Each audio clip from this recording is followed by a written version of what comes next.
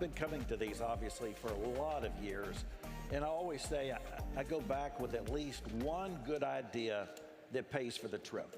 If I can implement one great idea. So I think my only advice would be for everyone to be looking for that nugget. Look at that nugget that I can take back that will enhance my business.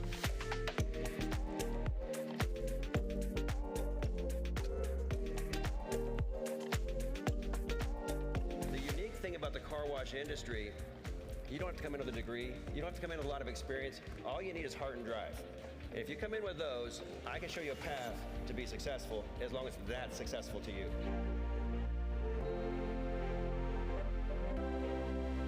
The car wash industry is very communal. We share ideas. We go visit each other's washes. We do pick and choose things and take great menu designs or hiring practices. If you're intentionally building these relationships along the way, you suddenly look up and you think, I have a lot of people that I can call if I have questions.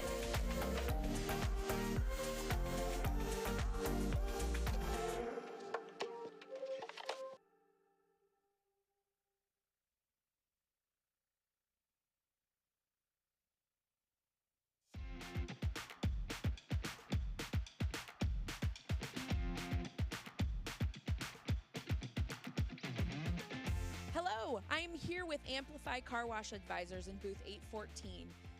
Good morning, Jeff Pavone, and good morning, Bill Martin. How are you guys today? Doing awesome. Thank you. Excited to be here.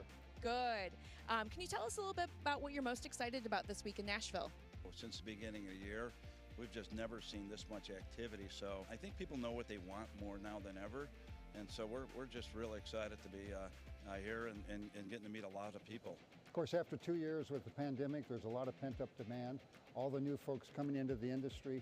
With all of the M&A activity that's happening, how can a company like you guys help support an operator with those tough decisions that they have to make moving forward? Well, we take people through a process, because most car wash operators, they might be great car wash operators, but they don't understand if they're going out to seek a financial partner, raise money, or perhaps sell their business. They really don't understand that process.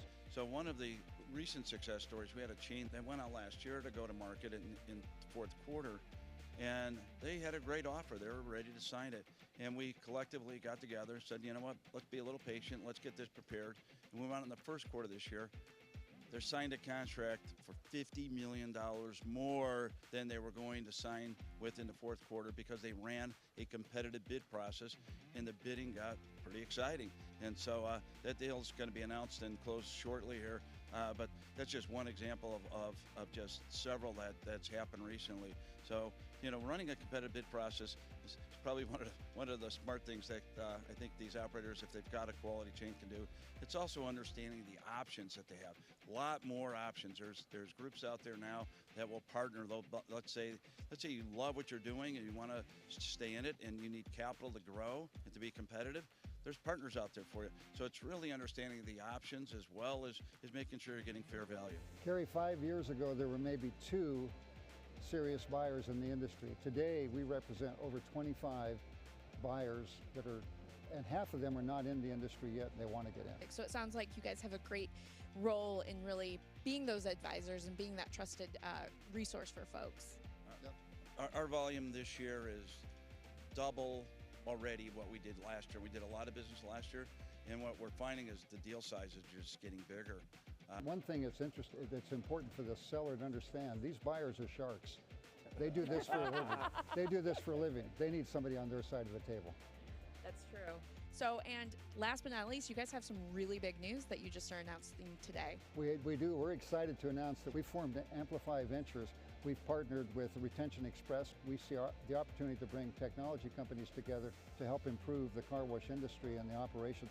That's one of the areas where car washers need, I think, where there's more opportunity. We've improved facilities a lot, we've improved equipment, but the technology space is still wide open. So Amplify Ventures will help bring technology companies together and provide a portal to serve operators. We want to maximize the value of someone's operations and business. Well, operations, if you can help them get an extra dollar, that could be worth $10, $15 on the bottom, to them on evaluation when they do exit. So we're really looking at the best of class in technologies and things on the operations that we can help introduce to operators around the country. Well, that's awesome. I thank you guys for your time, and congratulations and best wishes for a successful show. And for all of you out there, come visit Amplify Car Wash Advisors and now Amplify Ventures in 814.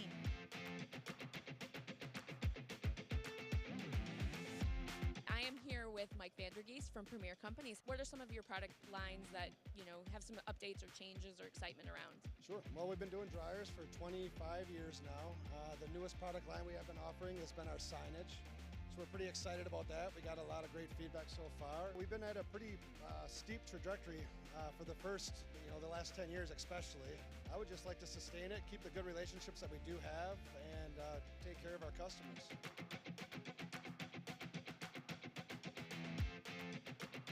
What few things are you excited to share with the car wash community this week? Well, right now the car washing industry in general is just booming. It's great to be in the industry. It's an exciting time to be in the industry, and everybody's making a lot of money. We can't keep product in stock. Orders are great. Backlog is great. I hope it doesn't stop. And how many years have you been in the industry? I've been in the industry 22 years now. This will probably be the largest trade show that we've attended for the ICA, and we're just extremely excited about it. The traffic so far has been terrific. I'm here with Claudia Crea and Jessica Price Easter from Qualchem. So ladies, tell me a little bit about what else you're talking about here, specifically your product line. So as I mentioned, green chemistry is something that's very important to our organization, and we feel that it's very important to our customers. And as the industry continues to grow, we find that more and more people are really focusing on the green products and making sure that it is safe for the environment. We have designed our chemical line to be able to be custom fit to any car wash. So no matter your location, no matter your equipment, we can make the chemistry work to give you the cleanest, driest, shiniest car out there. What does the future of car washing look like for you guys? Our chemist is here. We've taken him out of the lab for a couple of days. He's working on some exciting new things that, we hope have impacts similar to what Luminara had on the industry. You attract what you have. So if you have a clean and warm environment in which you provide that space for folks to grow, then it's naturally going to create and attract that talent. Once you get that, it just magnifies. And now when you look at the stores, and I'm proud to say it's something that we've been beating the drum on, and however across all of our locations, and it's now representing really nicely. Are we there 100% there? No, but we're not going to give up because we can see the returns that it provides. Teams that perform, they show up, okay? Physically, they show up. We've all been through those challenges. They participate. They're committed to improvement. They speak honestly. They speak with an integrity in mind. They follow through on those things at a granular level. But then at a more macro level, you might find that these teams are engaged in achieving goals together, achieving maybe prosperous outcomes, celebrating the wins, following through. So when you start to think about how your team's performance looks, my point is you need a way to measure it, and you need to remember to include yourself because you're critical to your team you're part of.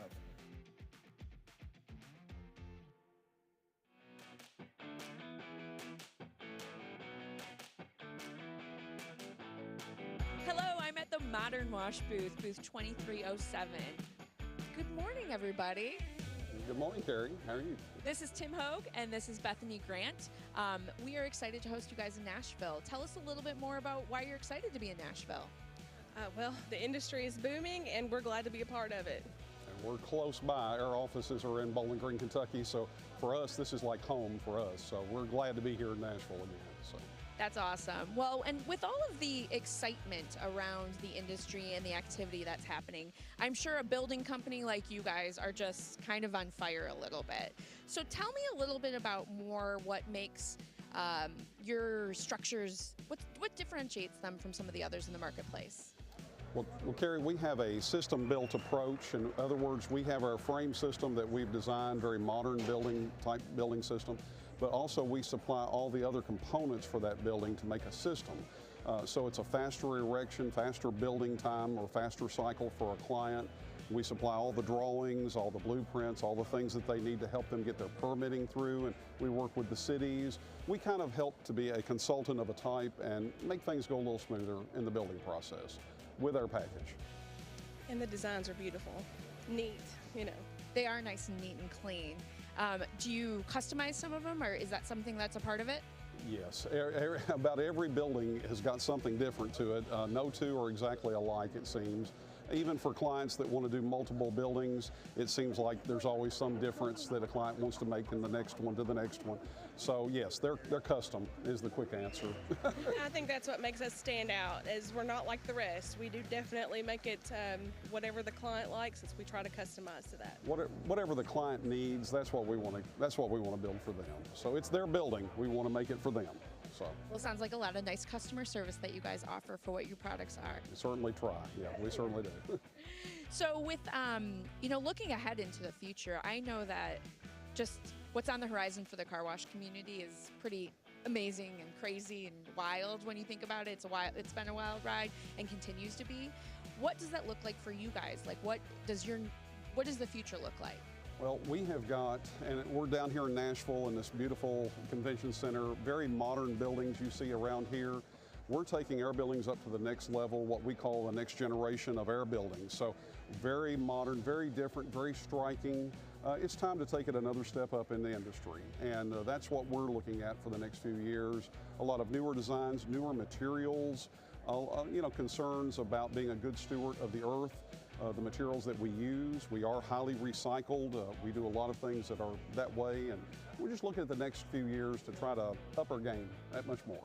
So, we definitely try to keep our finger on the pulse of designs and how they change, and the more modern things are, we go with the flow with that. So hopefully we can keep that going for our customers as well. Well, that's awesome. Thank you guys for your time. It's so exciting to learn about what is current and also future looking for Modern Wash, and we appreciate you guys being here. So thank you so much. Thank you, Carrie. We appreciate you. Thank you. So make sure you stop by the Modern Wash booth in 2307. Great designs, beautiful modern spaces. Thank you.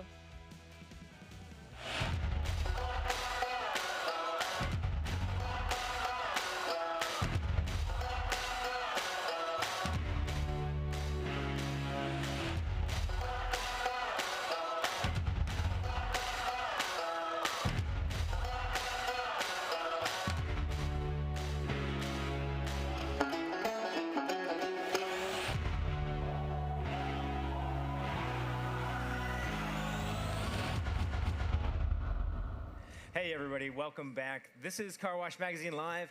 Welcome to our online audience. My name is Matt DeWolf. I'm the editor-in-chief of Car Wash Magazine and the host of this program for you live from the Car Wash Show in Nashville, Tennessee. We've got a great lineup for you. Welcome to everybody in the crowd as well. This is for everyone. This is going to be a great conversation. If you didn't know it, this Car Wash Show that you all are attending, we're well over 8,000 attendees, so that's a big number for us. That's a great showing, and that is just a testament to how this industry is going right now. One of the things that we're going to talk about today is data. And so joining me to help make data a little bit less scary for all of us is our panel of experts. And so we've got Ann Muller from Soapy Joe's, Andy Agostini from Magnolia, and down at the end we've got Anoop. I can't say Anoop's last name. I mess it up every time. It's Anoop Canton from OmniX. Did I get it right? Very good. Sort of. You got it right. I got it right. Yes! I'm 1 for 1 today. All right, so we're just getting started. Here we go. Okay, so there's a lot to unpack when it comes to data. I want to get a sense for kind of how we want to flow this conversation based on y'all in the audience. And so I want to know, show of hands, because I can see you all. Show of hands, how many are from organizations with more than 5 locations? Yeah, that's what's up. How about more than 10? Still going. How about more than 20? Oh, okay. All right. So we're in a good spot here. This is going to be a pretty rich conversation. How about folks in here? How many of you are holding a marketing function as your role? Okay, good mix. How about who's mostly focused on operations? Okay, so we're like, what else? Who's other? What else is out there? Yell at me. Customer service. So some HR, recruiting. Okay, so we're a little bit all over the map. So that's good because we can talk about how data can impact all those things. So we're going to get into it. We're going to give you an acronym by the end of this because I like acronyms. Okay, so first I just want to get a brief introduction from all of our panelists. Let's start with Ann, and then we'll work our way down the line. Ann, go ahead and tell everybody about yourself. Great. Hi, everybody. My name is Ann Mahler. I am here representing Soapy Joe's Car Wash. We are out in San Diego, California, and we have 16 locations. My background includes some QSR experience, so really high volume has been the focus of my career. Excellent. Andy. Yep. Good morning, everyone. Andy Augustini. I'm here with Magnolia Wash Holdings. We started Magnolia Wash Holdings just over a year and a half ago with 17 sites, and we're now over 60, soon to be 70 sites here over the next couple of weeks. So I oversee operations for the Magnolia brand. And prior to that, most of my background is in kind of large multi-unit retail operations. Morning, everyone. My name is Anup Kanthan. I'm the CEO and co-founder of OmniX Labs. We're an analytics platform for retail. Some of you might know we were recently acquired by EverWash, which is, you may know, the largest subscription management network in the car wash industry. Got my career started in mainly technology and management consulting, and then went to Wall Street and a hedge fund, and really wanted to bring advanced analytics to Main Street. So hence we started up OmniX Labs, and here we are today. Excellent. Thank you. Okay, so now you guys know what you're dealing with, and I know what I'm dealing with. So here we go. I promised an acronym.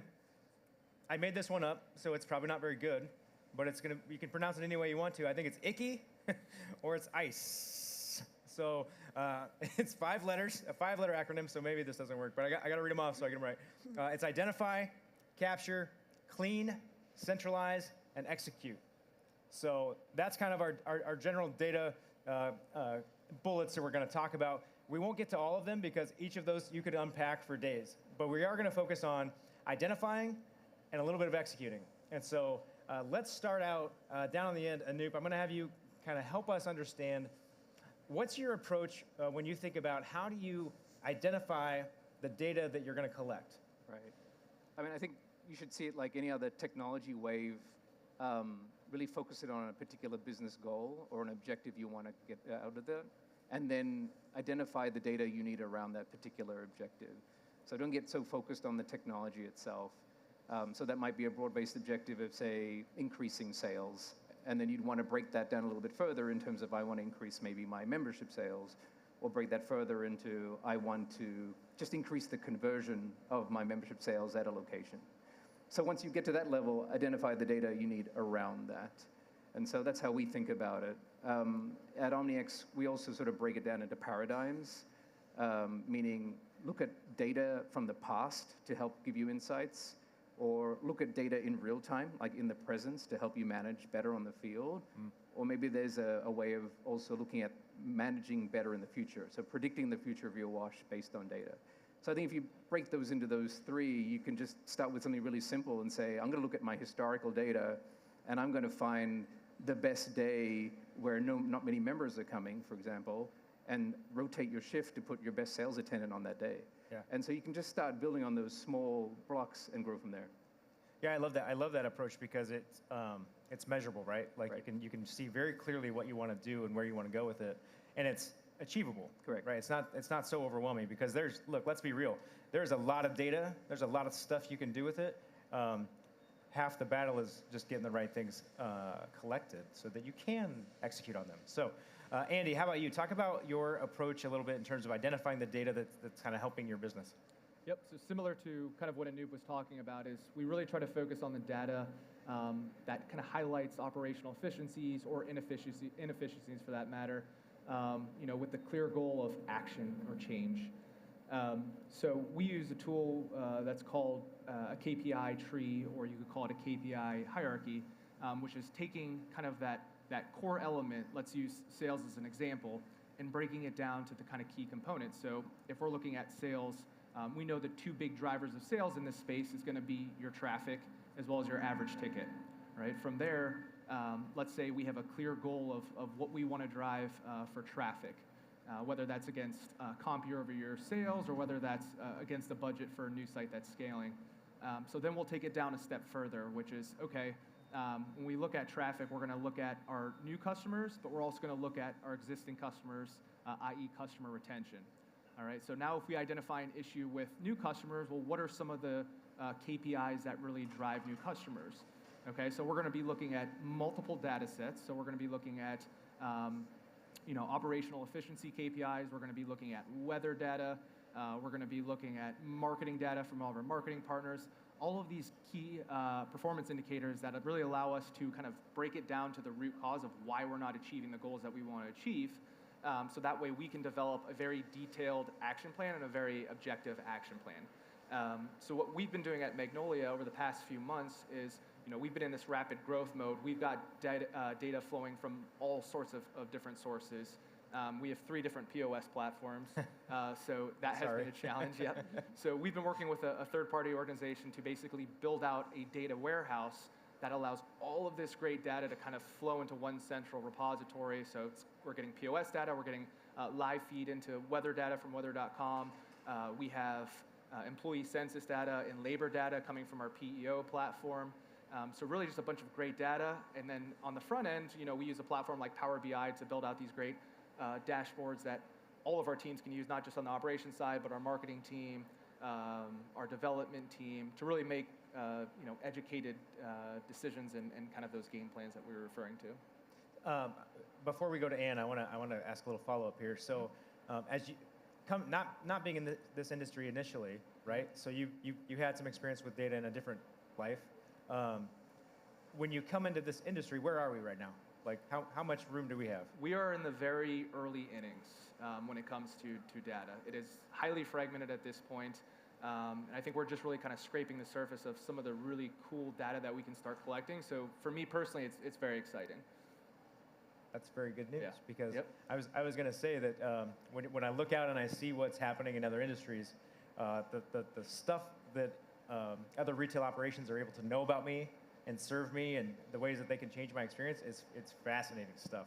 We're gonna pontificate a little bit on that here in a minute. But Ann, how about you? Let's talk about identifying data. So at Soapy Joe's, as you're going through how you're gonna figure out what to act on and what not to, how do you pick the data that you're gonna actually collect? Right. Well, at Soapy Joe's, I think I may have failed to mention in my little intro, I had head up marketing and customer experience. So that's the lens through which I am looking at the data. And we operate very similar to what Handy has expressed, both in terms of our objectives, laddering up into a main KPI chart, and then also having that data centralized, which is part of the acronym. Yeah. But what I am really looking to identify in a lot of senses in marketing is taking our customers and our prospects from anonymous to known entities. And in that sense, I'm going to lean into the identify I in our acronym here.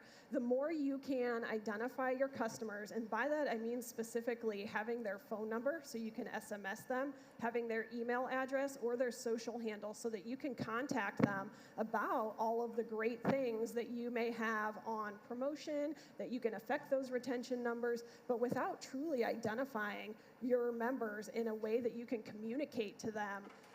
You're really, when you can achieve that, you're building the foundation from which all of your marketing efforts can flow. So in that sense, for the marketing discipline, we're really looking to identify those customers and moving them from anonymous to known entities in one of the many platforms that's available out there. Yeah, so quite literally identifying. Quite literally, can you contact them? And that may seem counterintuitive because in a lot of senses, for any of you who are running a membership-based organization, they've joined and you think you have them, but you don't, because some of the POS platforms don't require a phone number or an email address to literally get into the system. So there's cases where we have members, you think you know them, but you're not able to communicate to them. So it really is a step that needs to be looked at, treated as an initiative to identify those customers. Yeah, I think that's huge. I mean, and then making sure that we're going to move into execution now. So making sure that when you've identified those things, that if you're running promotional offers, if you're doing any kind of that stuff, that there are mechanisms in that funnel for you to collect that data as you're going, as the other part of the acronym, right? It's ICHE, or it's ICE, whatever you guys want to call it. It doesn't work. I'm sorry, friends, but we can use a different one too. Okay, so let's move into execution a little bit. Actually, before we do that, I do want to let everybody know there's a microphone in the center here. If you all have specific questions, feel free to line up at that microphone, and we will get to your question. You'll just have to introduce yourself when we call on you. So questions are welcome and encouraged. So let's go to execution. So we're going to assume that we've already done the step, we've identified, and we've prioritized these things that we know we need to collect. We've collected that data in a great way. We've cleaned it up so that we know it's good, right? We're not like sending it to robots. And then we've gone ahead and centralized that in our data warehouse. Now we got to do something with it. Let's talk a little bit about maybe how you execute in terms of pushing that information down to your teams to make sure that the organization is using data. So let's start back down on the end again with Anoop. What should we be thinking about when it comes to helping people get a kind of a data mindset? Sure. As you said, right, I think the theme's going to be implemented in sort of bite-sized pieces. And so, as you said, I think getting the data extracted out, some way centralized, that can be getting it out of your point of sale, and then maybe marrying it with other marketing campaigns or other kind of tools that you've used in the past and bringing that in one source. I would try to avoid getting caught up in the technical infrastructure weeds. You'll probably hear a running joke from someone. You'll talk to them and say, hey, we started our data warehouse project, and then the next year you say, hey, we're still working on our data warehouse project. So try to make it focused on solving that particular business problem. And so what we did is feel free to use other tools. I think Andy mentioned a few already, but you can use ready to churn analytics tools, reporting analytics tools that are available. And 5 years ago, these weren't, and you don't need an army of technicians to actually operate those. And then beyond that, I think just even in the last 2 years, if you look at this floor, there's a whole bunch of analytics companies that are here now helping the car wash industry with that particular focus. So I think there's a thing about, yes, you want autonomy and you want to have control, but I think utilize partners to help you get you that lift. And then you can always decide later on, if you want to, is to bring back more in-house or continue to use that kind of relationship. Excellent, excellent. Andy, I know you started off talking about KPIs and the KPI tree and all of that. I know when we were talking before this actual show, you were talking a lot about how you push that down and how you have different kinds of meetings and different sets of information that everybody's kind of reviewing. Can you walk us through that just a little bit? Yeah, so at a high level, we try to focus on KPIs that, again, really drive change. And we know that those KPIs might vary based on the audience. So at a high level, we might be looking at certain metrics, the business as a whole, whereas we'll drill it down from there, where my regional directors will be reviewing with their area managers certain KPIs, and then the area managers covering those KPIs with the site managers. The most important aspect of this, working out is that everybody fully understands the data and fully understands the KPIs that they're reviewing. You've heard the term, analysis paralysis, which is just simply reviewing data, but not actually, doing anything with that data. And personally with our business, we've grown aggressively via acquisitions. And with that comes a wide array of understanding how to read data or even what reports they might be looking at. So the challenge for us was finding a way that we could, create these digestible reports that everybody could understand, but at the same time, educating our teammates on how to, properly look at these reports, ensuring that all of that data is flowing down to the site level. And then again, the last component of this is, okay, great, you understand the data now, focusing on repetition and really understanding it, but now what are we gonna actually do with it, which is driving that change. So following that KPI tree down to that root cause or the root problem, or maybe it's something really good that you guys are doing operationally. But really understanding that and then developing that action plan has really been our focus in making sure that everybody truly understands the data and that they can kind of repeat it in their sleep. I know that sounds sad. Only a little. I mean, look, everybody in this room is probably a little bit more like us, where they're kind of geeking out about it, right? Like it's not that sad. I think it's really exciting. Yeah, I have nightmares about data, so. Well, yeah, I always like to say, how are you doing? And I say, well, I'm living a dream. or maybe a nightmare. I'm not quite sure. Varies by day. Yeah, absolutely, absolutely. And I know that you take a similar approach in terms of really trying to make it education focused for the entire team. Can you kind of talk through what you all do? Yeah, absolutely. You know, like my colleagues have said up here, keeping it simple, keeping it repeatable, and keep coming back to as you are skilling up all of your organization around data, what you're reading, and what it means to them. Because I think if it's, you know, this oblique data set that doesn't have any bearing on what they're doing day to day and what they can actually affect in their day to day and their business, it can seem like a wall of information that's impenetrable and doesn't have true meaning for them. So one of the things that we do is we take our data sets and we align it to our customer journey map, which was another conversation that we've enjoyed previously, but really laying out how customers come through your site, what are the tools that are associated with that customer journey, but then what are the data points associated with that? And maybe the whole organization is focused around one area of that customer journey for an entire quarter or a half a year until we really have they dream it, they eat, live, and sleep this thing, and they really truly understand how that one data point can affect that one piece of the journey. And then that's when you know you're ready to move on and expand from there. And by move on, we don't mean leave it behind. You keep reading it, but that's when you can expand the knowledge base of your organization and perhaps expand into another area of opportunity that helps the whole organization reach those KPIs. Yeah, and this thing, I mean, this is achievable, right? I mean, we can get there, like, because, you know, at some level, when you start talking about being a 20-plus location organization, that seems like that's a heavy lift to, like, go through that. But I think one of the keys is what we're hearing through this education. If you can keep it pretty simple, if you can keep it consistent so that they're hearing it over and over and over again, and just make sure that you're always talking about it, everybody's going to start speaking the same language, and I think it's going to really help. Let's move into, let's geek out some more, shall we? Because so we're going to assume that we've all solved the data problem. We have everything we need. We're ready to execute. Everybody loves and lives data. What is possible with that data? Let's talk about a little bit about like some new things you might be thinking of, some new things you might be think are coming down in the future. Anne, can you start us off?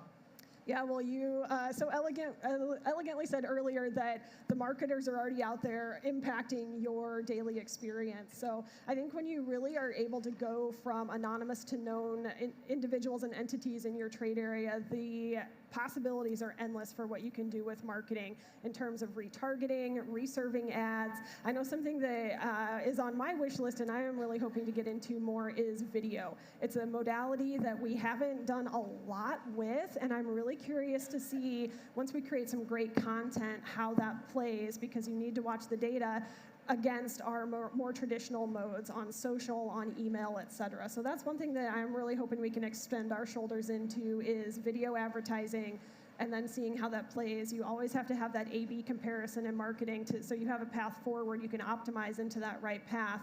But I would say video, if you're not already doing it, you know, I wish we could have more, and I'm really looking forward to that. So. Yeah, that's a good one. Video is a good one because that makes all kinds of things possible, and you can do some really neat stuff in terms of geolocating, serving them different things based on demographics. I love that. Yeah. All right, so yeah, we're sitting up in our little office, just manipulating everything, making you buy things. Andy, how about you? What's something you all are looking at kind of in the future? Yeah, and just to echo Ann, the data around, you know, customer behavior to us is just so valuable.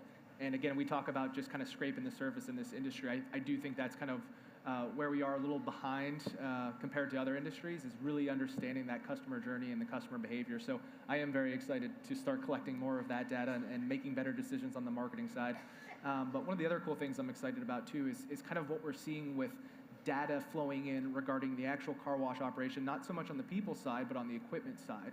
Right, you're hearing about a lot of these, you know, smart MCC cabinets and sensors and all this great stuff that is going to be able to pinpoint, you know, every little issue that you might have on the equipment side, or project out whether or not you need to service a piece of equipment, or better yet, replace a piece of equipment, getting ahead of these kind of things. So really kind of having this autonomous operation, getting all of that data that flows in on the equipment side, I think is going to be very interesting. That's super cool. That's super cool. Anoop, how about you? What are you looking at? I know you're looking at lots of things. Yeah, I mean, we love this stuff, right? As you say, geeking out on it. As I mentioned before, we talked about sort of time paradigms of data, right? So you can look at your past historic data to give you insights. You can look at what's happening in real time at your operations to make field decisions. And then there's also, how can I predict the future of my operation? And so we've been focusing a lot of effort on there. So that's basically building machine learning algorithms or neural networks to predict how your operation will run. For those that are familiar with OmniX, we already are able to predict your sales volume by hour the next day. And we do that by capturing Google traffic patterns, weather, public events, past historical information, a bunch of attributes. But what we've done, we actually launched this last month, we've now taken it to the next level, which is you can enter the address of any location, commercial location in the United States, and we'll tell you what an optimally run monthly volume will be for that location. So whether you're thinking of benchmarking your site, whether you're thinking of a piece of dirt you want to develop, or you want to compare yourself to what it should be, we're able to do that. And you think about what's coming together there, that's US Census data, median incomes, it's traffic patterns, it's obviously competitor density, retail density, et cetera, and that's all coming into the neural network, and we give you that answer in 10 seconds, which I think is fascinating because you probably would have had to hire some consultants over several weeks to make that decision. So that's the kind of things that we're building on, and as we've all talked here, right, once you build that data, you can get ever more sophisticated with your things that you aspire to do. And some of the things we're working on in the future is churn prediction. So obviously it's one thing, great that you're getting members, but you got to keep them, and how do you keep that lifetime value high? And so what we're doing now is we're able to look at your customer base who are members and say, what's the probability of them churning and when? And so that'll allow you then to take proactive actions, if you will, to mitigate that. That is super fascinating. Yeah, it's pretty cool. I mean, like I can totally see, like, okay, so maybe I've got signage at the end of the tunnel, right, and you know it's changeable for me. Maybe it's digital signage, right? And then I know that Anoop is coming through the tunnel. Right. Anoop is real likely to churn out on me, in like a week. That's right. You come through, you get hit with that message, and it's like it's based on some other data set that you know that Anoop maybe loves puppies, right? So you show him a puppy, and it's like, we really appreciate you. Correct. You send an offer about the thing, and suddenly that churn prediction is no longer true. That's right. Which is what we want to do, right? When it's churn, you want to prove it wrong. You want to prove that number wrong. Unless it's like your churn is like 1%, then good for you. Great job. Again, if there's any questions, you can queue up. We got a couple minutes left here. I'm going to end with one thing that I like to ask everybody, which is, what's one thing we can do today that will make us better tomorrow? And you can take this any way you want to go. We can talk about it from a data perspective, or you can give us some dynamite life coaching. So however you want to do it, we'll start right here with Ann. From a life coaching perspective, tell someone you love that you love them today, for sure. Yes. Can't go wrong with that.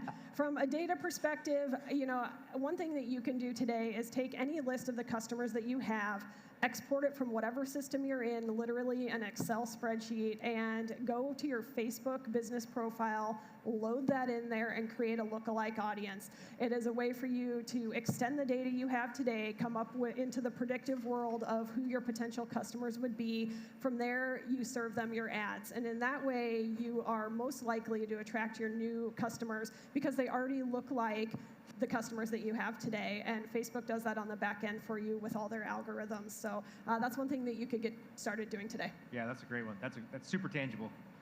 Andy, how about you?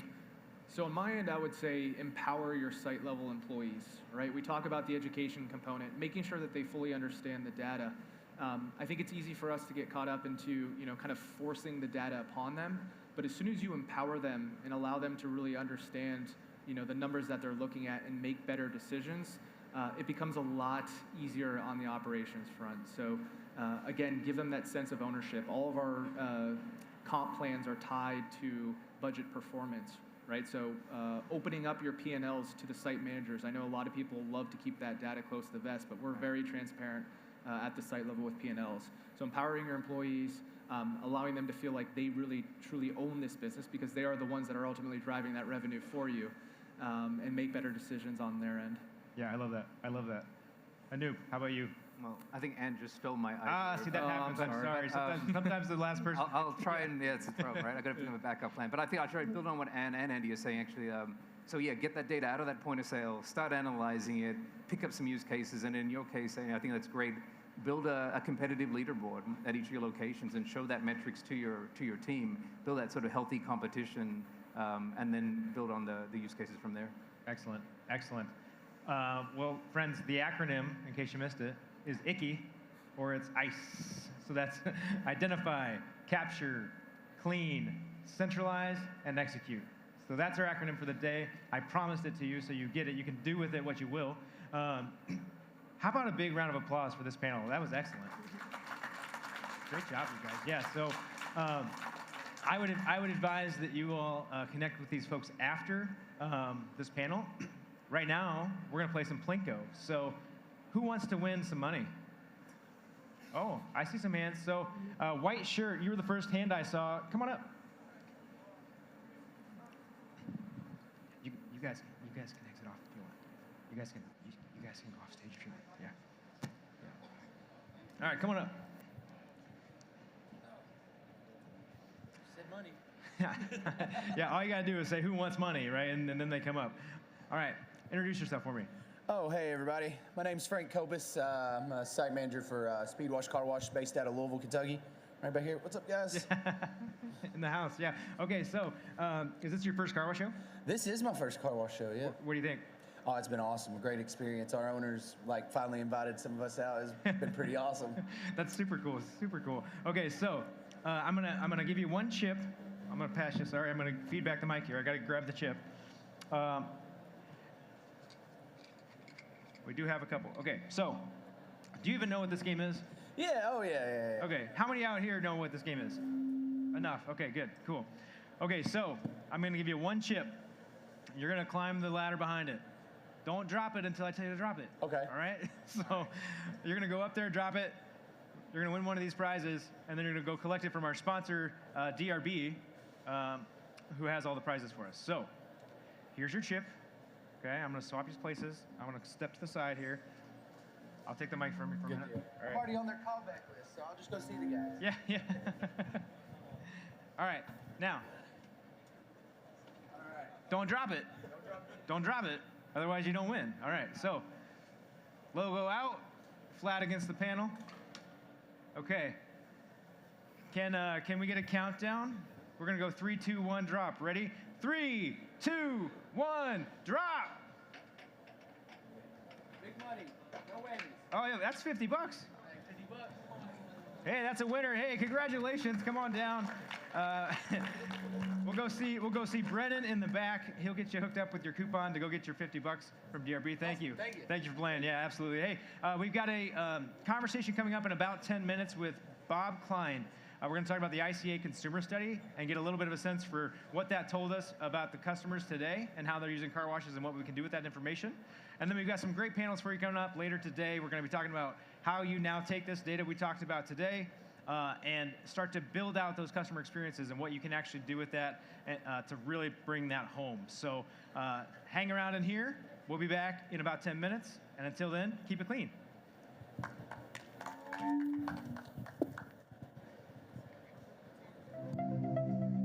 Hey, Bob. Good to see you.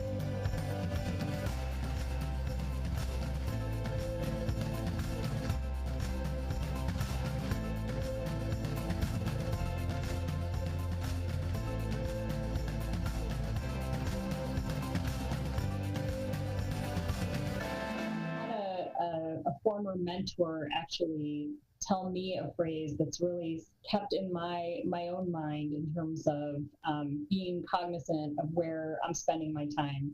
And he just said, hands and feet. That's how you know where an organization is spending time. So the hand piece of that is, where are you giving out reward and recognition? What are you giving it for? And the feet being, where are you traveling to spend your time, and who are you spending time with? So one of the most important things that you can do to develop anybody is to really provide great mentorship. And at Soapy Joe's, that's but one component of what we like to call our talent life cycle. So we actually approach talent really purposefully, because our mission here is to build an amazing leadership pipeline, whether people choose to stay with us or if they choose to leave us and contribute somewhere else. And the reason why we do that is because building community is a value for us. And if we are building amazing leaders and leadership skills, then when that person leaves us, they're able to continue contributing to the community. So it's worth it for us to invest the time and energy to do that. So a little bit more on you. So for us, we have an app called Wash Club. So we were able to basically put our app out there about a week before we even opened or did the free car washes. So we had a lot of people signing up. We send them the information, they download the app, they can sign up on there, and we did 50% off of the membership, for the first month. So we pushed that. I think on the next one with the app, we have the availability and we can pre-sale up to 30 days. But we don't actually charge them till the day we open. So we can get people to sign up, get them in the queue.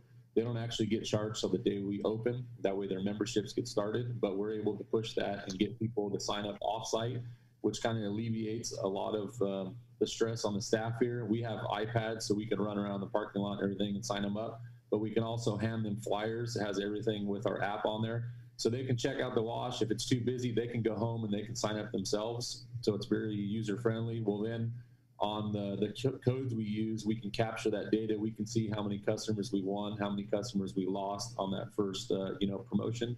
And then we also teamed up with our community partners and gave them their own code so they can promote it. And anybody that signed up under their code, we gave 10% back to those organizations. So they kind of helped drive the club because they got residual income off those signups. Typically, it saves us about 6 to 8 weeks in the process, Matt.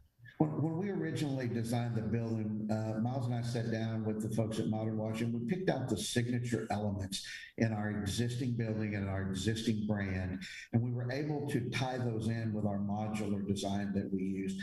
We still use our sloping sky sails that we have produced that give us a very unique look. They're at all of our locations.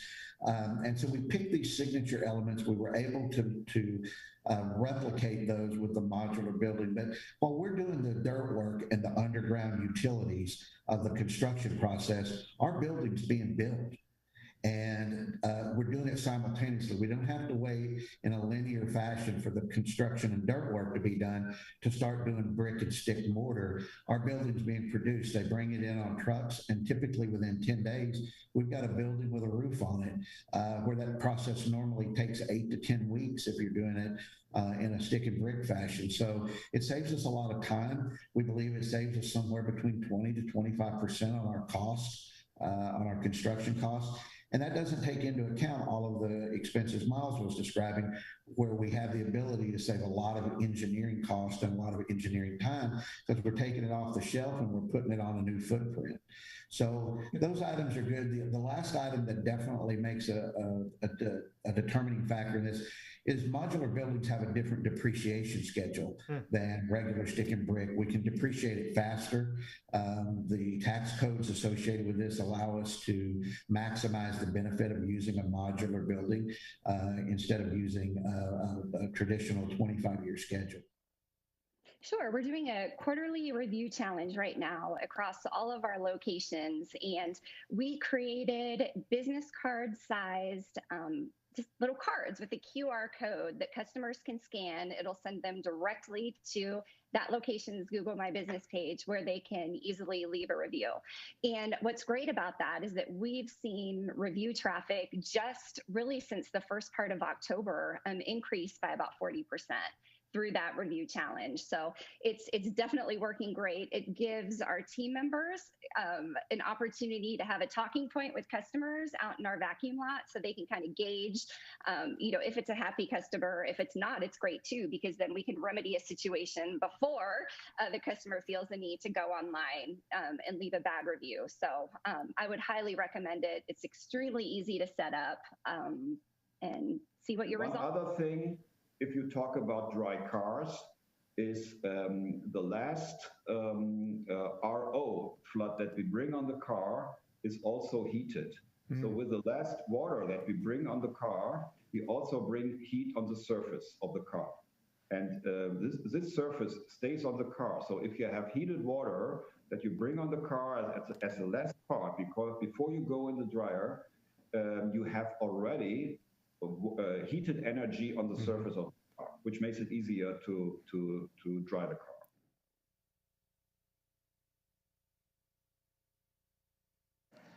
On hand, regular, fresh content that we can execute, pretty quickly. So when I think about feeding the content monster, I came up with a little acronym here. We like acronyms at Express Wash Concepts, and don't worry, it's a good one. All right. But pie, we are going to feed the content monster pie, and that's planning, implementation, and evaluation. So many people, they tackle social media where it's all about just getting that post out. I want to post out 2 things a week, 3 things a week. Okay. But are you taking the time to make sure that the content that you're sending out is relevant? Are you taking the time to go back and evaluate and see that particular theme really resonated with my audience? And I can tell that by the amount of impressions that I get.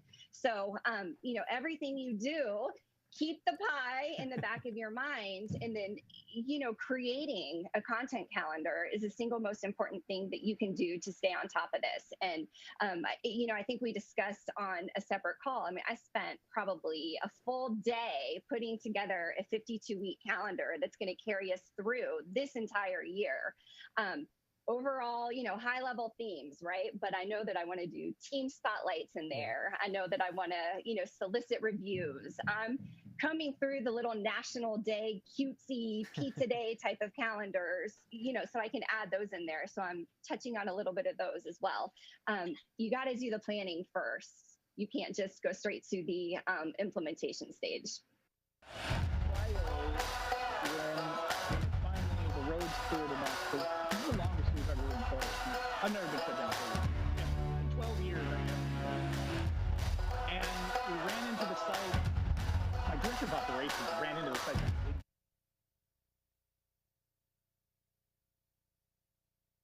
Hey, everybody. Hey.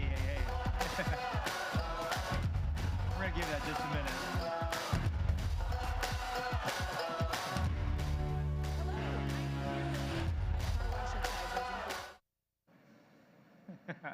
All right. Hey, and welcome back to Car Wash Magazine Live. I am your host, Matt DeWolf, Editor-in-Chief of Car Wash Magazine, which I have a copy of right here. All right. So here's the deal. This is our brand new issue, brand new redesigned issue. If you don't get this in the mail, the only way to do that is to be a member of the International Car Wash Association. You do that at carwash.org/join. In this particular publication, we have this article, which is a little bit of an infographic about the latest ICA consumer study. And so we're going to dive into that a little bit in the flesh with the lead engineer here of the study, Bob Klein, ICA's research director. Bob, welcome. Thanks, man. Great to be here. So let's talk about the study a little bit. Obviously, you know it very well, or at least I hope you do. I hope so. Yeah, I hope so. Yeah. Talk to me a little bit about what was maybe interesting about this year's study when it released. What kind of sussed out in the data?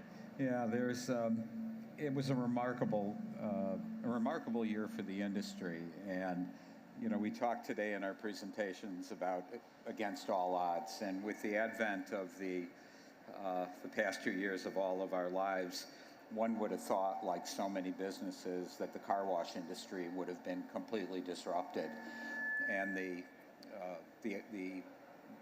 incredible fact, the truth, is that we had our best year ever, and more people washed at a professional car wash than ever before.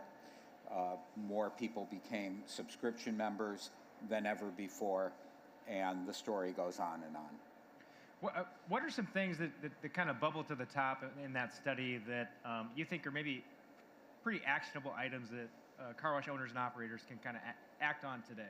Yeah, the one thing that I've been emphasizing in conversations here at the show, Matt, has been something that we added for the first time ever to this year's survey, and that is an assessment of overall customer satisfaction with the wash that they use most often, and also the factors that drive satisfaction for any product or service, and that is factors such as price, value, convenience, service, etc.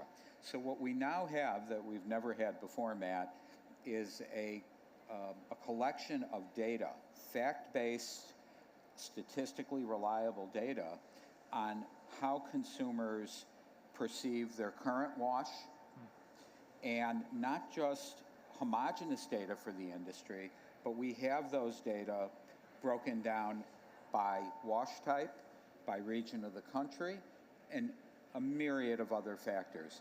And the key thing here is that operators now have the ability to utilize this data to benchmark their performance against the industry as a whole and against their peer group by type of wash. And why does that matter? Well, it's the old saying, I got a 67 on that one. And what does that mean? 67 means something if I know what it's relative to. And that's what our data now allows our operators to be able to do. Yeah, that's super exciting. I mean, to your point, right? Like, data is only as good as having a reference point.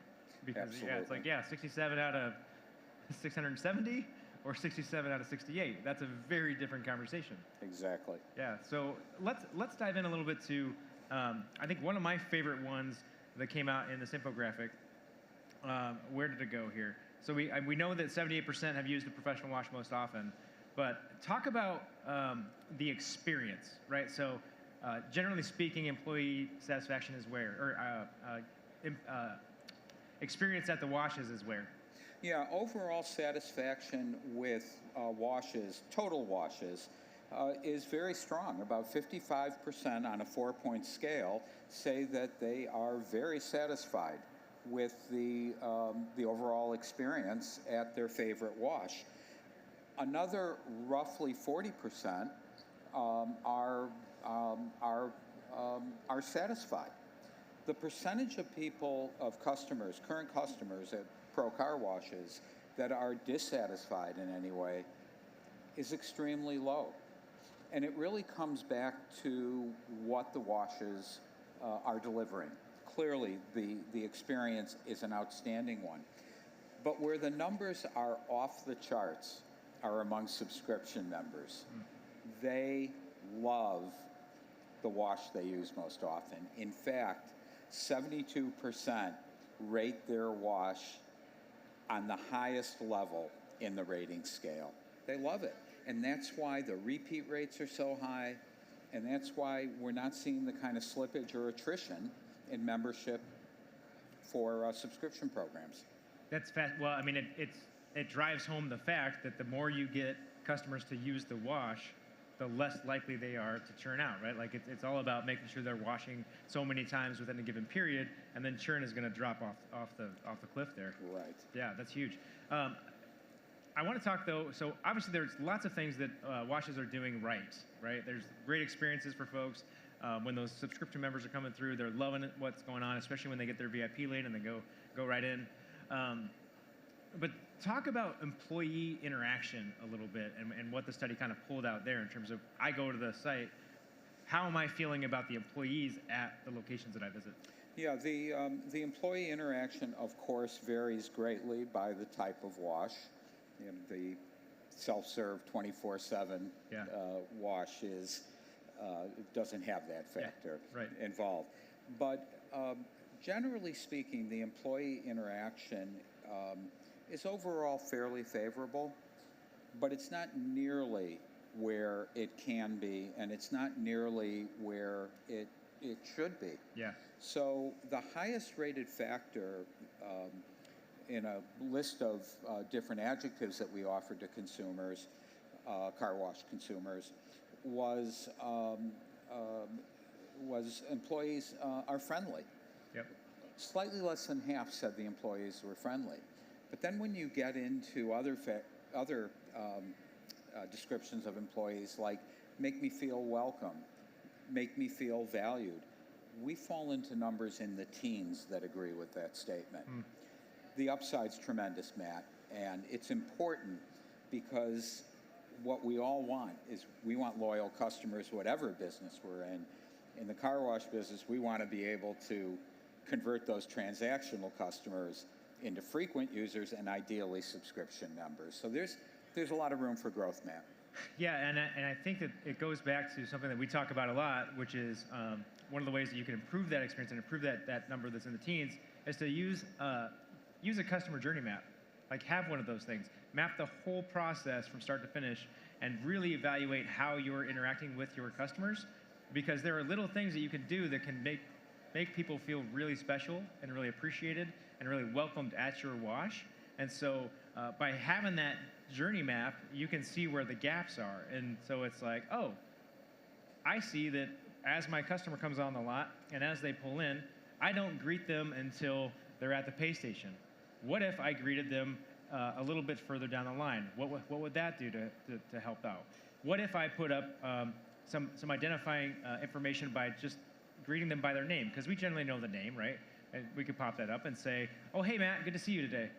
Little things can make a big difference. They can make a big difference. Okay, so I want to go into one more of these. Promotional offers. I know we do some research around whether customers are using those and whether they're receiving them. Can you talk a little bit about that? Yeah, I'll start with the bright side of the equation. Yeah. Among consumers, car wash, past year car wash users, Pro Wash users, nearly 70% who received a digital communication used the offer. Yeah. So it's a really high level of adoption. But the problem is only 16% of car wash users reported that they received a digital offer from a car wash in the past year. So how are we doing? Well, we were at about 14% in 2014. We're not doing very well. And one of the most revealing parts of the study is that car wash consumers are actually much heavier users of social media. And they use Facebook is their number one social media outlet, not surprisingly. But they're about 14% more likely to use Facebook than the general population. And then you get down to an emerging, more than emerging, rapidly growing app like TikTok. Yeah. And their TikTok usage, I believe the number is 62% more likely to use TikTok than the general population. They're out there. We can reach them. Yeah. But we have to make the effort. And it's a huge missed opportunity, Matt. Yeah, I think that's a big one because for a long time we've been a little bit behind the curve when it comes to how we leverage data to really reach out in a digital effort for our customers and potential customers. And it's a really exciting time. And this data is showing that we still aren't doing it, but we sure can do it because the panel we just talked to earlier, we were talking all about how do you identify and prioritize the data that you collect, how do you keep it clean, how do you execute on that thing. So that you can start to do these kinds of things, and we can start moving this number in an up and to the I'll do it this way so you guys can see it. And up and to the right. We want hockey sticks. That's what we want on this thing. So, Bob, thank you for spending some time with us today. I should also say that if you want to actually get the full study, it is available for purchase. You can find that at carwash.org, and you can purchase that study to get all the data, all the insights, and look through all the things. Bob, any last words for our friends in the audience? I take the words from one of the operators, actually a number of the operators in our quarterly pulse survey, and in their own words, they are so buoyed and so optimistic about the future of our industry. If there was any industry that I personally would choose to invest in, this would be the one. Yeah, the future's bright. So get those shades on, friends. It's huge. Yeah, get the shades on. All right. Well, we are going to come back in about 30 minutes with another panel. We're going to jump into some more ways that you can use data to transform those customer experiences. We're going to get some conversations with some folks from Woody's down in Tampa. So it's going to be a full afternoon where we're taking this all the way home into the 4 o'clock hour. So before we do that, we're going to throw a little bit of a recap video for you about what happened yesterday at the Car Wash Show.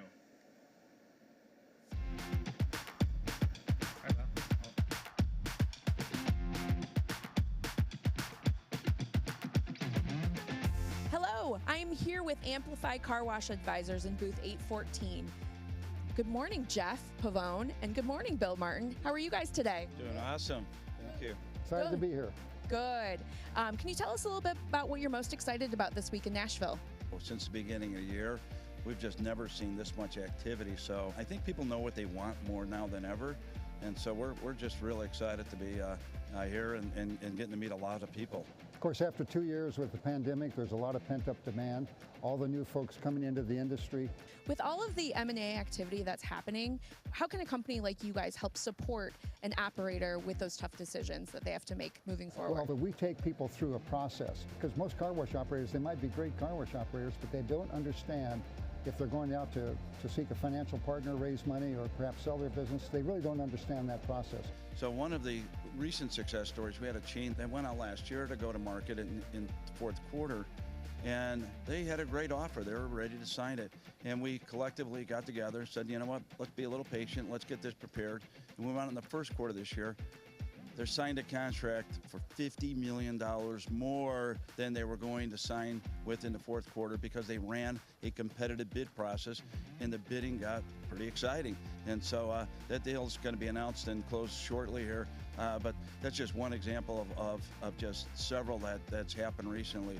So, you know, running a competitive bid process is probably one of the smart things that I think these operators, if they've got a quality chain, can do. It's also understanding the options that they have. A lot more options. There's groups out there now that will partner.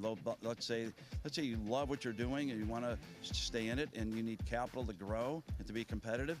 There's partners out there for you. So it's really understanding the options as well as making sure you're getting fair value. Kerry, 5 years ago, there were maybe 2 serious buyers in the industry. Today, we represent over 25 buyers that are, and half of them are not in the industry yet, and they want to get in. So it sounds like you guys have a great role in really being those advisors and being that trusted resource for folks. Our volume this year is double already what we did last year. We did a lot of business last year, and what we're finding is the deal size is just getting bigger. One thing that's important for the seller to understand, these buyers are sharks.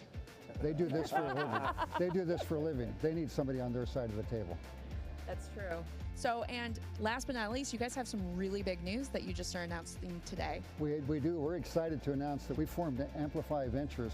We've partnered with Retention Express. We see the opportunity to bring technology companies together to help improve the car wash industry and the operations. That's one of the areas where car washers need, I think, where there's more opportunity. We've improved facilities a lot, we've improved equipment, but the technology space is still wide open. So Amplify Ventures will help bring technology companies together and provide a portal to serve operators. We want to maximize the value of someone's operations and business. Well, operations, if you can help them get an extra $1, that could be worth $10, $15 on the bottom, to them on evaluation when they do exit. So we're really looking at the best of class in technologies and things on the operations that we can help introduce to operators around the country. Well, that's awesome. I thank you guys for your time, and congratulations and best wishes for a successful show. And for all of you out there, come visit Amplify Car Wash Advisors and now Amplify Ventures in 814.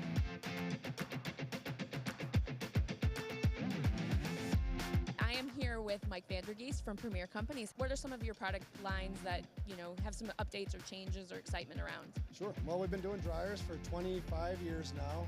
The newest product line we have been offering has been our signage. So we're pretty excited about that. We got a lot of great feedback so far. We've been at a pretty steep trajectory for the first, the last 10 years especially. I would just like to sustain it, keep the good relationships that we do have, and take care of our customers.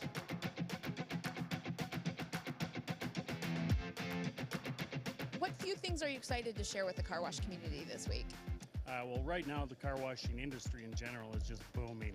It's great to be in the industry. It's an exciting time to be in the industry, and everybody's making a lot of money. We can't keep product in stock. Orders are great. Backlog is great. I hope it doesn't stop. And how many years have you been in the industry? I've been in the industry 22 years now. This will probably be the largest trade show that we've attended for the ICA, and we're just extremely excited about it. The traffic so far has been terrific. I'm here with Claudia Crea and Jessica Price Easter from Qualcomm. So ladies, tell me a little bit about what else you're talking about here, specifically your product line. So as I mentioned, green chemistry is something that's very important to our organization, and we feel that it's very important to our customers. And as the industry continues to grow, we find that more and more people are really focusing on the green products and making sure that it is safe for the environment. We have designed our chemical line to be able to be custom fit to any car wash. So no matter your location, no matter your equipment, we can make the chemistry work to give you the cleanest, driest, shiniest car out there. What does the future of car washing look like for you guys? Our chemist is here. We've taken him out of the lab for a couple of days. He's working on some exciting new things that, we hope have impacts similar to what Luminara had on the industry. You attract what you have. So if you have a clean and warm environment in which you provide that space for folks to grow, then it's naturally going to create and attract that talent. Once you get that, it just magnifies. And now when you look at the stores, and I'm proud to say it's something that we've been beating the drum on, and however across all of our locations, and it's now representing really nicely. Are we there 100% there? No, but we're not going to give up because we can see the returns that it provides. Teams that perform, they show up, okay? Physically, they show up. We've all been through those challenges. They participate. They're committed to improvement. They speak honestly. They speak with an integrity in mind. They follow through on those things at a granular level. But then at a more macro level, you might find that these teams are engaged in achieving goals together, achieving maybe prosperous outcomes, celebrating the wins, following through. So when you start to think about how your team's performance looks, my point is you need a way to measure it, and you need to remember to include yourself because you're critical to your team you're part of.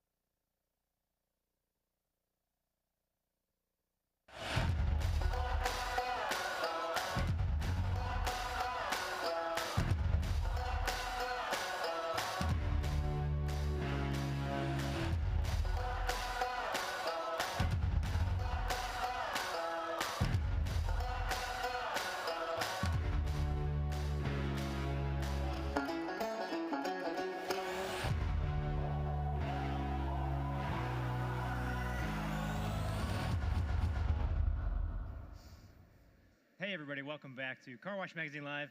As always, I am your host, Matt DeWolf, Editor-in-Chief of Car Wash Magazine. Oh my gosh, I can't say that phrase anymore. I've been saying it too much. Friends, welcome to this conversation we're about to have. We're taking data out of kind of the theoretical now, and we're going to go into the practical about how we can start to transform customer experiences. And so joining me to have a little bit of a conversation is Jenny Beadle from Woody's in Tampa. Is that right? Yes. Yes, Tampa. I get the location right. Perfect. I mean, it has to be Tampa. Where else would it be? Yeah, absolutely. Welcome to the show. Thank you. Thanks for having me. Yeah. So we're going to talk a little bit about Woody's as a brand and what you all are doing and how you do some really amazing things. But before we get into all of that, I want to know, how did you end up here? Like, not like here, like, hey, I got on the plane and then but like, how'd you end up in the industry? So short answer is COVID. Yeah. Long answer is I spent 20 years in health and wellness. So I was working for the YMCA for about 20 years, running fitness facilities. My specialty was taking facilities that needed a little bit of TLC, both from a staff perspective and from like a renovation perspective. So they moved me around the country, and I was renovating YMCAs and training staff teams and developing teams and getting them to the point where they could move forward. And then COVID hit, and of course, all my gyms got shut down.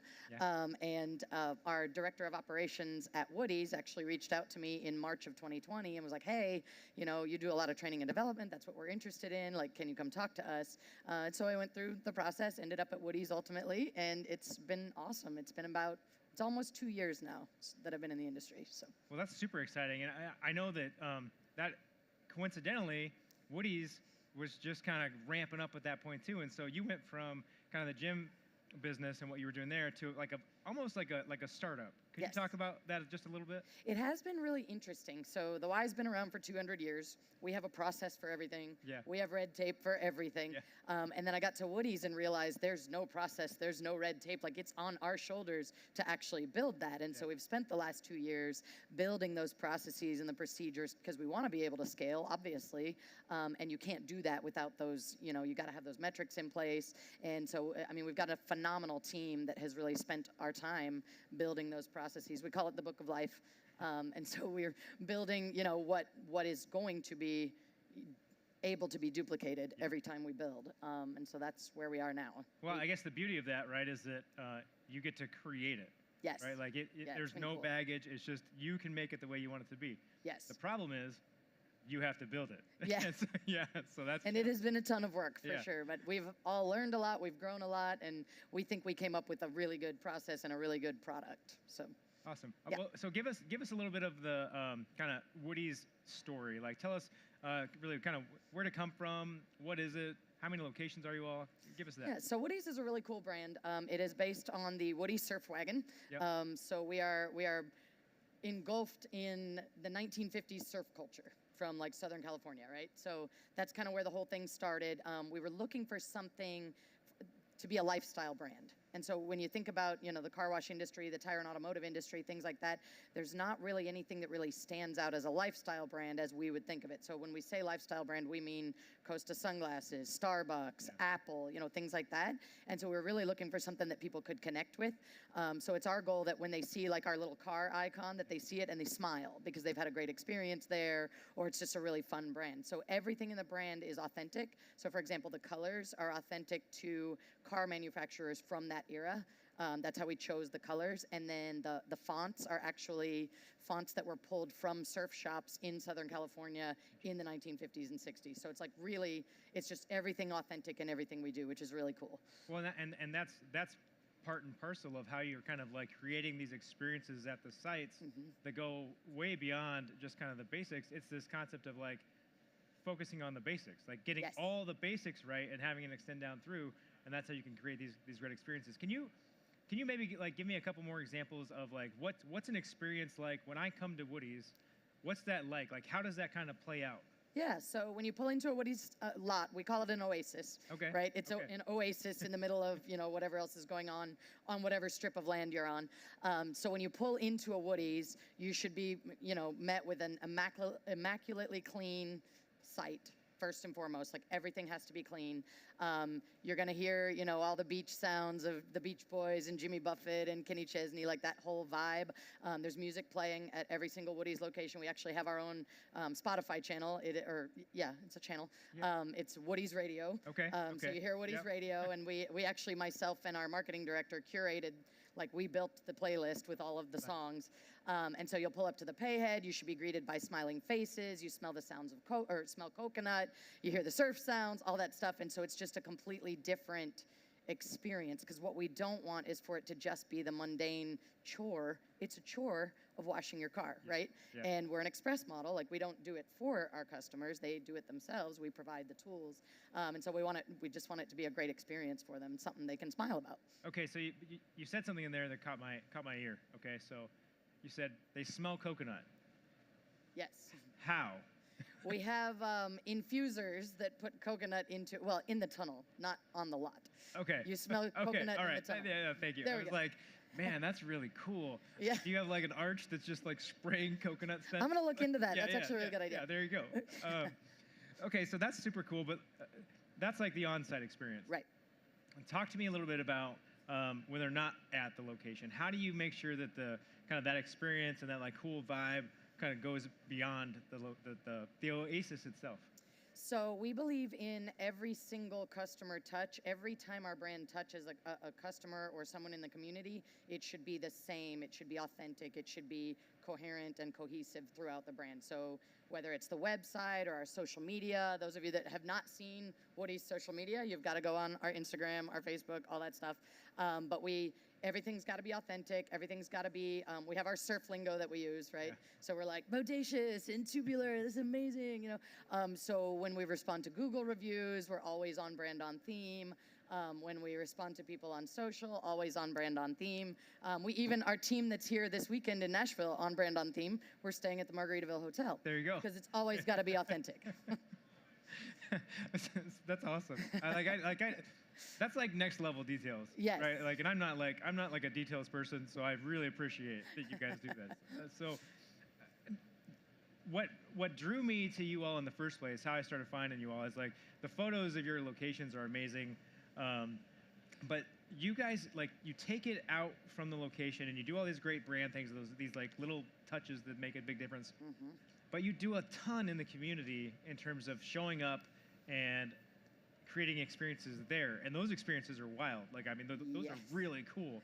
Can you talk about some of the things you do in the community? Yeah, so it started with, we were doing fundraisers, you know, letting local churches and schools and things like that come on site and do fundraisers, have the kids out there drying cars, and we give 10% back, you know, like those kinds of things. And then we realized, okay, wait, like the community loves this. So then we started doing beach cleanups and street cleanups and trash cleanups, you know, because every time you go into a new community, when you're building a car wash in a new community, a lot of times that can be met with some anxiety from the neighbors and things like that. So we started going into the community ahead of time and making friends, basically. And then that morphed into, now we are an official partner with the Tampa Bay Buccaneers. We're the official car wash of the St. Pete Grand Prix. And we also, I know everybody saw the NASCAR hood. We sponsored a car in the Daytona 500. And people really connect to that. And honestly, it's just an ongoing, because we have all this content we can constantly use. And people just like, when we did the NASCAR thing, we had people like calling us and texting us and emailing us asking for the driver's rookie card, and like a Matchbox car that's a replica, and like all these things we didn't think about. You talk about details. We didn't think about those things, but that happened quickly. Like it was a quick deal. But yeah, so we just like being super involved in the community, and we know that if they see us face to face, they're going to feel differently about us building in their neighborhood than if they just think we're, you know, just behind closed doors.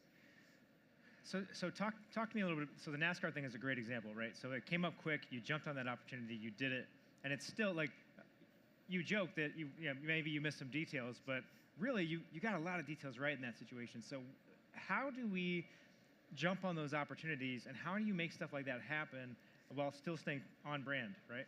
That is a challenge every day for sure. So that one came up honestly about 48 hours prior to the race. Wow. So the driver, Jacques, he was the oldest driver in the field. He was practicing his qualifying rounds multiple times, and he didn't get in until the very last round. And so they didn't know they needed a sponsor until like the final hour. And it just so happened that the owner of our company knows a guy who knows a guy, that kind of deal. And so that's kind of how the whole thing came to be. But it was like, for our owner, it was his dream come true. Like, he has always wanted his name on a NASCAR. Like, he grew up in North Carolina, super into the racing culture, and like that was his thing. And it's now hanging in our corporate office from the ceiling. The hood of the car is autographed and hanging from the ceiling. Nice. Yeah. That's super cool. Yeah, it That's was really super cool. Well, I mean, his dreams maybe sound a little more interesting than mine. My dream was to have Plinko. So. And you got it. Different dreams, right? It's good. I mean, It's look, good. yeah. Jenny, before I let you go, I've got one last question I'd like to ask everybody. And this can go any direction. Like, this doesn't have to be about Woody's necessarily. It doesn't have to be about customer experiences. But what's one thing that we all can do that's going to help us be better tomorrow? What do you think? Do the right thing, no matter what it is. Personal life, professional life, whatever it is, just do the right thing. Sage advice, friends. Sage advice. Yeah, there it is. You heard it here first from Jenny Beadle. Let's get a big round of applause for Jenny. Jenny, nice job. Thank you for spending some time with us today. Hey, if you all want more stories like this and you want to get more great content like this, you can do that at carwashmagazine.com. We run a weekly live stream, Car Wash Magazine Live, every Thursday. We're broadcasting this out. We do these kinds of conversations with folks around the industry and share those positive stories. You can also download the Car Wash Magazine app and get all the things all the time. So that's my push for that. I'm not going to let you go yet because you're going to help me. You're going to help me play Plinko. Okay. Is that okay? Yeah. All right. Do that. Okay. So let's pick somebody who wants to play. You get a pick. You get a pick. So who out there would love to play Plinko? The first hand that went up. Let's take her. Pick it. All right. Come on up. Come on up. I'm going to cross you real quick here. Okay, so come on up. Yeah, come on up. Don't be shy. You're going to hold on to that for a minute. Go ahead and introduce yourself. Oh, hang on. Maybe I turned it off.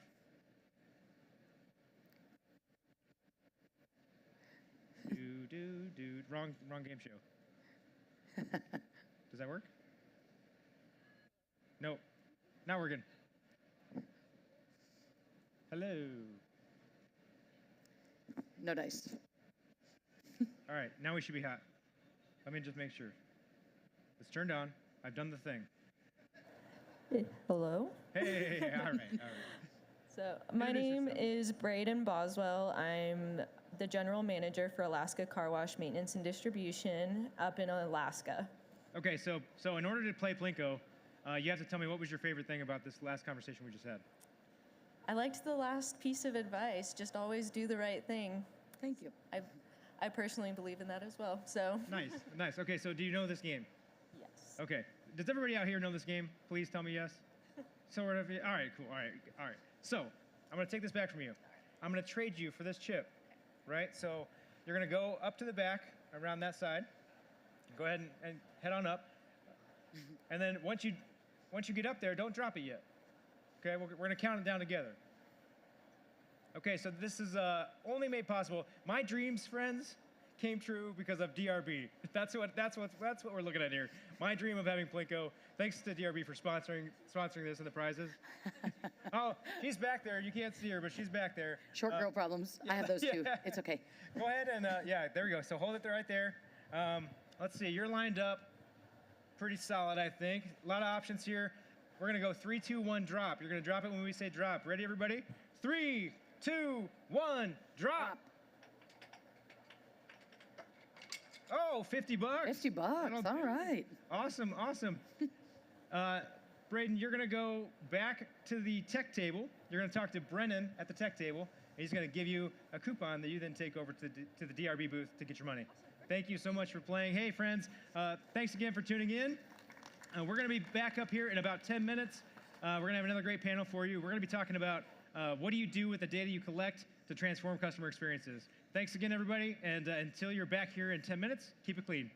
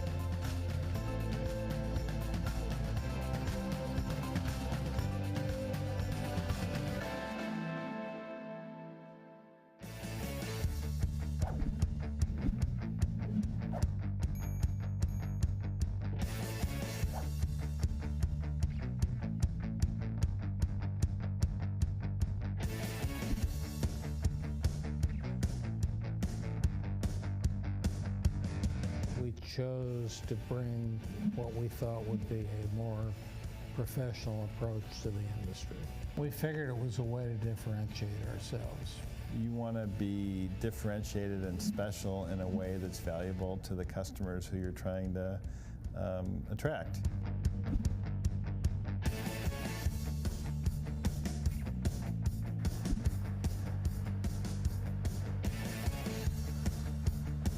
We were kind of the pioneers of unlimited wash programs, and that's a huge part of our base of customers. For a long time, people used to laugh at us and say, you can't possibly make money on a program where you let people wash their cars as much as they want. Eventually, somebody decided that I was right. And so today we have unlimited programs throughout the industry.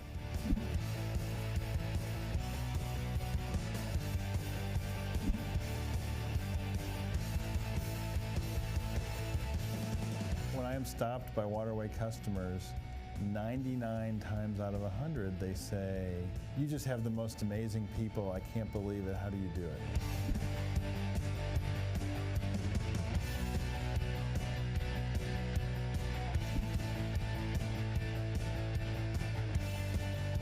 We have career development paths for line associates all the way up through management. It's always very clear what people need to do to be successful. Working for Waterway isn't just about working at a car wash, it's about learning and developing yourself and your skills. By focusing on the development and growth of the people that work for us, it creates a talent pool that puts us in a good position for us to expand and grow and add new stores.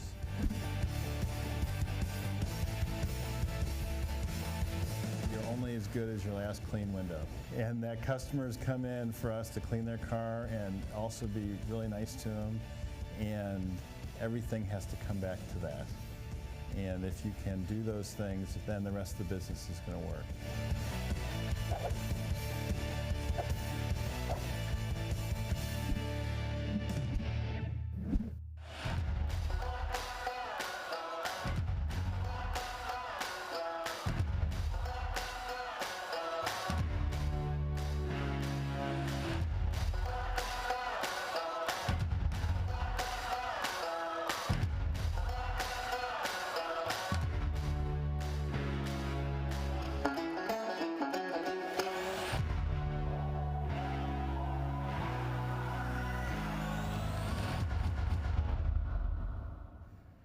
Hey everybody, welcome back. This is Car Wash Magazine Live, coming to you live from Nashville, Tennessee at the Car Wash Show 2022.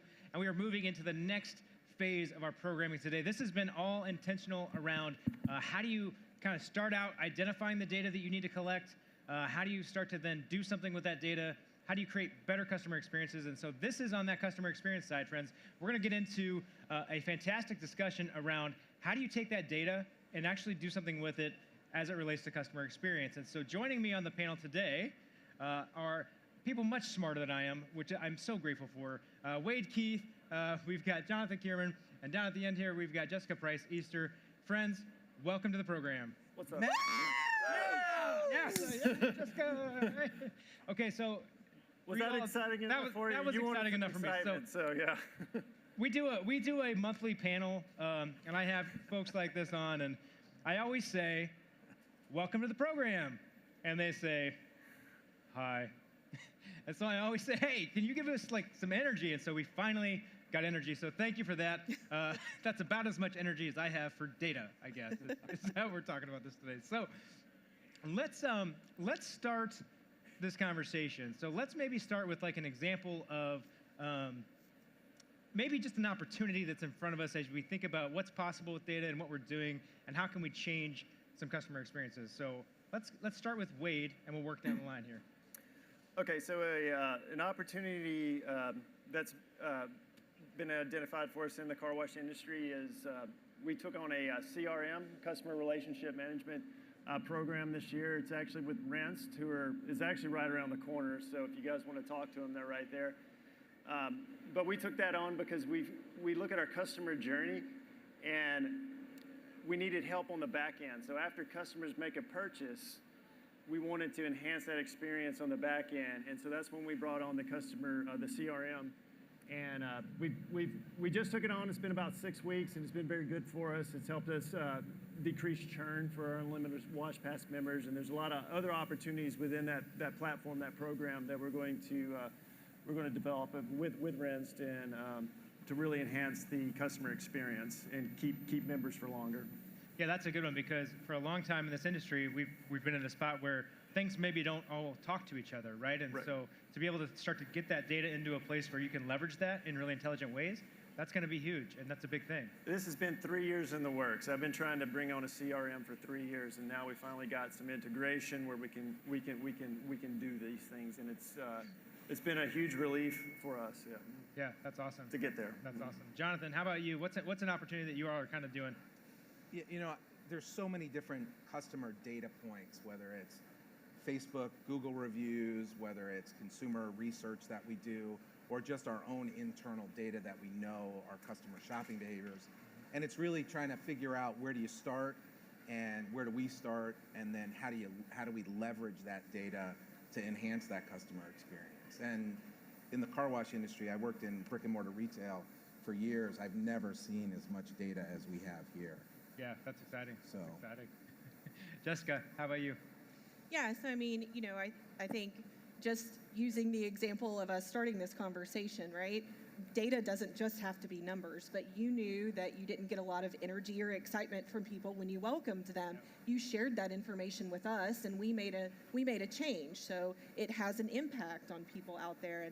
And I think that the biggest thing that operators can do right now is learn where your information is at, look at it, look how to process it, and how can you take a typical transactional type of business and turn it into a relationship business for the customers. Yeah, that's a key point, I think, because this industry has historically been, I give you money, you wash my car, I leave, and I don't see you again for... Anymore, it's more frequently, but it used to be like never again. Like you'd wash once maybe, and then you maybe come back in a year.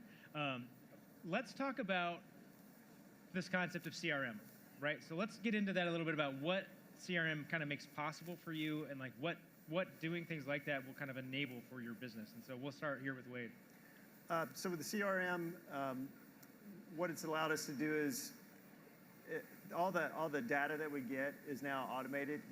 We automatically receive that through emails. We can log into the system. We can see the data and the particular metrics that we want to measure. We can see those things automatically. Before, it was a lot of importing and exporting CSV files, Excel files, and then even when you did that, you had to go in and reformat all the data if you want to copy and paste it somewhere.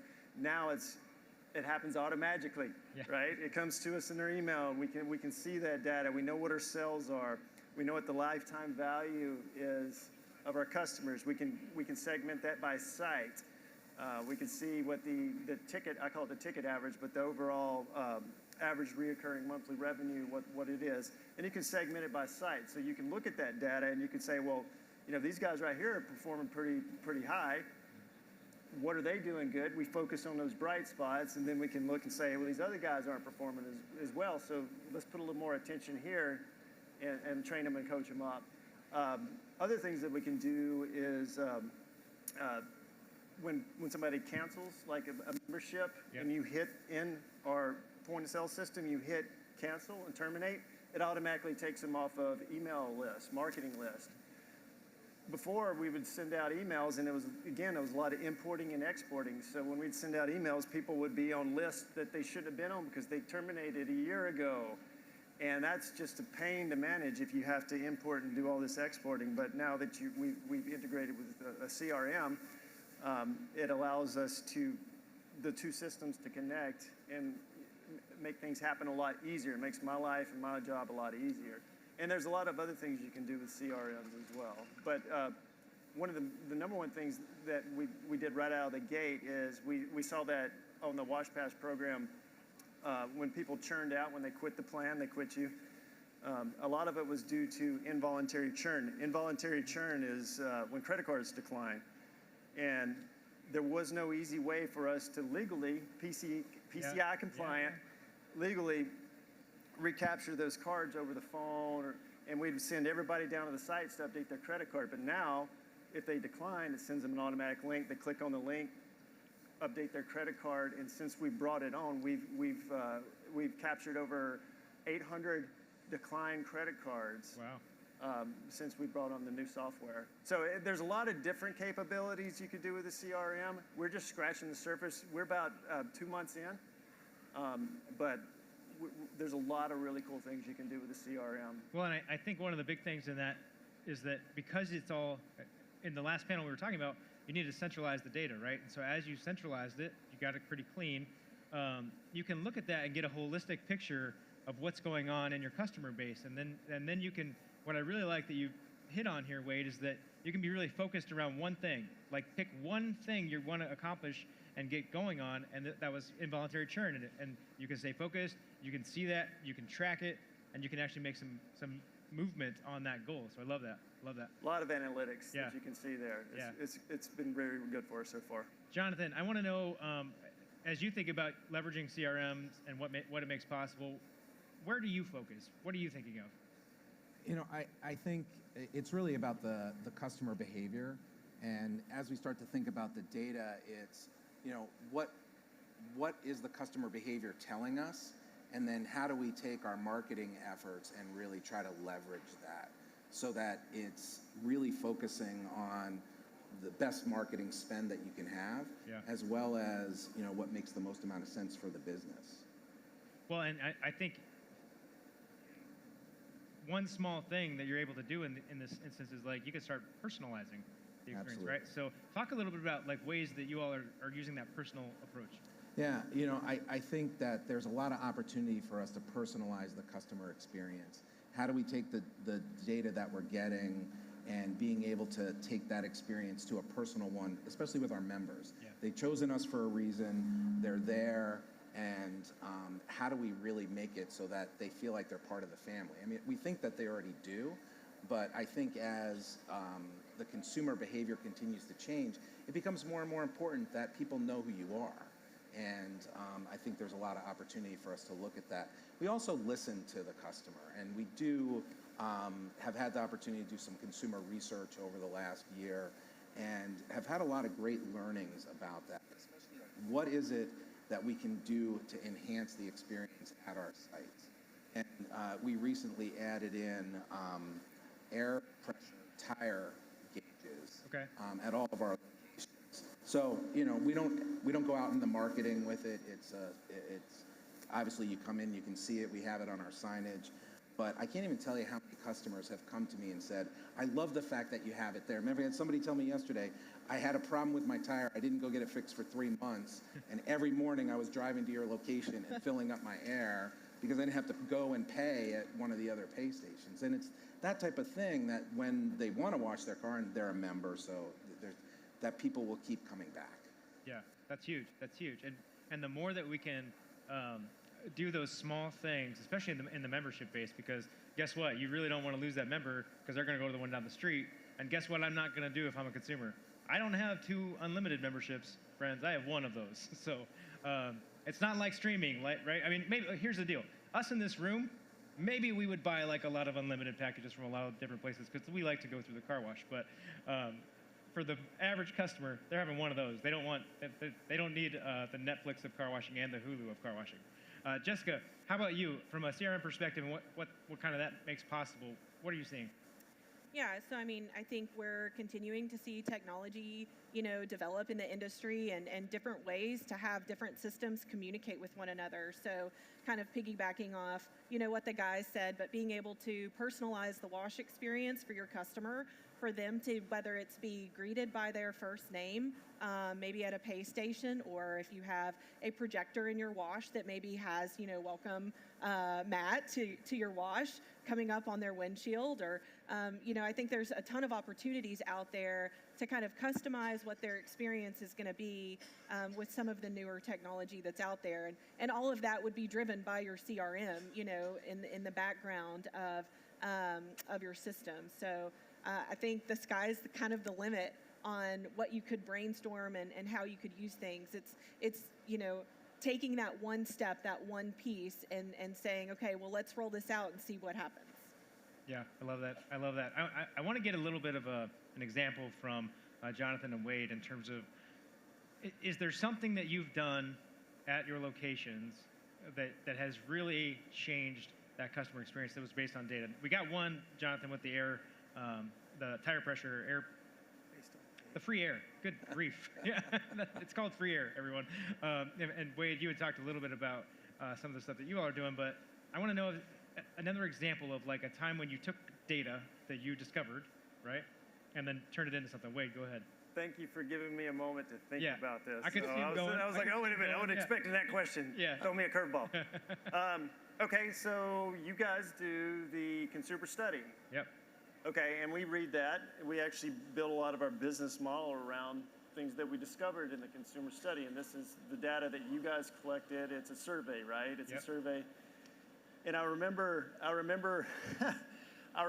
reading in that survey that most customers don't know the name of your car wash. Right. And I remember thinking, well, let me test this out. So I started asking my family, I live in Colorado now, but my family in Alabama, what car washes they go to and that sort of thing. And they said, I don't even know the name of it. I just saw my dad on Saturday. And the president and VP of the company sitting right here, and they're asking, what's the name of that car wash in your hometown? My dad's like, I don't know. And so I remember seeing that data thinking, well, that's crazy. And before I started working for Breeze Through Car Wash, I thought it was called the $5 car wash. I didn't know the name of the business. And it was the same situation with me. So I took that data, and when we do our advertising now, we make sure we say, we make sure we mention her name constantly in our advertising. Even with some of our reviews, you'll see, thank you for reviewing Breeze Through Car Wash. So we make sure we mention our name to most customers so that name is implanted in their head. So now when you go around in our markets, you say Breeze Through Car Wash, people know who you're talking about. I still do occasionally get that one customer that sends us a review trying to review a different car wash, but it's very far and few in between than what it was a couple years ago. So that's how I've used some data, some marketing research from you guys to help me in my job in my advertising role. Yeah, excellent. Wade, thanks for the shameless plug there. Yeah. Oh, we always appreciate shameless plugs. We're into that. Jonathan, how about you? You got another example for us? Yeah, we do some television advertising as well as a lot of OTT streaming, and our last 4 produced commercials that we did were very heavily male focused, with a dominant male primary actor. And after doing some consumer research, felt that there was some opportunity for us to expand that and really highlight the female consumer and her experience at our wash. So we recently launched a new spot that's been performing well, and excited to see the difference that makes as we do further consumer insights. Excellent. So there's a couple extra examples for us so we can kind of know how to actually take this thing down and where we should be looking for these things and opportunities. I'm gonna shift gears on us a little bit. We've been talking about what you've been doing.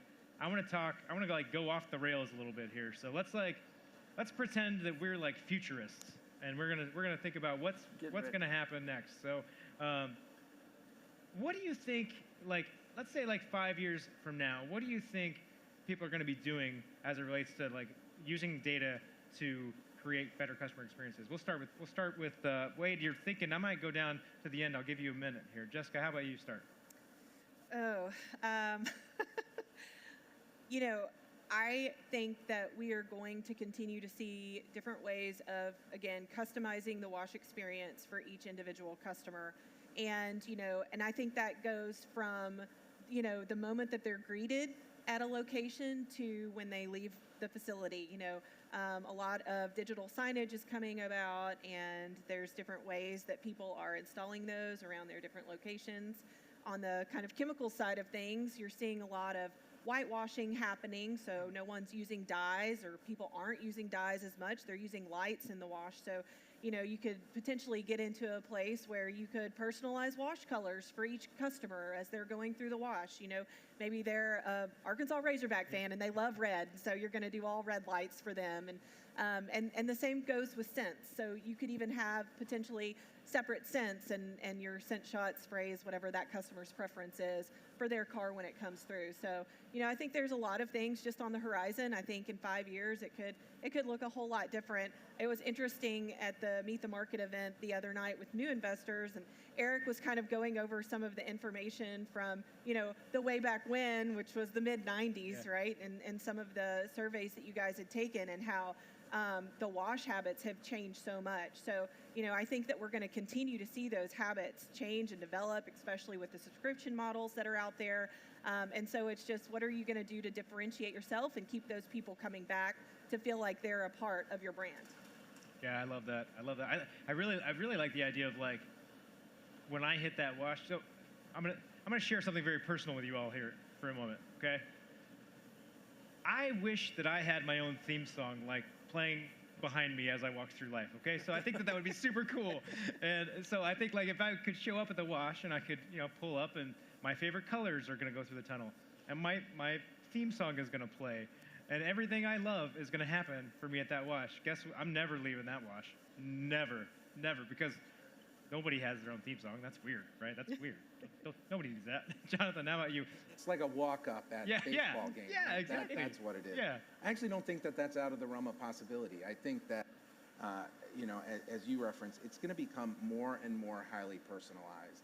And I think the amount of data that we have today, most people don't even realize how much is available, just publicly available. And I think as consumer behavior becomes more and more accessible to us, we're going to be able to use that to really tailor the experience for you. I think the real question is going to become is what's going to add value and what's just a nice to have, because that's great, but is it going to really make a difference in the shop? I would love it too. It'd be great. You know, welcome to the jungle or something. Yeah. Well, there's no better place to just jam out, right? Like in the car wash, going through, you're just banging, right? Yeah, just going. Wade, how about you? So it's funny because I'm the brand manager, but I'm thinking operationally right now. Because yeah, customizing the experience based off the data you get, we can do that digitally, and we can reach our customers that way. But one thing that I learned from one of the past shows from Doug Stevens, you've heard me talk about it plenty of times, and I read his book, and it was a great book talking about the future. But one thing he highlighted was when he was talking about, like, Whole Foods. You go in and they have video cameras, and they evaluate on the video cameras how long people are spending in certain times, and they, you know, is this a bottleneck because people can go over here and they spend too much time trying to make a decision? So can we arrange some things around so they can make their decision faster? I'm going to relate that to the car wash. I'm seeing a lot of video camera systems here that have the intelligence. Like, I see Interface, I see Spot AI. I see some of those guys, and they put up camera systems, and they can tell what your throughput is. They can see where bottlenecks are, and they get data on how long cars are sitting in certain areas. And you can learn from that data. You can say, hey, we're spending way too long in this point of the car wash. Let's make some changes. Let's make things more efficient. How can we get the throughput faster, right? And so what I'm seeing at these shows is those types of companies coming in and really kind of enhancing the throughput of sites to make things quicker, more efficient. And so that's one thing that's drawn my attention to the last couple shows I've been at, because that seems like it's really up and coming. Places like Whole Foods and retail stores, they're already doing it, but you get the data from these guys, and you can really, I feel like you can pick up some efficiencies. Yeah, I mean, that's super fascinating. It goes to Jessica's point earlier about data is not just, a spreadsheet of stuff, right? Lots of things are data sources. Video is a great data source if you can really figure out how to use that thing. Just watching cars at the wash, that's a data source. So really, everything around us is data. It's all inputs. It's all about how do you take those inputs and make it really good outputs, right? So I did want to say that there is a microphone in the center here, so that if you all want to ask questions, you are more than welcome to line up at the microphone, and we will take those questions. There are no bad questions, only are bad answers. So we've got a few more minutes here. We'll see if anybody wants to ask us anything. But I always have a couple of extra questions for you. So I want to know, we're gonna do my favorite question, which is, what is one thing that we can do today to be better tomorrow? And we'll start right here with Wade. What is one thing we can do today to be better for tomorrow? Yeah, and it doesn't have to. It can be data related. It can be anything. Yeah. Well, you know me. I'm all about the customer experience, and I look at Chick-fil-A. Who out here has Dutch Brothers in their markets? You know Dutch Brothers? A couple, yeah. I see, and we tried this at one site and it worked very well. But I see when you get lines of cars. Okay, you get lines of cars, it's kind of hectic, it's kind of frantic. Customers start to build anxiety. And here's the thing, it's like customers don't hate waiting, it's the fear of not knowing, right? That's why when you go to Disney World, they have signs when you're in the line that says, you know, if you're at this point, it's 15 minutes. If you're at this point, it's 20 minutes. But I think if at your sites, if you want to provide a good customer experience and you have a line and you have somebody that can walk up and down that line that just lets people know that you're there, to help them if something is right. If they have questions, you can help them make decisions before they get up to the pay stations and purchase. Then that brings people's anxiety levels down and really helps with the customer experience. It's different from what we're talking about, but this is something we tried at a Longmont site one day, and it worked very, very well, and people were very happy to see us. And but if you want to try something that'll enhance the customer experience, try that. I mean, it takes an extra person, but try it out on those busy days. And just being present. Yeah, just being present. I mean, I walked into a body shop one time and stood there for 5 minutes, and the girl sitting in front of me rolled her eyes and went over here, and I about blew up. And all she had to do was say, "Hey, I'll be with you in one moment," and that would have just completely enhanced the experience. But it was the complete opposite. But you know me, I'll always give you a customer experience answer. So that's perfect. That's perfect. Yeah. Jonathan, how about you? One thing today to be better tomorrow. So I love the term fail forward. So what I really mean by that is that challenging myself, ourselves, not to be afraid to take a risk in whatever it is, whether it's small or big, because not everything's going to work. Yeah. But continue to challenge ourselves to fail forward, because the learnings that you get from that will ultimately help take the business or personally in a better place. And I think sometimes hesitant, I'm speaking to myself, hesitant to take some of those risks because I don't know what's going to happen. But I think when we do that, we get better learnings and we move faster, hence fail forward. I love that. I love that. I'm gonna like put that on a Post-it note on my computer at home. Fail forward. Just don't fall backwards. Right? Yeah. Hey, good answer. Jessica, how about you? One thing today we could do to be better tomorrow. Yeah, I mean, I think kind of playing off of, what has already been said is not just looking at maybe best practices within our industry, but looking outside of our industry for those best practices and how you can bring them to your facility, whether it is, from an operational standpoint or a customer experience standpoint. I think that there are, constant signs and information, data out there. You're a consumer too. So what do you like to experience? What do you kind of get the, butterflies about? And how can you incorporate those into your wash and into your brand? I think that this is a great conversation to remind us about that, because I think all the time some of the best ideas that we ever have come from something that we did. Like, I mean, Wade, you were referencing the standing in line at Disney, insert land or world after that, right? These things are all around us, right? Think about what your experience is like, how you'd want it to be, and think about ways you can enhance that. So thank you so much for spending some time up here. I always love talking to you all. So how about a big round of applause for our panel? Good job. How about a round of applause for Matt? There you go. Hey, Matt. He's working hard up here. We got a few more hours left today. We've got a lot of great stuff coming up for you this afternoon still. We're gonna wrap up with a couple more interviews. We've got another panel.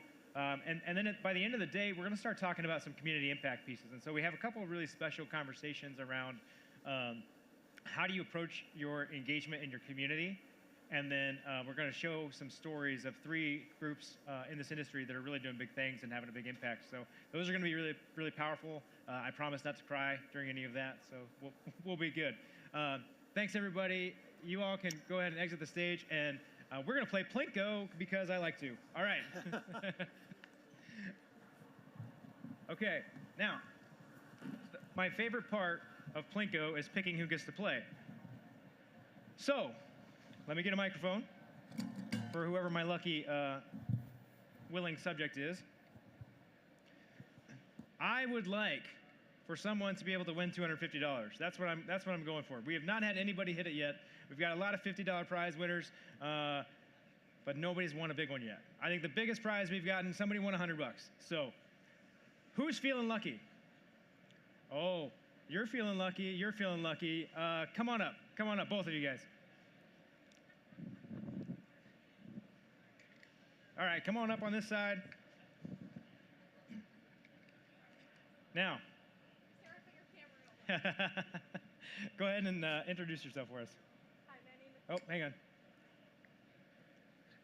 I turned it off on you. Hi, my name is Alyssa. Alyssa, where are you from? I am from Chicago. From Chicago, awesome. Hi, I'm Julian. I'm from Switzerland. Switzerland, that's amazing. Yeah. All right, so you guys know this game? No. You don't know the game. Okay, so I'm going to tell you briefly what it's about. So I'm going to give you one of these chips, and you're going to climb a ladder behind this big old board back here, and then you're going to set it against the platform, let it go. It's going to bang around in the inside here and drop into something that you win. So that's how we're going to do it. You get the honors of going first. Here is your chip. Thank you. All right, go ahead and hang around. Now don't drop it until we say drop. Okay. All right. Yeah, it's a little, yeah. You can go up all the way, yeah. All right. Next year we got to make it a little smaller, I think. But now, there it is, yeah, all right. So flat against the side, so you get a nice good drop, and we're going to count it down. We're going to go 3, 2, 1, drop. Oh my, where'd that one go? Let's see. Nope, it's a speaker, awesome. All right, so well, you didn't get $250, but you did get a super fun Bluetooth speaker that is branded Car Wash Magazine Live. So I think it's a JBL brand. It's a decent speaker, which is super exciting. In order for you to pick that up, let's just make sure she's not back there. Okay, you made it. Okay, it's a little dicey behind. You know, this is like TV. You don't see what's going on back there. All you need to do to pick up your prize, go to the back table. Brennan will give you a coupon, and you'll go to the DRB booth to pick that up. Perfect. Awesome. Thank you. Okay. All right. Did you pick up some tips? Did I pick up what? Pick up some tips. Oh, yes. Yeah. I think I got it all figured out. Feeling lucky. Yeah. Oh, yeah. Okay. All right. I'll trade you. I'll give you the chip. You give me the microphone. All right. Cheers. All right. Don't drop it until we tell you to drop it. Here we go. All right. Call your shot. What are you going to win? $100. That's the prediction. Let's see it. 3, 2, 1, drop. Oh, that was a good drop. That felt good. Oh, I think he called a shot. $100. Look at that. Nice job. Somebody get this guy to a casino. Holy cow. You knew exactly what you were in. Hey, congratulations. Thank you. Yeah, go see him in the back. Hey, we're going to do a couple more things here. We'll be back up in just a few minutes. Before I do that, is there anybody else that wants to drop a puck? Yeah, back there. Come on up. Come on up, too. Yeah. We got stuff to give away. Why not? One more, right here. Okay, there we go. Yeah, any way you want to go, yeah. Yeah, come on up. Here you go. Introduce yourself. Okay. Hi, I'm Lindsay from Tampa. From Tampa. What organization? Bubble Down Car Wash. Bubble Down, awesome. Yep. Okay, I'll take that. Go ahead and here you go. Here's your chip. Most important piece. Let's see what you win. Let's get on up there.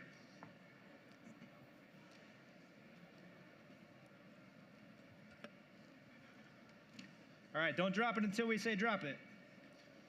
I don't want to lose a finger. All right, you ready? Here we go. Flat against the thing. Hold it flat. Hold it flat against your. Yeah, there you go. Okay, we're dropping it in 3, 2, 1, drop. Oh, this could be a good one. You won a Car Wash Show package for 2023. So that means you get a lot of stuff paid for to come to the show next time. So that's super exciting. So yeah, head to the back. Brennan will hook you up. I'm dropping my Plinko chips. Our pets' heads are falling off. I'm gonna give you that. and then go ahead and introduce yourself. My name is Sarah, and I'm from Chicago, Illinois. Okay. All right, Sarah. Here we go. All right. Thanks. I'm nervous. What are you going to win? $250. That's what she's calling it. I mean, it worked last time, right? The last guy said $100. He won $100. All right, we're going to 3, 2, 1, drop. Ready? 3, 2, 1, drop. Oh. Another car wash show package. Look at that. Look at that. 2 in a row. Okay. Now, I'm going to give you an option here. All right, so you got a car wash show package. Grab it from Brendan in the back. He'll send you over to the DRB booth. Now, we've had 2. Here's what I'm going to let you do. We hit 2 of these in a row. Right. Okay? What's the prize on this table that you want the most? $250. You want the money. Where do you want it on the board? We'll put it anywhere you want it. You can change it. Is this where Or you can leave it. So this is your 250 slot. Yeah, I'm going to put it. Switch it for the 100. Okay. Okay. All right. Ready? All right. Go ahead and introduce yourself for us. I'm Sandy from Annapolis, Maryland. From Annapolis. What organization? Wash Trends Magazine. Wash Trends. Excellent. Excellent. All right. Yeah, excellent. Okay. Go on up. I'm going to give you a chip. Yep. Don't drop it until we say drop it. Now she swapped the 100 for the 250. You know what that means, right? Yeah, she's going to get the $100. Yeah, that's what's going to happen here. Okay. All good. You all good up there? I'm good. All right. So flat against the wood. Put the puck flat for me. Yep, there you go. And we're 3, 2, 1, drop. Come on, 250. Come on, 250. Oh, earbuds. So close. So close. Darn it. All right. Well, you want some earbuds. You can go back to the booth and pick those up from DRB. Once you'll get a coupon from Brennan in the back of this booth right there. So with all the car wash signs back there. Yeah, absolutely. Friends, thank you so much. We'll be back in just a few minutes. Until then, keep it clean.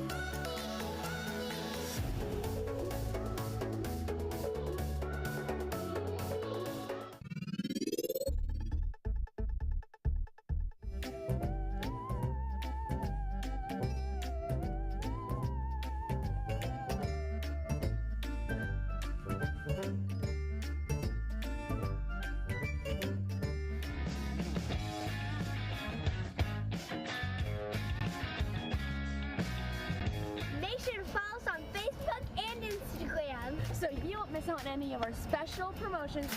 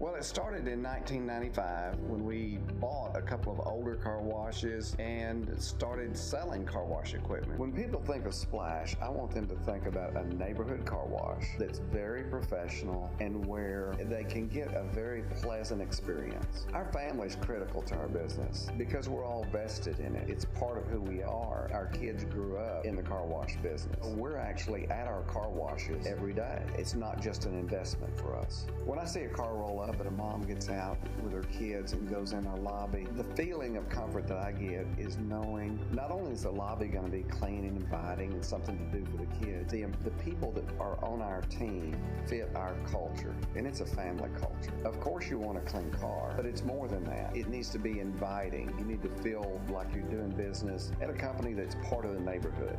We give back. We care. We're part of the community.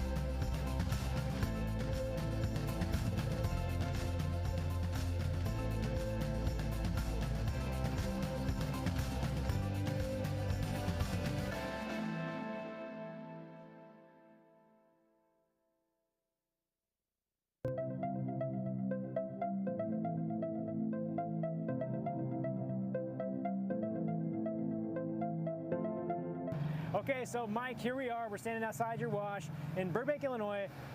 Busy location, lots of traffic going on. I'm super excited because guess what? This is a real tour. It's a real thing. We're like in person. I can see you. So tell me a little bit about this location and like this traffic pattern and how you all get onto the property. It's a little bit funky. Yeah, so when we designed this property, we're obviously trying to maximize each area to the best we could. So as you're coming off Cicero, there's actually two entrances. You can come in through this way to the back vacuum parking lot, or we do our best to direct you onto 84th Street because this is a side street that's open to us. Okay, which is nice. At the very far end is where you do enter the parking lot. Which is kind of nice because that way you keep them out of this immediate space and you get them. They can just kind of flow naturally around to the back before they come into the tunnel. So it actually, this is almost free range to us. So it does add for stacking. That's nice. The busy season. Yeah, that way nobody's coming out onto the main street. You don't have any of those problems, which is huge. Yep, exactly. Okay, so stacking. Let's go talk about stacking. Yes, let's go. Let's go. Okay, Mike, so here we are. We just came around the facility. We're now standing in your XPT lanes. Yep. I see 3 XPT lanes. I see room for 1 car, like not very far away. And there's 2 tunnels. Correct. So that math doesn't add up. Well, like, So what's going on? Yeah, how's that work?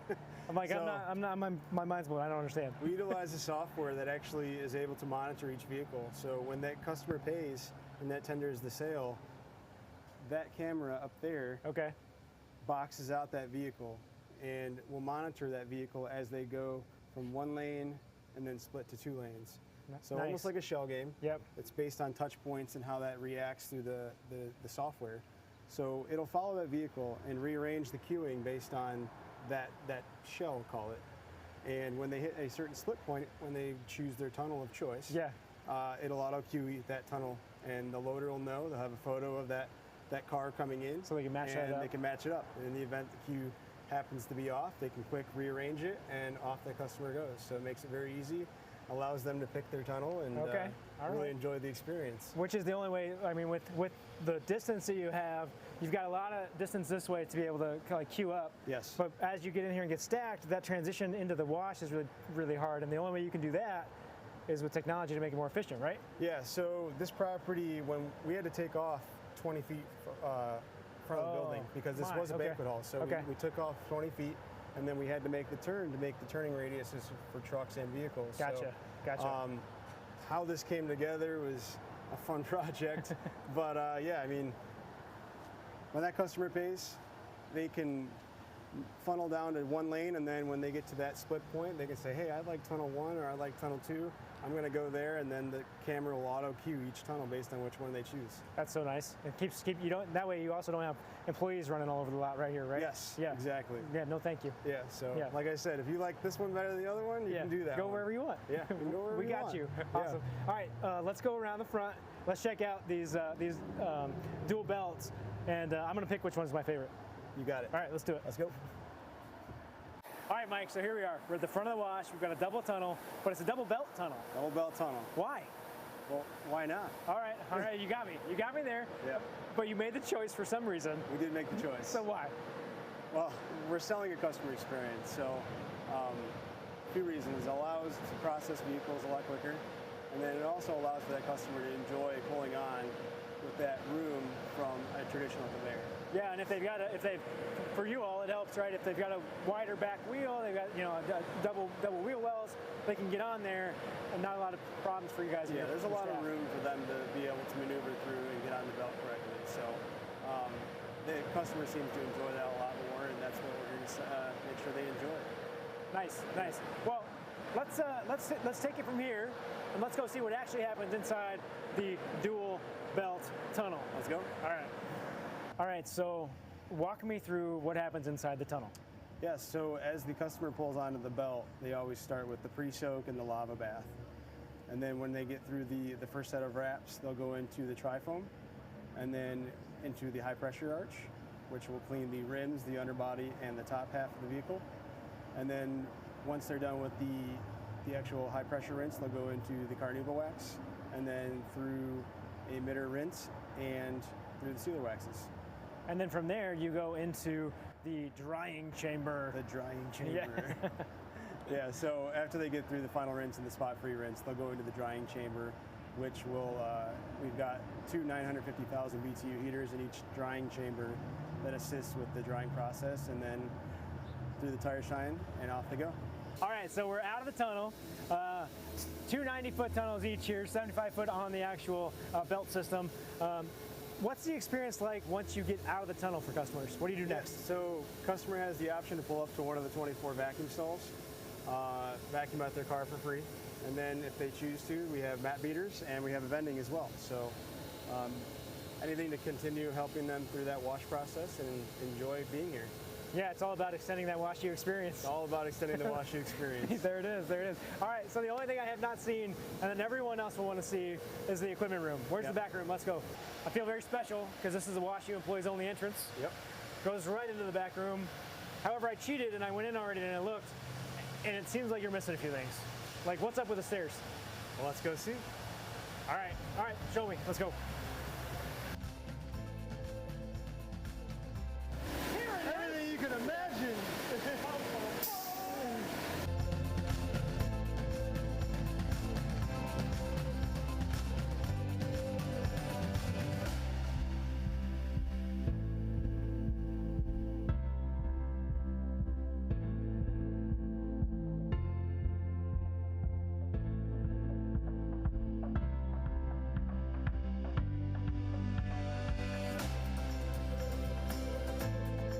All right, so super cool equipment room. Now I understand why there are stairs, but I'm left with a question, because I always have questions.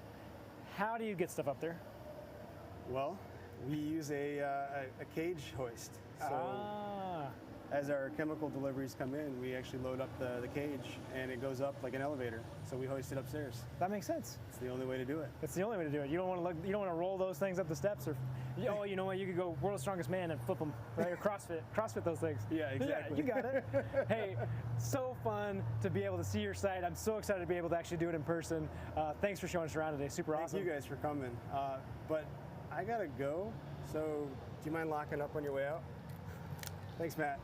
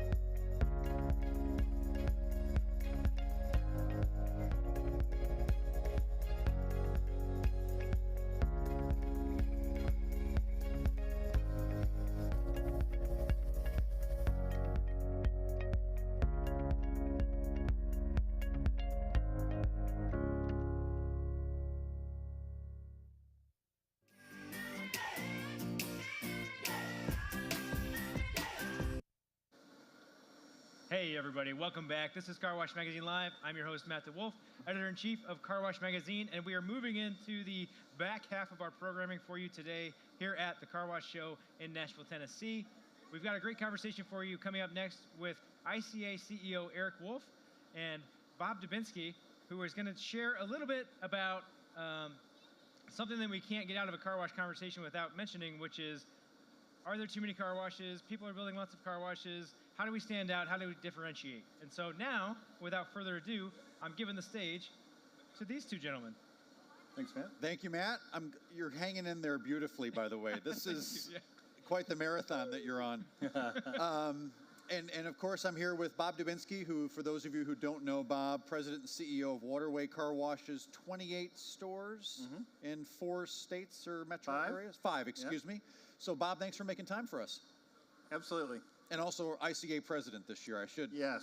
You are my boss. I should remember that in the introduction portion. Yeah. So you've been coming to the show for years. What's caught your attention, or what's different this year from maybe when you used to come in earlier years? You know, I think for me, there's one thing that's the same as it's always been, and another that is a little different. And what's same as it always has been is that, you know, it's sort of the highlight of the year for me to be able to come to the show, see old friends, make new acquaintances, probably gossip a little bit about what's Especially going now. on. You ask everybody, what's the one thing you've seen this year, right? And so that is exactly the same as it was. I was thinking about it when my first show was, and it was probably 30 years ago or something. And this is how I remember it. Now, at the same time, the industry has changed a lot. Does that come off? Yeah, let's put that around your ear again. Just these things fall out every once in a while, and then you can squeeze it. If you need a hand, no big deal. Got it. There you go. Okay. Thank you. Okay. So, but also I think there's a energy and freshness and I don't know, almost youthfulness with so many new amazing people in the industry that is different. I think in years ago it was a lot of the same people, you know, and that was great. But now it's fresh and there's so many new people to meet. So, in terms of the technology, I like saying I'm about the least technical CEO in the car wash business. So I look, but you know. Well, you've got a great team. Yeah, we got a great team at Waterway. Yes, exactly. Can take care of that for you. So let's talk. Our topic for the day is, or for the next, what do we got, 14 minutes or something like that, is differentiation. And you'll talk a little more tomorrow morning. We've got in our general session, Bob will be delivering our keynote address. So I won't ask you to steal too much out of that to get people to be with us tomorrow morning. But you are different, the model you run, and we'll talk about that in a second. But if we think about differentiation, the inverse is almost happening in the industry right now. I mean, I think most people might say that of the 10 tunnels being built, for every 10, 9 of them might be express exterior. And that puts a lot of the collective industry eggs in one basket, maybe some might say. So what's your take on that, on where we're headed as an industry and the pros and cons? Yeah. So I think the kind of innovation around the express model, there has been exterior car washing for a long time, but the way it's done today has really been, I think, fantastic and important for the health and growth of the industry. And I think when I think about it, I think about a just so much better organized, efficient model where you can go to a vendor if you're new to the industry and have the best practices kind of come to life in I don't want a turnkey model is probably not the right term, but this more consistent, more efficient model. I think when you look at speed and convenience for the customer, that's been a big innovation that is so important for building the demand overall, right? So I think those are all big positives. I think on the other hand, there is maybe a risk of a lack of differentiation because the best practices are so widely shared and everybody kind of has the same, is playing off the same playbook. There's a risk of things being the same. And I am always asking myself at our car wash, I say, can I only be at a waterway? And, you know, it's not always the case. And when I go to other car washes, I say, is this a special place that could only be this company, right? Or could I just, frankly, could I just change the signs and I'm like at the same, you know, same place? So I think there's a risk of lack of differentiation, but I think there's a bunch of ways to combat that. I guess the last thing I'd say is the unlimited model programs have been very important as well. Yeah. But there's that same risk there. You know, we've been in the selling unlimiteds for 40, almost 50 years. Yeah. And it used to be people would say, I don't really understand. What are you talking about? You mean I could wash as much as I want? And now customers are so well trained that it's much easier to sell to them. So that kind of makes it easier for your competitor to sell a membership to one of your, you know, customers. So I think there's some risk. We can talk about it in a second. Of course, there are ways to stand out and be special and differentiate, but I think there are some risks. I guess the last thing I'd say is about the Express model, which is so great, is it raises the floor economically, right? That if you're a new investor, if you're adding sites, the downside risk isn't as great as it used to be, and that's a huge advantage, I think, as well. Great perspective. So let's look now, if you don't mind, to the extent that you're comfortable talking about Waterway's strategy and who you are today. I mean, you have at least one Express store, if I'm not mistaken. Right. We have right now 4. Yeah. Excuse me, 4 Express stores, and then the rest of the business, your base model is quite different, quite out of the mainstream. Yeah. So can you talk about how you've addressed differentiation? Sure. So I think when I think about how we differentiate and we can be special, I think about the things we've done for 50 years around people, culture, focus on customer experience. Those are all things that are much easier said than done. And so we want customers to feel differently when they're at a waterway. We want to have our people have a special impact on them. Yep. And certainly, by far, the #1 compliment I get every time somebody says, "Oh, you work at Waterway, your people are so amazing," right? So that's always the first thing. I think secondly, we were late to Express, and I think we were kind of worried about being able to differentiate, honestly.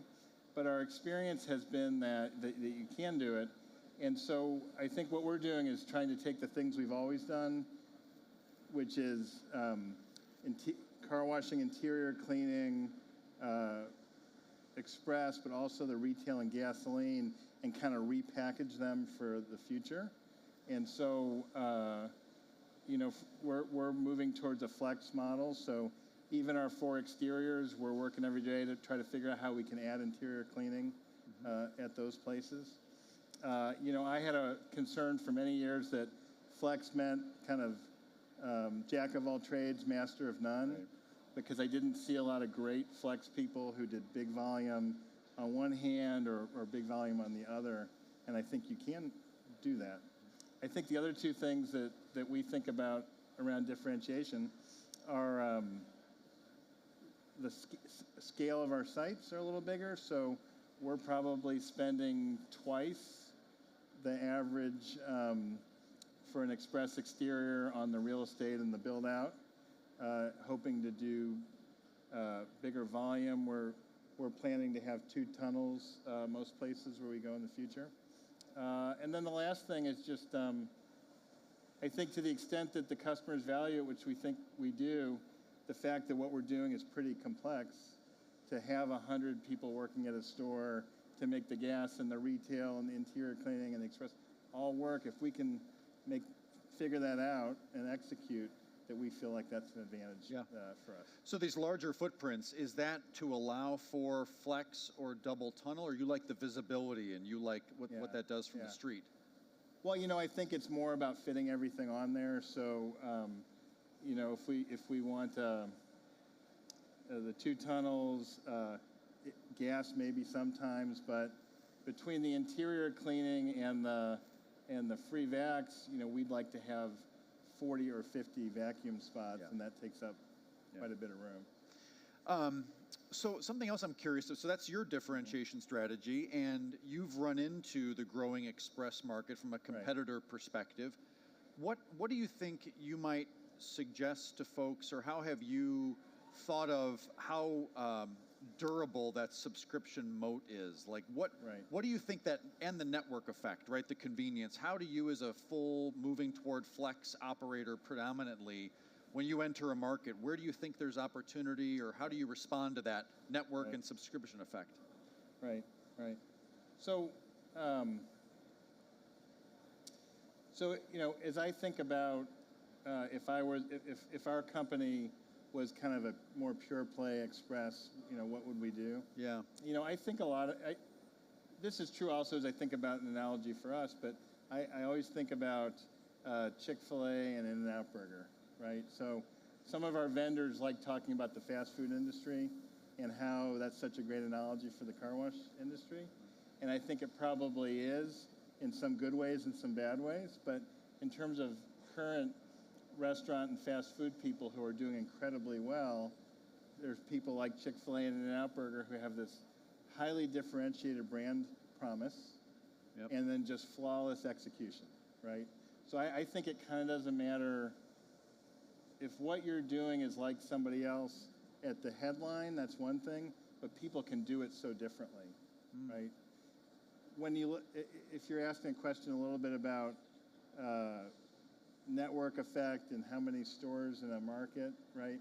I think that's a really interesting question that we think about because historically we've had small footprints in multiple markets, and as we look at, I think now we're more, hey, we're going to build out the markets we're in addition to going to new places. And do you need to have 50 stores or 30 or 20, or how does that work? Right. I think when you look at our customers, our Clean Car Club members, the vast majority of the time they're going to their home store, right? So there's this affinity for your car wash that I think applies whether you have 40 stores in a market or one that you can leverage. So I don't think it's necessarily a big disadvantage if you're a little smaller. Right. Well, and would seem like the valuation that a full or flex operator, or who wants to open a full or a flex store, their consideration for going into a market, even with a heavy subscription landscape, is different than certainly trying to break in with Express. Right. So you can look and say there is still the Express community is talking a lot about the white space. Yeah. And what isn't talked about as much is maybe some of the white space for other services that are being left behind by that growth. Right. So I would think that offering still is viable. It's harder to build and find and execute upon, but it would seem like you've found that opportunity for non-Express to still succeed. Yeah. Without, by the way, without trying to encourage too many folks to do exactly what Waterway is doing. So, Bob, any other observations or thoughts? I know tomorrow morning is going to be where all the secret sauce is laid on the table for people. But anything else this morning? You've been so kind with your time. When I think about what's so key for success in this business, and I guess I have a little bit blinders because I grew up in it. There's just nothing that can substitute for kind of excellent leadership that's on the front line. And so I think no matter how big or small your company is or what your model is, I think you have to have a solution for having that person who opens up Sunday morning and meets that first customer who rolls in, a plan for how that's going to be an excellent experience, right? And I think if you don't, no matter what your approach is, it's going to be more challenging. And I have just a quick story. Yeah, please. So one of my big influences in this industry was the original Mr. Car Wash, Roy Wakefield. And I got to know Roy very well. For 25 years, he had the best full-service company in America, frankly. And for most of those 25 years, his partner wanted them to expand outside of Houston. And Roy would say, according to Roy, well, you're going to have to do that with somebody else, because if I can't be at every store every day, I don't want to be part of it. And there's, now there's a reality to that I think doesn't go away, even if it's, a simpler model or whatever. You still got to have great operating leadership on the front line. Well, it came through on that intro video too. I mean, the smiles, those aren't actors, right? Those are real Waterway people. That proposition, when you pull onto the lot, having been a customer in the Chicago area, I mean, you see that. And so I want to thank you for sharing the story that still entails high customer touch and service and smile and talk about the success you're having. So thanks for sharing, Bob, very much. All right, thanks. Appreciate it. Matt?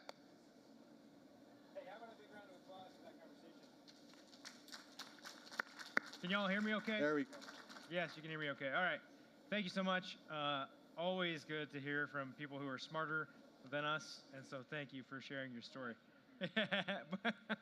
both of you are great people to learn from and get inspired from, so thank you, both of you guys. Okay, guess what time it is? It is Plinko time. We've got a lot of prizes left here. We're going to pull one from the board because I want somebody to win the $250 prize. So that means we need people who want to play. Who wants to play Plinko? You're up, my friend. See, all you got to do is volunteer. It's easy. You're winning stuff. Okay, come on up.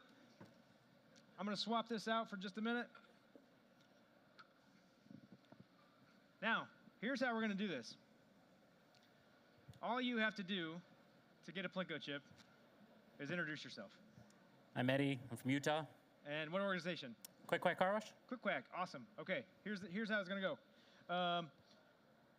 Down here are all the prizes you may win. I will give you this chip. You can arrange these prizes any way you like. So you can leave them as they are. You can swap the panels any way you like it.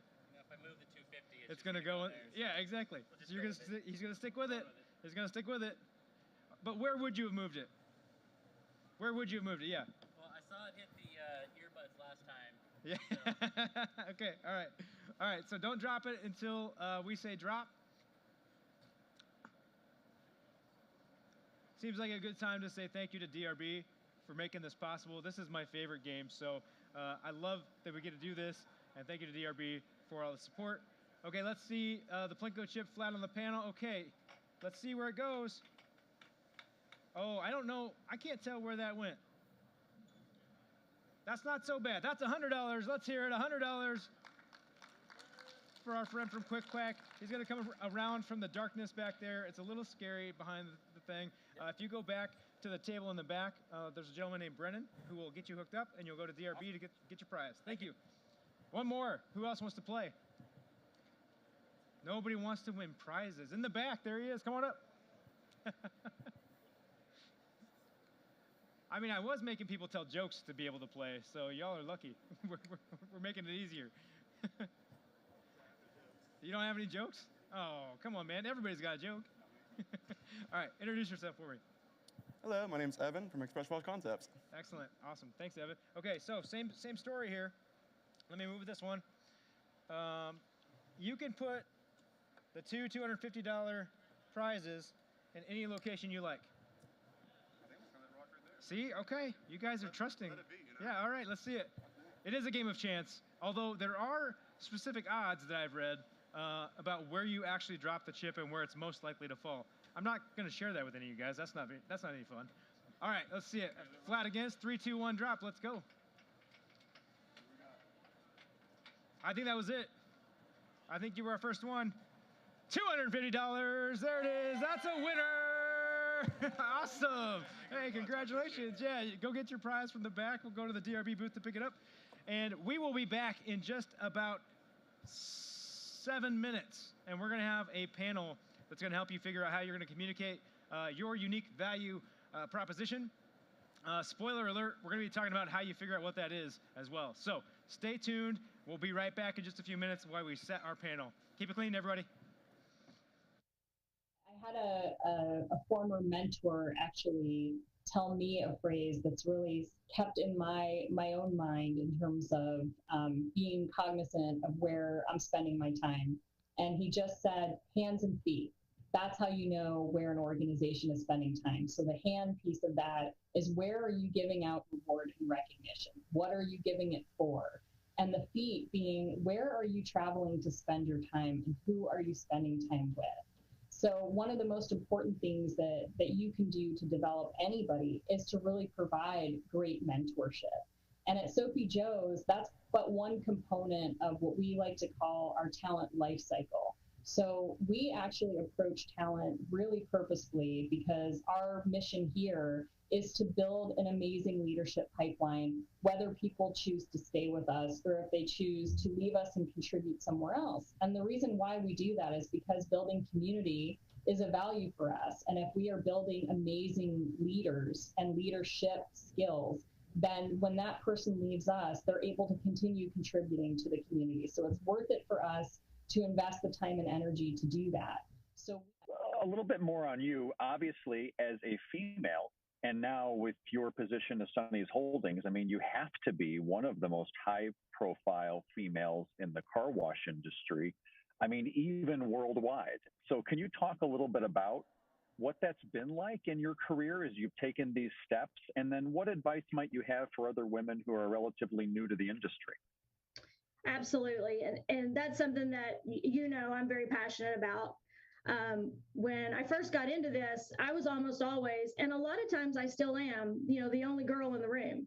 I'm very fortunate here at Sonny's that we've brought into our management and executive team a lot of other females. And I see more and more every time we go to industry events, and I'm super excited about that, because I think this is a wonderful industry and has a lot of opportunity for smart people, and especially smart women. So I love seeing more and more of them coming in, but it wasn't always the case. What I would say to women coming in is, don't discount it because it's car wash, right? It's, some people would think this is not exciting, or maybe it's not very sexy, or not cool, but there's really so much opportunity. And the main thing that I would say to them is, from my perspective, the sky's the limit. I never would have thought that this is where I would have ended up in this industry when I started, but I have, and so can anyone else. You can do whatever you want to do. It doesn't matter if you're male or female. It's just, how hard do you want to work, and are you passionate about it? Great social content will never, ever replace poor on-site customer service. So we can sit here and talk social all day and allocate all this time and money and resources towards having, these great social channels, but make sure that you're keeping your eye on the big picture. So that's my soapbox for today.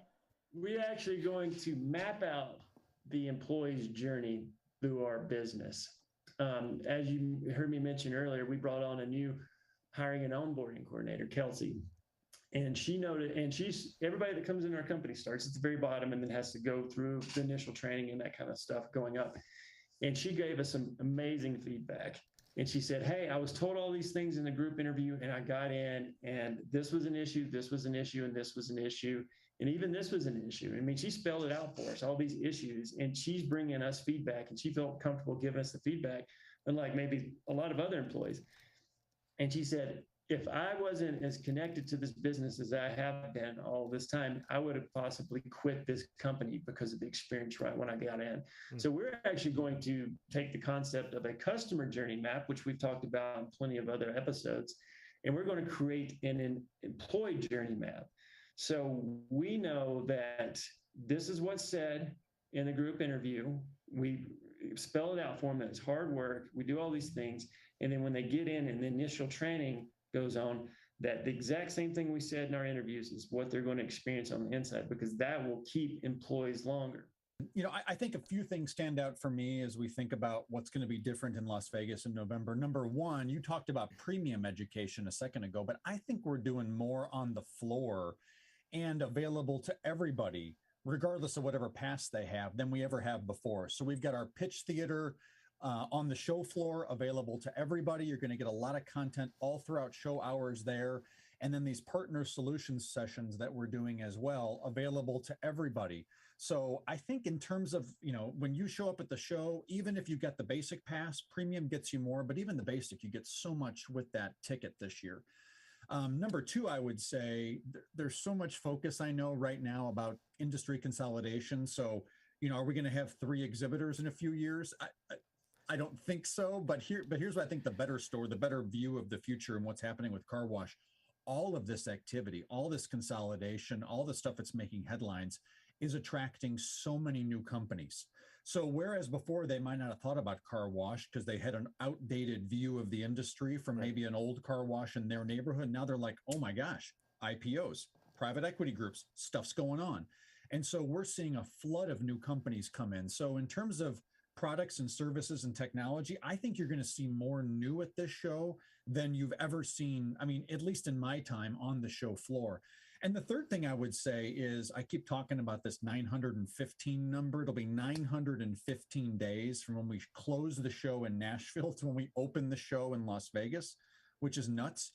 Think about the number of people, right, that are new to the industry. I mean, there have been people who've been working in the car wash industry for almost a couple of years now who have never been to a show, that you and I haven't met, who have tons of great ideas, who want to learn. And so the chance to meet new people, I mean, again, I don't think we'll ever have more new folks at the show than we ever have before. I do all the native things that did last information management. I made a program there called Community Influence. It was community influence.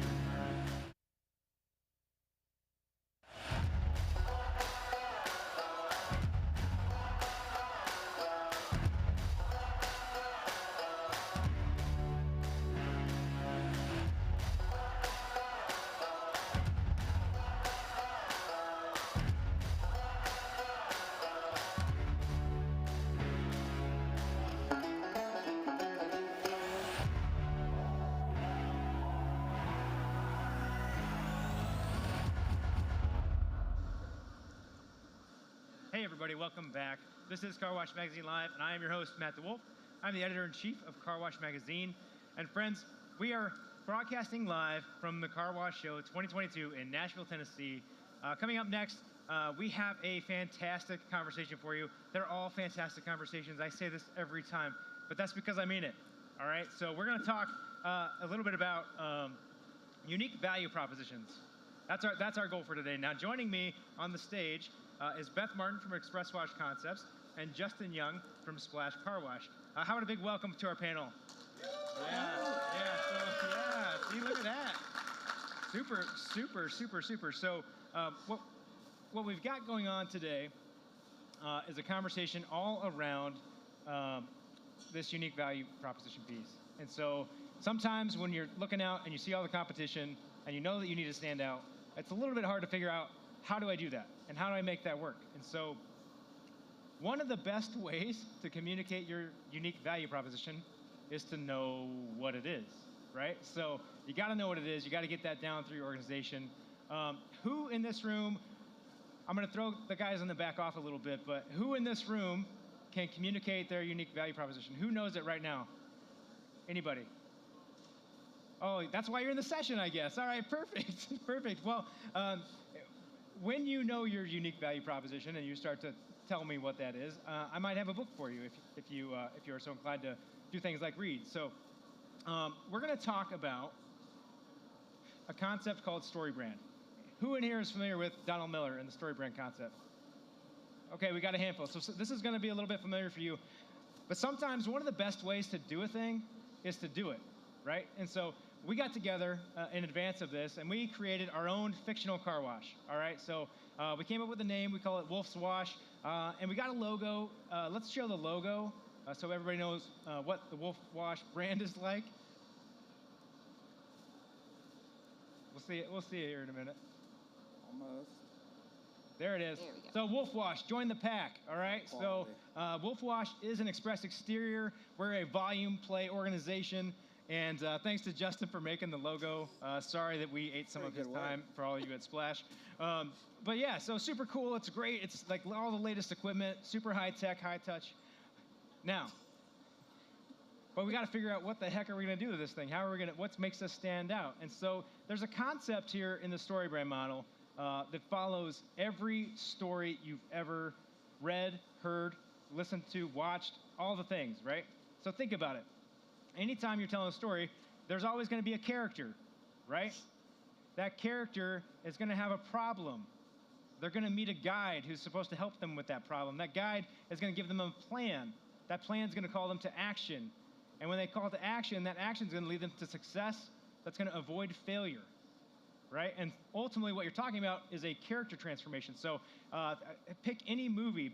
Think about Star Wars, right? It's Luke Skywalker has his problem. Ultimately, he runs into Master Yoda, who gives him the plan, and off we go.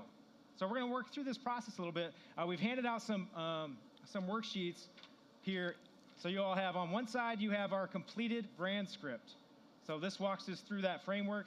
On the back, you've got a blank version, so you can kind of jot your own if you want to. What you're going to discover is that our version of this is a little bit generic, but intentionally so, because I want you all to see that the devil is in the details. So let's get into a couple of things here.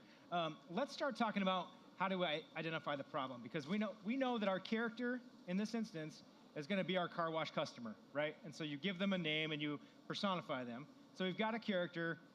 Let's start talking about what their problem is, right? What are we ultimately trying to solve for that customer? And let's go to Beth first.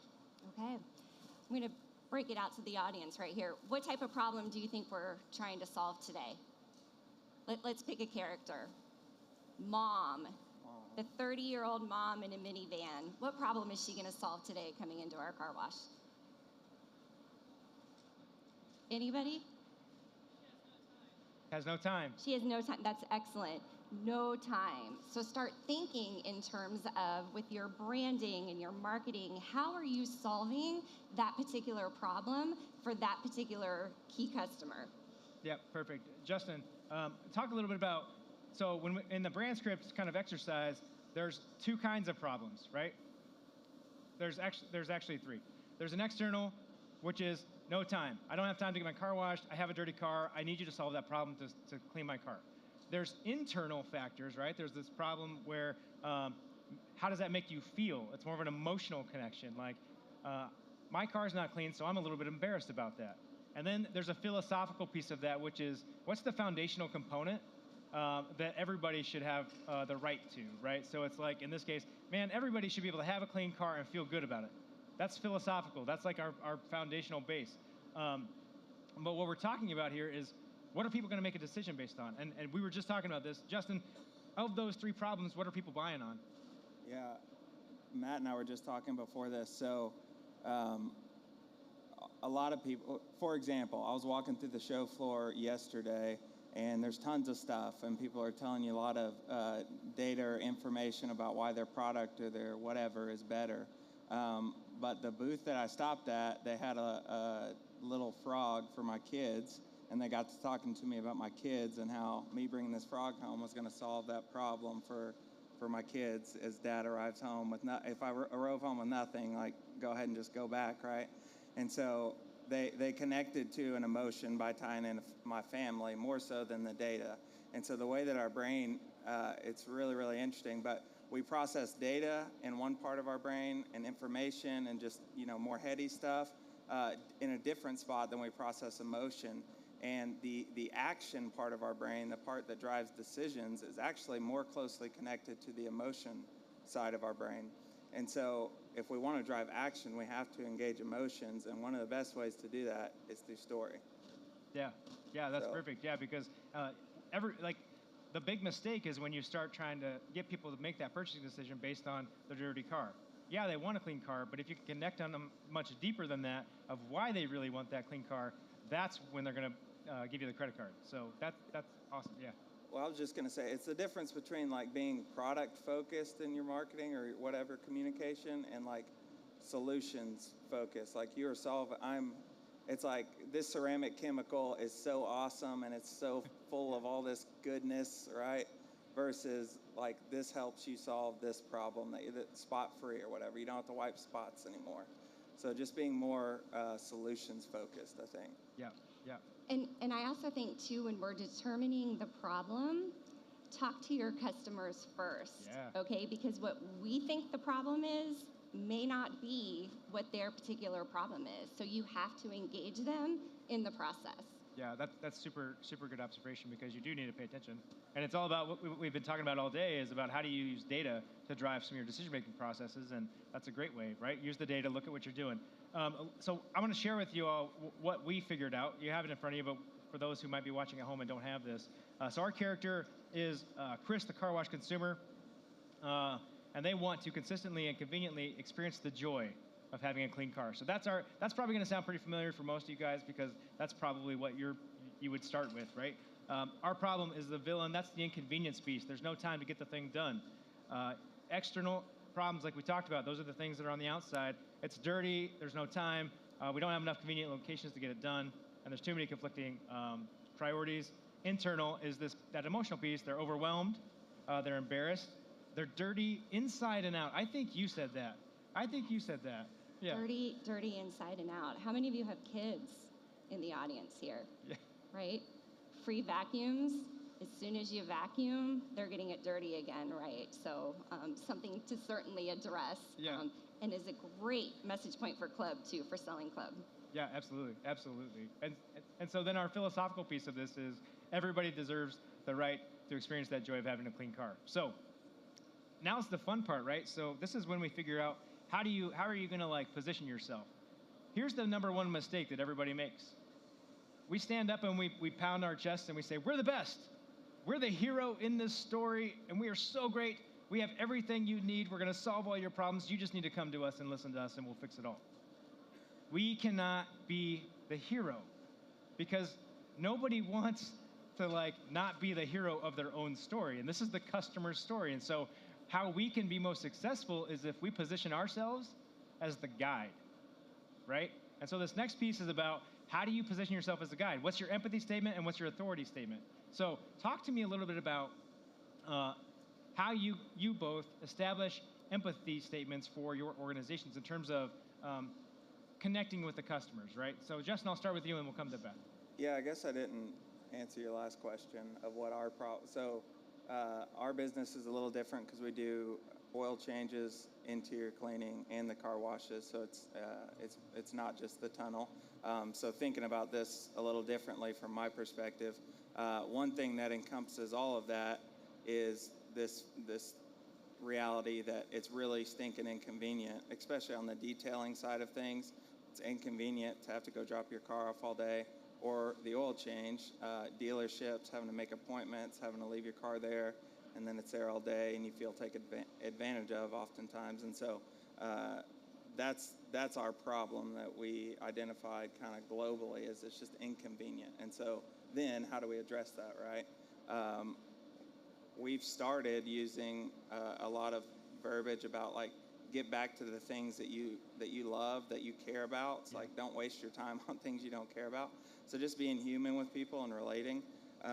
But I think it's a little different for each area of our business. Like when we're talking about empathy in terms of like the interior cleaning per se. So we did a video a little while ago, and it was a mom cleaning out her own car, and she's throwing stuff out, and there's no words or anything. She's throwing stuff out. But at one point, she picks up a dirty diaper from under the seat and makes a face, and throws it behind her. And people relate to that because it's real. Like, that really happens. And it's easy in marketing to go over the real stuff because it's not polished, but that's the reality of life. And so tying in, just empathetically realizing that people are humans. And so verbiage can be like, we understand that you blank. We can do that with verbiage or in things like video. How about you, Beth? I think that, once again, the customer does not care about our story, right? We as marketers spend so much time crafting the perfect story, but they're very, very self-centered and self-focused, right? They want us to hear what their story is. We need to address what their story is.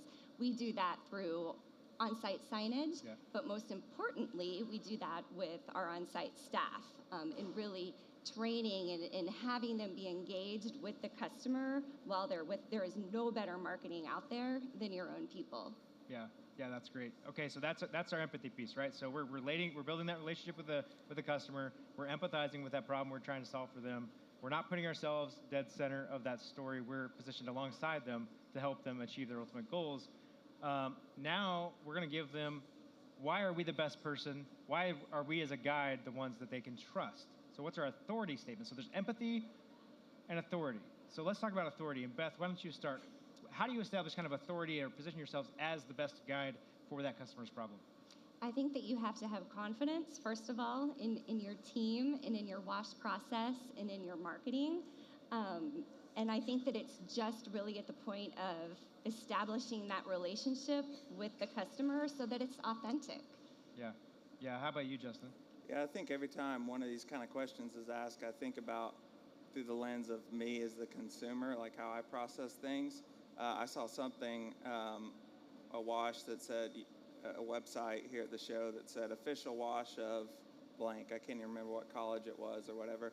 But things like, when you are looking at a product and online it says Google uses this. It's probably one dude from Google that actually uses this, but their logo's on it. And so there are things like that build authority. But really, at the end of the day, it's like, what are your customers actually saying about you? So testimonials, reviews, and highlighting those build into that authority. Yep. So our generic one, in case you can't read the small print here, is that using the latest car wash equipment technology, we can get your vehicle clean, dry, and shiny in 15 minutes or less and get you back to living your best life. So that living your best life piece, right, we're relating to them still, even when we're talking about our authority statement and why we're the best guide for them. So those are those two kind of components of that. So now let's get into kind of the plan piece. How do we equip our customers, right, our character in the story, to be positioned to kind of conquer that battle, right? They're going to conquer this inconvenience of having a dirty car, not having enough time, feeling pretty embarrassed and dirty inside and out about it. How do we give them that plan? All right, let's have Justin start. You want Justin to start? Okay, Justin. Yeah. You saying basically how do we solve the problem? Absolutely. Yeah. So for us in the oil change side of things, like time is a big deal, having to go leave your car at the dealership all day long. We literally on our newest 3 oil change centers have put 10-minute oil change on the building. And so we're starting to create a brand in and of our brand almost, brand inception of we're branding our oil change stuff as the 10-minute oil change place. So we want people to think, oh, that place, the 10-minute place down there, right? So we brand it like that, and then we stay consistent. And this is honestly an area of opportunity for us as we've grown. We've had messaging different places, and if you're in marketing at all, you know when it's out there, there's just so many places that it is. It's hard to keep it all the same, and so that's a big area we're working on. But consistency, signage, I think those are the big, just in everything you say, referring to the solution and pointing back to that. Yeah, and making sure that it's very clear, right? Yeah. Don't have 700 things on the list. Give them a very direct plan. Right? Yeah. And I think that we also, in our radio ads, for example, and on our website and in all of our materials, we try to drive home the point that we're fast. Yeah. We're fun. We have a high quality wash experience, and we're eco-friendly. So those are kind of our 4 pillars, you may say, but always keeping that fast in the back of the customer's mind. And, on days when we're stacked out to the road and, people think it's going to take 40, 45 minutes to get through the wash. It's having team members. Do you see my theme here? Is that as marketers, right, we're not just 1 to a department of 4.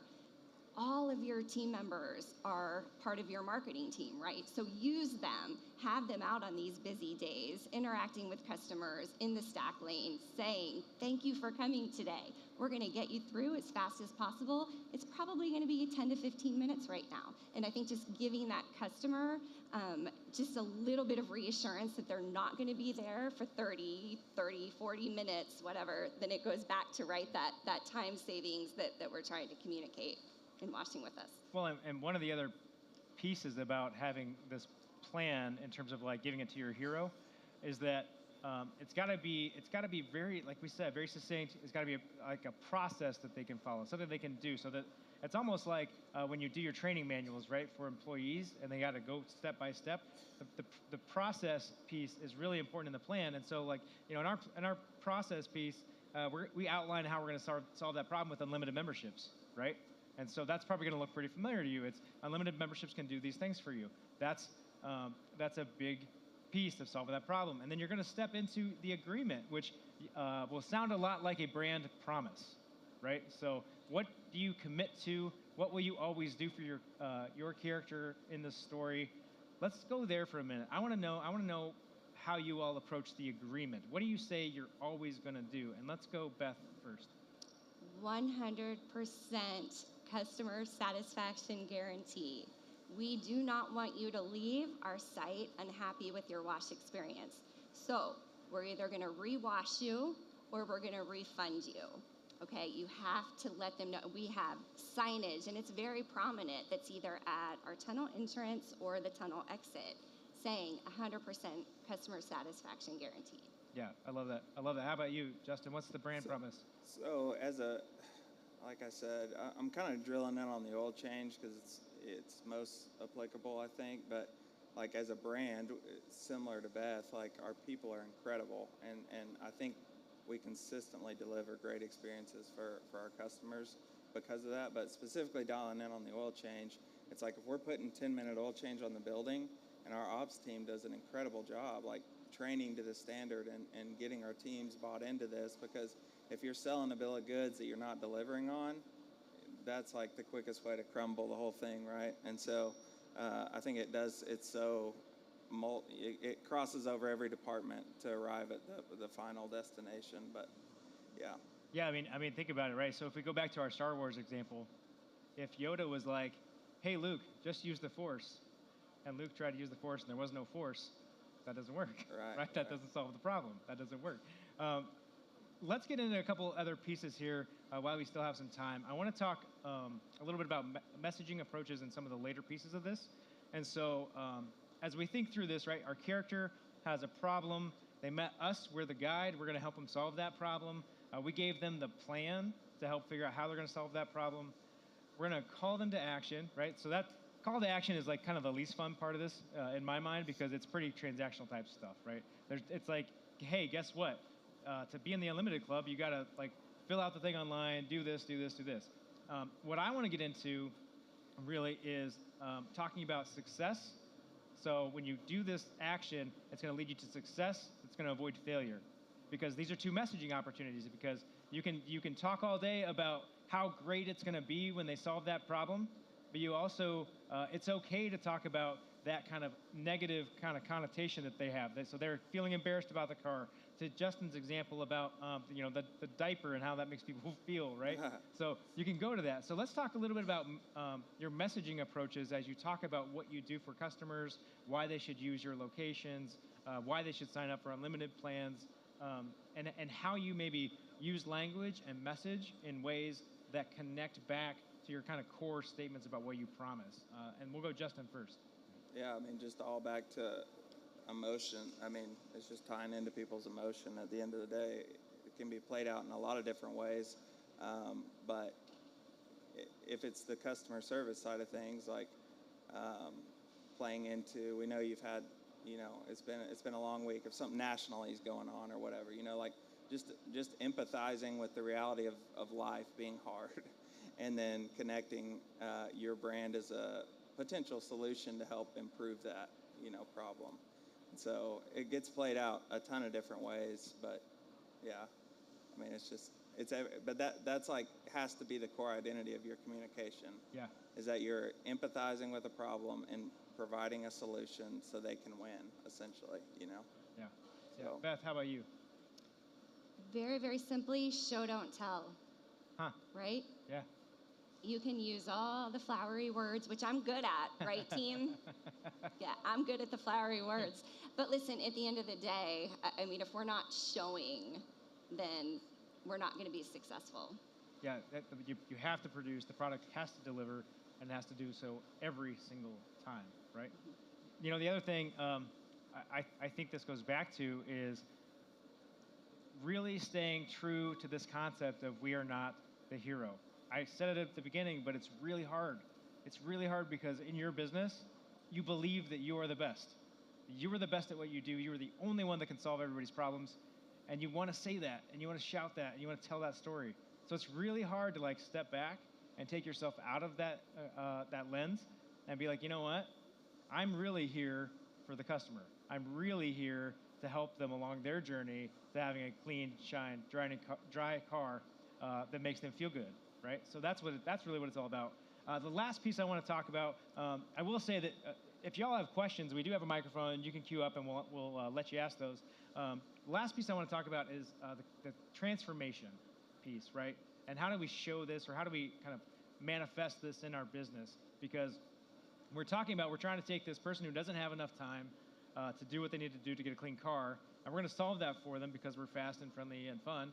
But what does that look like? Like, how do we help that customer envision in their brain, right, what that looks like or how that feels when they are ultimately clean on the inside and out instead of dirty on the inside and out?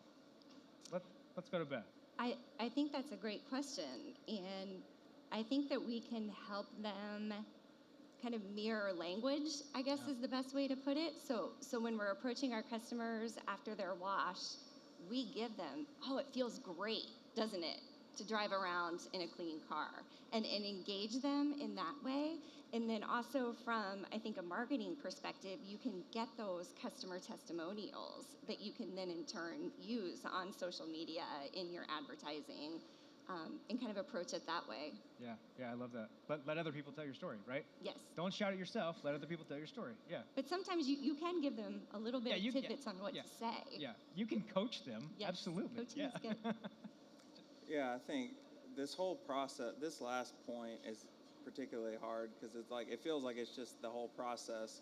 We have a state, someone is in this state, and at the end they're in this state. You are in the middle. Hopefully this is a better state over here. And so what is that, summarizing that. But really, I think the feeling thing, like how you feel when you drive off the lot, is a big deal. And just reinforcing that. And I think you can use visual. I mean, a lot of people are super visual. So floor full of goldfish, floor not full of goldfish. That's compelling to me for my wife to have an unlimited plan so she can not have a floor full of goldfish all the time, right? I mean, that's a great billboard, right? Like, yeah. Just a big billboard, one side, goldfish. Before and after, right? Yeah. Yeah, super awesome, super awesome. Well, I'm gonna let everybody kind of like process some of this stuff because this is a lot to take in. Like, the good news is that this is an easy exercise to do with your team, because guess what? The three of us did this did this what you have in your hands in an hour on a Zoom call for an organization that doesn't exist, right? So we made it up on the fly and we went with it. You all have observational data that you can use to kind of build some of this stuff out. And ultimately, I think the power of a brand script is that it gives you something to go back to. And it can be simple, because the fun of it is that you can tell the story of your brand in a way that internally as a team, you all can share with each other. You can look at it, you can go through that, and it's really easy to understand that way. Instead of it being, a 7-paragraph long mission statement that people are trying to look at and get through. Frame it as a story. We're humans. We love stories. We've always loved stories from the very beginning. Talk to me a little bit about, before I let you go, what was this process like for you all? When we did this on the phone, how did it feel? It's funny because I feel like as marketers, it's sometimes difficult because we're living it every day that we become a little bit desensitized to going through the actual process. Yeah. I think it's easy for us to just go from A to Z without filling in all the details in between. And I also think it's important to say that, this is an epic story, right? It's not a short story. So things are going to evolve as your business matures. So that's always something I think to keep in mind too, that what might be your story today may not be. And we saw that, right, during COVID when we had to shut down and we had to shift our messaging to contactless payments and things like that. And so it's an evolving story. Yeah, that's a good point. That's a good point because it should be an epic journey. Epic Not just a little journey. Yeah. Yeah, not just a journey to the grocery store. Yeah, I would say it was. So we did this like 3 years ago or 2 years ago. Went through the whole thing, and that kind of informed our website. And we haven't picked it up since then. I think it still like subconsciously informs the way that I communicate things, but it was really good to readdress. It made me rethink a lot because our business has changed in the past 3 years, a lot. And so it was kind of eye-opening for me of like, oh, crap, we slipped back into the talking about us so much phase, And so I think it was eye-opening for us.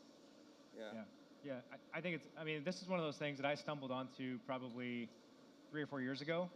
And it was transformational, right, in terms of what I do on a day-to-day basis because it gave me something to reference. And so that I could like go back and be like, oh, I'm off my North Star, right? I'm talking about, our product as the most important thing in this story when it's not, right? It's not. The most important thing is the hero.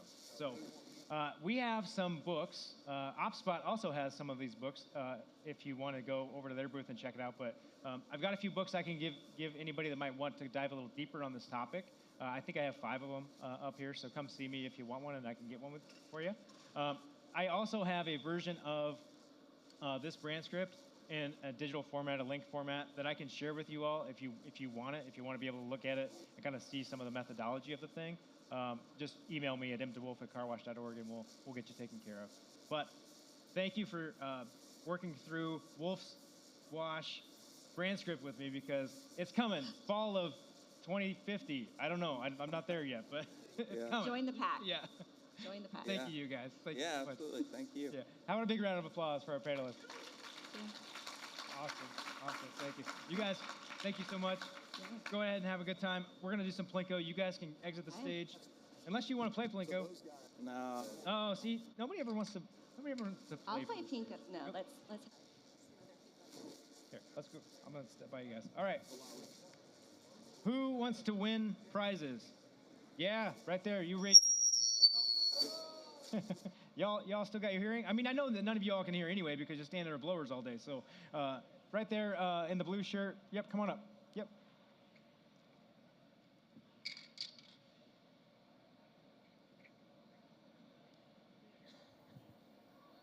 All right, come on up.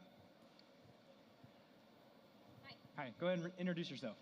I'm Marissa Riley with Brink Results. Excellent, thanks, Marissa. Okay, so here's how we're gonna go. We've had one person win the $250 prize so far. How are you feeling? Are you feeling lucky? Yes. Like you got this? Yes. Okay, all right, so you can move these $250 prizes to any slot you like.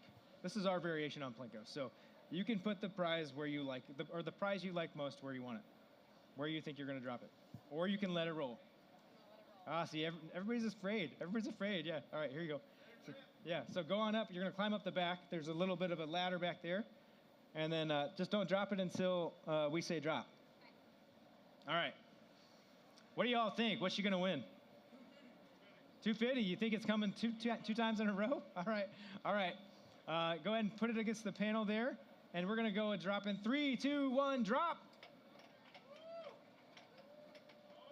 Oh, I think it bounced in. Oh, it's still $100. Hey, congratulations. You can collect your prize at the DRB booth, but you got to go get a coupon first from the back tech table back there. Thank you so much. Yeah, who else wants a shot? Right over there, I saw you. So, Plinko is like top 5 games ever. All right, come on up. Yeah, come on up. Yeah. Yeah, come on up. Come up on this side of the stage, and we'll get you up next. Yeah. All right. Introduce yourself for me. My name is Steve Gehring. Where are you from? Wayzata, Minnesota. Yeah, no joke. I go to your wash. You do? Yep, I live right up the street from your wash. Hey, brother. Yeah. Dropped your mic. That's okay. That was a mic drop moment. Yeah. Here, hang on to that for me. So, they do a good job. They do a nice job. Yes, they do a very nice job. They have a great location right next to the Holiday gas station. Sorry, we're having a moment, okay? Like, just hang with me for a minute. All right, same drill. You can move the prize slots, or you can let it roll any way you want to do it. I'm gonna come over to this side just for a minute, so we can see it. Yeah, see, some people like to gamble, but you just like to let it roll. That's all right. Here you go. And then you can use the handles on the side there. Yep, that'll work. All right. Okay. All right, he wants to know where should he put it. You're gonna drop it right up in the panel, right in the slot there. Yep, right there. Okay. Tell him where. Tell him when to stop. He's going back and forth. Tell him when to stop. Right there. All right, that's your spot. 3, 2, 1, drop.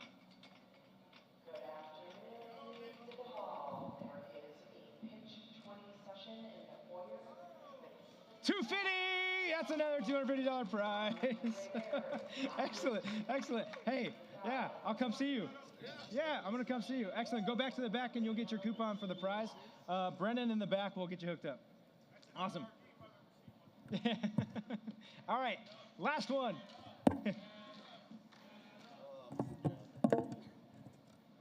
Let me get the chips out of here. Okay. Now, hold on to that for me. Introduce yourself. Adam Opalka. Okay, where are you from? Cleveland, Ohio. Cleveland, Ohio. Yep. A good place to be. The best. The best place to be. Go Browns. Oh, that's it. We're done. I'm a Chiefs fan. I'm sorry. We gotta step away from each other. All right. So, same story. Here's a twist. That's what the board looks like right now. Those are the prizes that are there. We also have. I'm looking over there. There are also Yeti mugs that could be swapped out to be on one of those prizes. There's also a. Nope, we don't have those. There's also a Yeti mug that you can swap out of those prizes. We ran out of some things. So your option is keep the board the way it is, like everybody's been doing, with the exception of one person. Or you can swap any of these slots with a Yeti instead as an option. We'll keep it the same. Keeping it the same. All right, here's your chip. Okay. I'll take that from you. And then 3, 2, 1, drop, and then we're going to drop. So.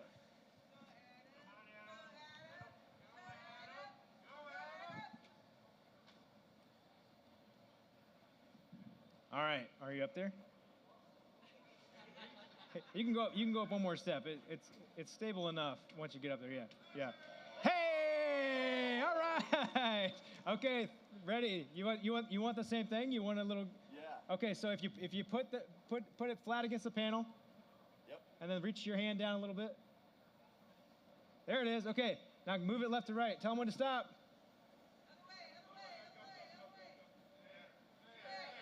Stop right there. 3, 2, 1, drop.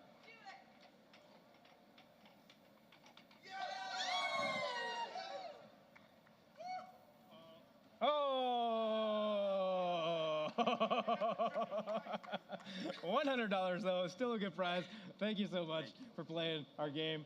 I got one more, but it's not as easy as just volunteering. Can anybody show me? Let me grab this out. Can anybody show me on your mobile device, not the show app, but the Car Wash Magazine app? Can anyone show me that app? It's a new app. It's okay if you haven't downloaded it yet, but you should, because if you don't have it, you just missed your shot, right? Nobody's got it. All right. All right, friends, we're going to be right back with a great conversation for you here in just a little bit. We've got one more panel for you today, all about community impact, and we've got a great conversation with Sally Grant from Crew Car Wash about how they approach community involvement in their business. We'll see you real soon. When you're out there, keep it clean.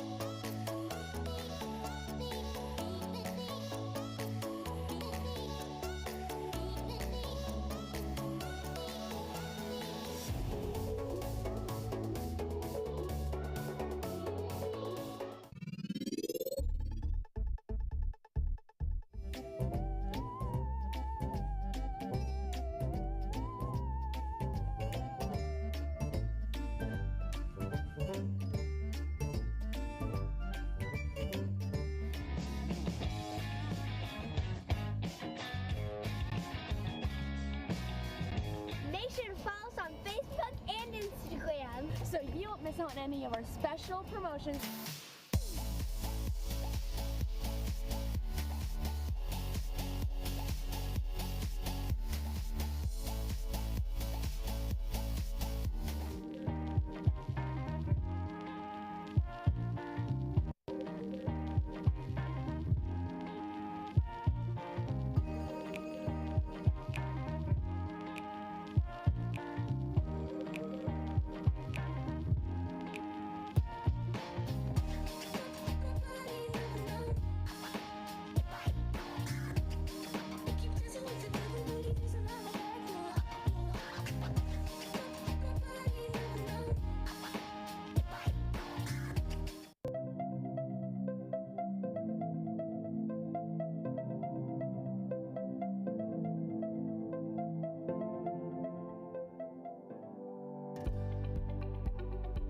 Well, it started in 1995 when we bought a couple of older car washes and started selling car wash equipment. When people think of Splash, I want them to think about a neighborhood car wash that's very professional and where they can get a very pleasant experience. Our family's critical to our business because we're all vested in it. It's part of who we are. Our kids grew up in the car wash business. We're actually at our car washes every day. It's not just an investment for us. When I see a car roll up and a mom gets out with her kids and goes in our lobby, the feeling of comfort that I get is knowing not only is the lobby going to be clean and inviting and something to do for the kids, the people that are on our team fit our culture, and it's a family culture. Of course you want a clean car, but it's more than that. It needs to be inviting. You need to feel like you're doing business at a company that's part of the neighborhood.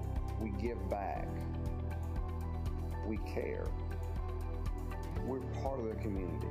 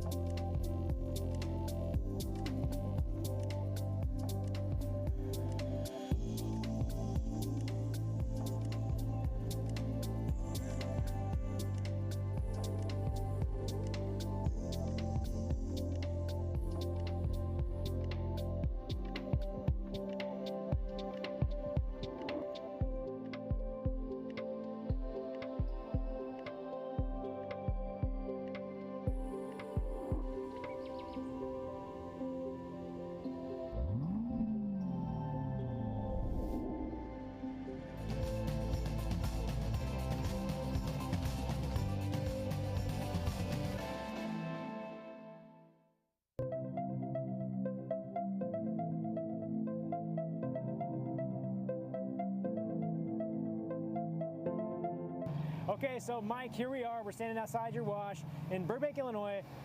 Busy location, lots of traffic going on. I'm super excited because guess what? This is a real tour. It's a real thing. We're like in person. I can see you. So tell me a little bit about this location and like this traffic pattern and how you all get onto the property. It's a little bit funky. Yeah, so when we designed this property, we were obviously trying to maximize each area to the best we could.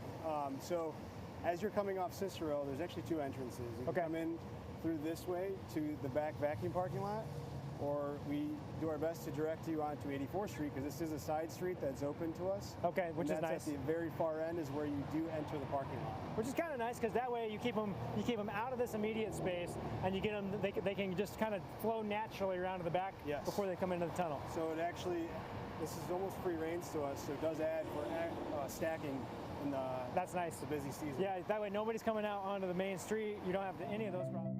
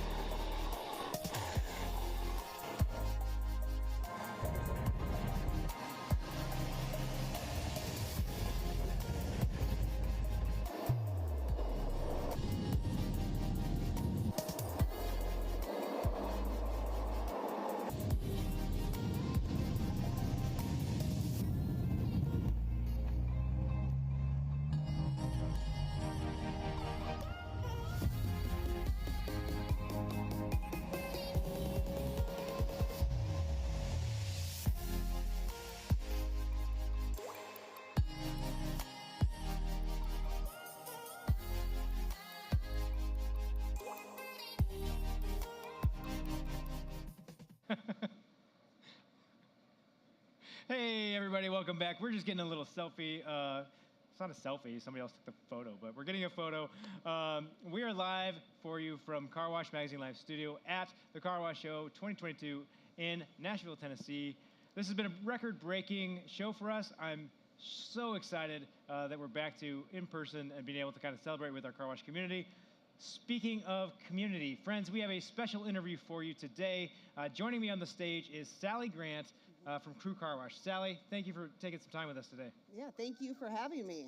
See, oh yeah, see, people love, there you love go. Sally, yeah. Well, the entire crew team is here, so I have a lot of support, yes. That's pretty funny, that's pretty funny. So for those watching at home and those in the audience that maybe don't know you, can you just kind of give us a quick version of who you are? Sure, absolutely. So my name's Sally Grant. I've been part of our family's business for 18 years now. I'm actually third generation of Crew Car Wash. My grandfather, Joe Dom, started what was Mike's Car Wash in 1948 in Fort Wayne.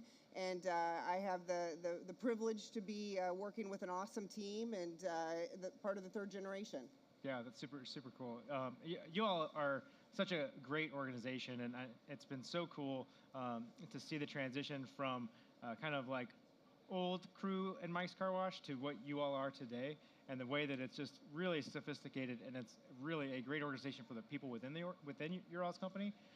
But I think one of the things that maybe people don't realize is how much you all do in the community, and that's a big piece of who you are and what you stand for. Yeah. Can you talk just a little bit about why you all place that as an important value? Absolutely. At Crew, a lot of times we talk about the why of what we do. And, you know, everybody here, we all wash cars, and we know that that's an important why. But there's also has to be a bigger purpose, a bigger meaning. And we feel like we have three responsibilities. And the first responsibility is to absolutely give our customers the cleanest, fastest, friendliest service, best car washing experience. Our second responsibility is to our team members. We hire the most phenomenal team members, and we have a responsibility to them to make sure that they're reaching their full potential with growth and development. And then the third is the communities. Our team members, our customers, they live in these communities that we have the privilege to have our business, and it's important as a successful company to give back to these communities. Well, and especially when you, like for you all, you know, historically you were in one region, and now you're branching out and you're going into different markets. And so to get yourself plugged into that market, it sure does help when you're giving back and not just showing up. Oh, absolutely. I mean, it's very important to give back. We believe in it in our hearts. And as a byproduct, it's a great opportunity to connect yourself and to get the word out about who your brand is, who your people are, what your service is. So it's really a win-win for the nonprofits that we work with and for the company. Okay, so let's dive a little deeper. So let's get into, we know the why, let's go to how. Mm-hmm. So talk about kind of your approach and how you actually implement some of these things and how you do that. Sure.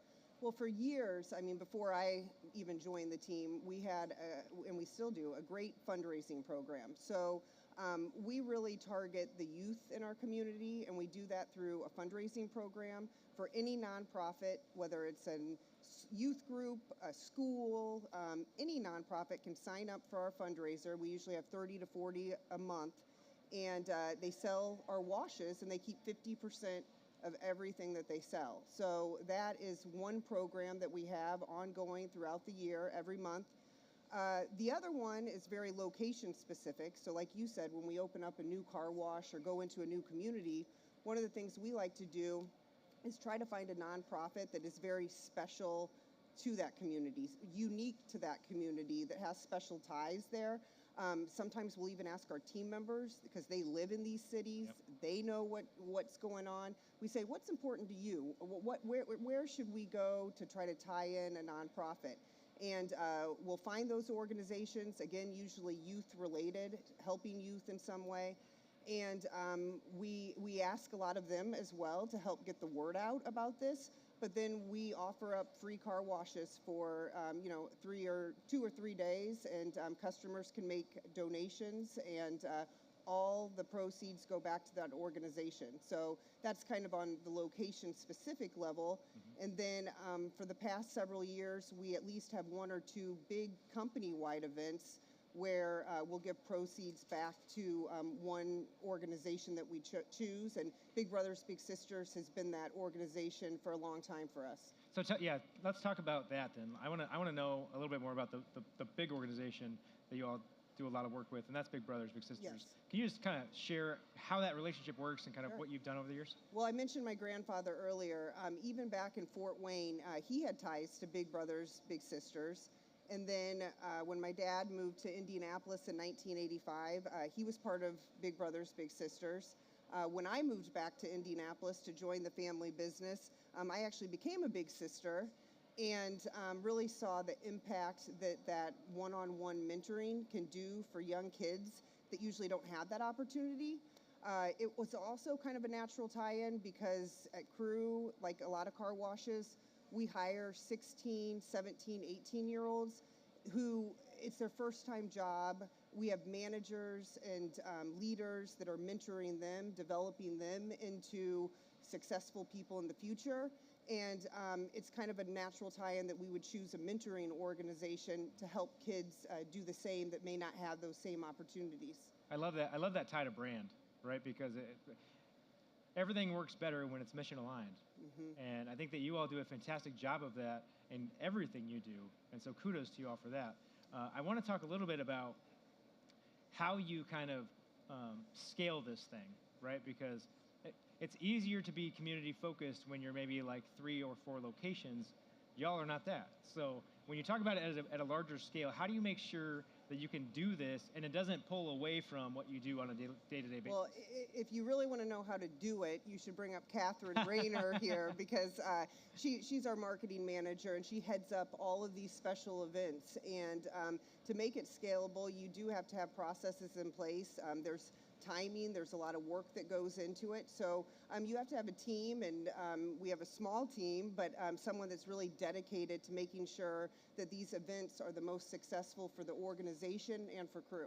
Yeah, and it goes back to really just making sure that you have people and you hire the right people, and that's like core to you all's business. Yeah. Talk to me more about what that does, that community impact piece, what that does for your employees and the team members and the crew members. No, I'm glad you brought that up too. I think if you would ask a lot of our team members, their favorite days are days where we're giving back to these nonprofits, where they feel like there is that bigger purpose of, wow, by working here, by being a service advisor, by being a director, I'm having an impact on the community. And I think that brings them to have a closer connection to Crew and then also the nonprofits that we choose. And they do a phenomenal job. I mean, they're the face of who Crew Car Wash is, and they're asking customers for these generous donations. So they're a huge part of the success of these events. So I want to go back to this concept of the hyper-locals, right? Because I think that that's a spot that a lot of organizations can get kind of wrapped around the flagpole on in terms of saying yes to everything. Right, and because you're going to get approached by every organization in that community, how do you decide really like what you can and can't do and what you say yes and no to? Yeah, no, that's a great question. We several years ago decided let's narrow our focus and approach. Every nonprofit is special; they all do wonderful things, and many times we are happy to give free car washes or some sort of a donation to a lot of organizations. But when it comes to events like this, we really do try to narrow it down to organizations that focus on kids, or recently, animals. Trying to narrow your focus to organizations because it's hard to say yes to one group and no to someone else. So as a company trying to create, what is that focus for us and what would our team members feel good about too? Yeah, I love that. Have it documented, have it mission aligned. Mm-hmm. Everything is so much easier. Yes. So much easier. Well, I've got one more question for you, but I did want to open it up so that if anybody's got a question on this topic or any question that Sally's comfortable answering, you can do so at the microphone there in the middle. You just got to queue up there. So if you can do that in you got about 60 seconds worth of time because I'm going to ask a question and then I'm going to wrap it. Oh, Bill's got a question. Bill. What's it like working with Bill Dom? Oh, gosh. I was hoping you weren't going to ask that. No. Well, that's all the time we have. Hey, no, it's like I said, it's really a privilege to be part of a family business, and it's fun working with family. Yeah, that's perfect. That's perfect. Well, my last question for you, which I like to ask most people, I forget it sometimes, but what's one thing that I can do today to be better tomorrow? And you can take this on the community side, or you can talk about just in general of like good life practices. Yeah. I think really when you're just thinking about, this is again something that my grandfather and my Uncle Ed, who was also part of the business, always said is treat others the way that you would want to be treated. And that applies to your personal life, that applies to the way you treat your team members, your peers, that applies to the way you treat the community. Just treat others the way that you'd want to be treated. Yeah, that's great. That's great. Sally, I am so excited about the impact that you all are having. You all are an aspirational organization for others, and I think that that's super, super indicative of the people that you all have and the family that has built this business. So thank you so much. We have a great team. Well, thank you, Matt. Thank you. Thank you for sharing your story. Yes. Awesome. Yeah. Thank you.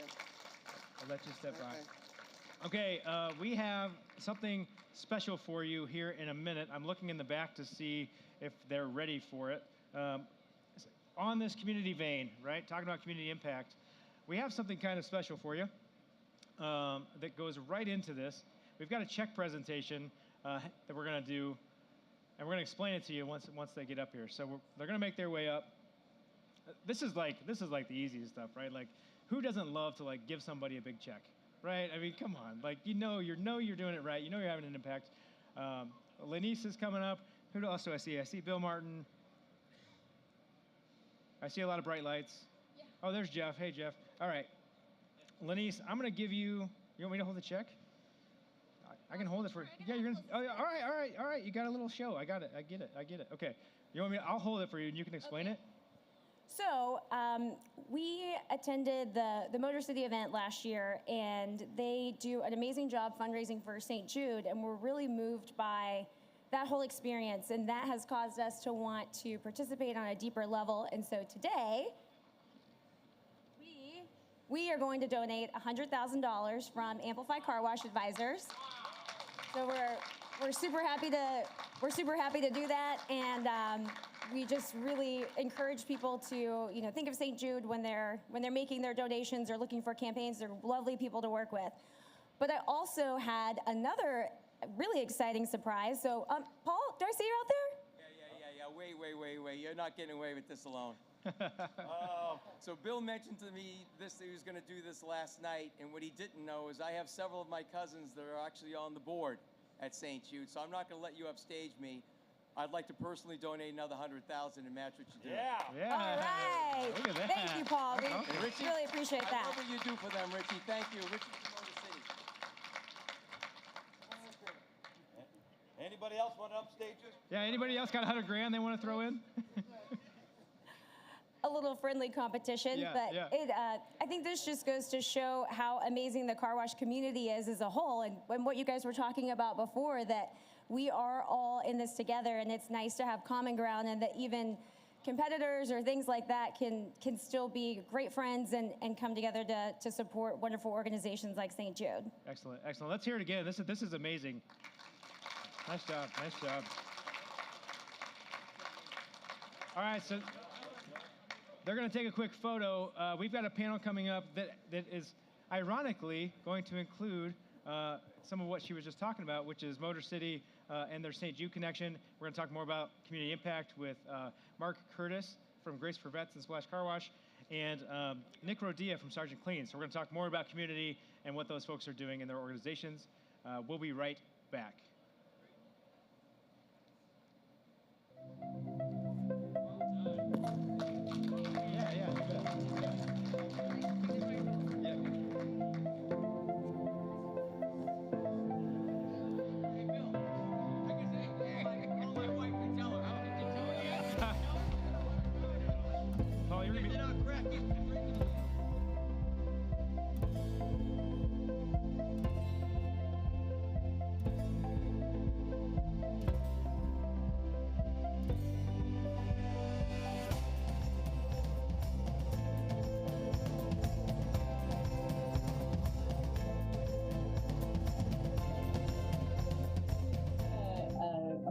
mentor actually tell me a phrase that's really kept in my own mind in terms.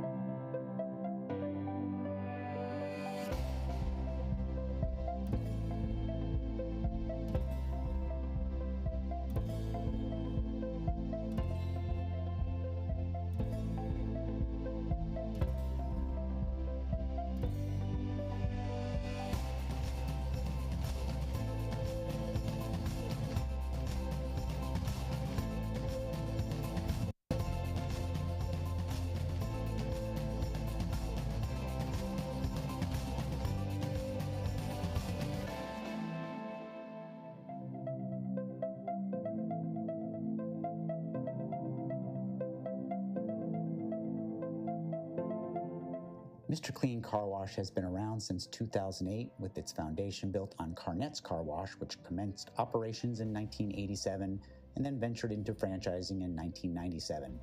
Here's what we look like today. It's a site-dependent design, a large footprint with full-service finishing in the front of the property and self-service vacuums in the back, and then our tunnel. A long history of success with proven systems put into place by the Arnett's. This, along with leveraging of the Mr. Clean brand even more so, we are looking to grow aggressively into the future. Here's a quick sneak peek of what our new model looks like. The renderings are clean and simple in design, but highlight bold color. And of course, the dominant feature is connecting our guests by leveraging the brand awareness, trust, and loyalty they have known from other consumer categories. You will see it in much of what we are putting into place today. The drone footage shows the current build for our newest location in Florida, and success is based on delivering a clean car quick, but also connection to the brand. So we're doing just that, not just in the building and tunnel, but across several outlets, especially a new social media effort. And we're gonna have a little fun with it as well. Here's a few examples that literally are pulled from the raw footage still in final production this week, with much more to come.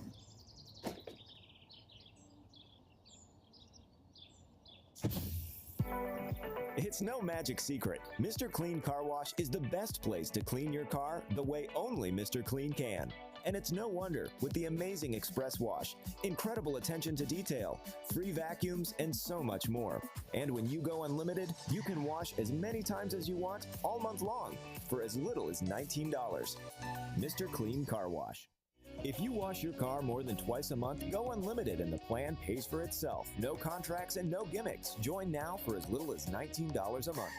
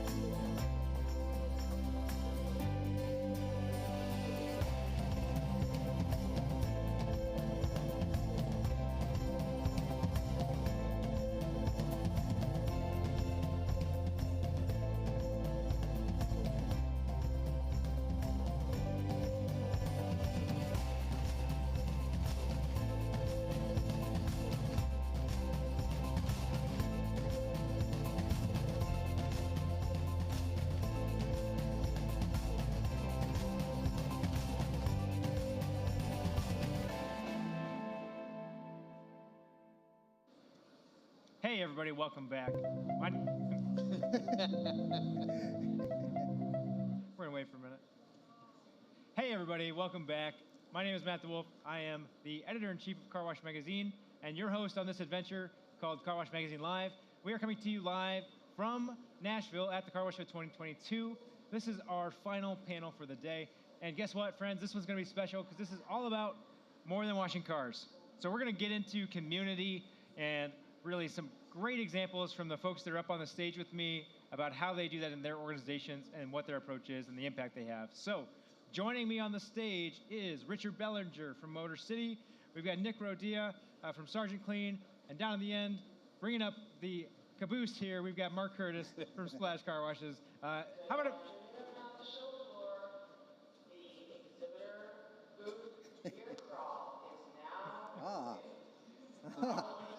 And everyone leaves. Yeah, all right. Well, that's great timing. All right, so next time we're gonna have the bar in here, and then we'll really rock. All right, so we're gonna talk a lot about how community works for these folks, and maybe we can just start right here. Rich, can you just kind of share your all's approach to community and why it matters? Sure. Why does it matter? Okay. Yeah. Well, what we do is we raise money through an auction at St. Jude. We have an open house every year. We've been doing it for about 20 years, and it was started off as a promotional thing. When we 12 years ago, we started with a charity, and then we switched to St. Jude, and through the auction, we were raising money for St. Jude, and we donate. Last year we donated $350,000 to St. Jude. It was the net proceeds from the auction. We love St. Jude because it's a really efficient charity. Over 95% of the money that we raise actually goes to the research, the cancer research in the hospital in Memphis, and their expenses are low. Yeah. So we really love St. Jude. It's St. Jude. For those of you who don't know, St. Jude is meant for children with cancer and curing cancer. So it's who can't get behind that? Right. Curing cancer for kids. Yeah, I mean there's nothing more impactful than seeing one of those stories and seeing the children who are going through cancer and what St. Jude is able to do for them. I cry every time. Yeah, we definitely pull on the heartstrings, trying to get the donations. Yeah, absolutely. Let's go down to the end. Actually, I'm going to come back to the middle here. Mark Curtis, can you share a little bit about your why? Why is community important to you? Well, it started out. It's interesting. Rich and I were talking before we started, and we were talking about how powerful cause-related marketing is. And so it really started out as a very mercenary concept. We were just trying to get more cars to come in to see us. But as we continued to donate to charities and raise money for various local charities around our car wash, they started to invite us to go see them and see the charities and the work that they did. And that really converted us into why we do what we do. There's certainly a great component to cause-related marketing. We did a fundraiser called Wash USA in the early 2000s, where car washes across the country donated part of their proceeds from a day to Make-A-Wish. Make-A-Wish came out and said that they had surveyed that 86% of the people that saw a company supporting a charity that they liked, not necessarily supported, but liked, they would use that business and patronize that business. So we just found it to be an amazing tool, but more than that, it was amazing how we were helping people. So Splash now deals with 425 charities each year, raises over $150,000 for charities each year. That's amazing. That's a pretty tremendous impact. Congratulations on that. That's huge. Let's come down to the middle. Nick Rodia, what say you on this topic? What's your why when it comes to community? So community is a pillar of our organization. We're always looking for opportunities to support, give back, or just say thank you as a small token of gratitude. Our mission statement is provide the highest quality car wash, exceptional customer service while serving as positive role models in our communities. So servant leadership is very much woven into the DNA of our company.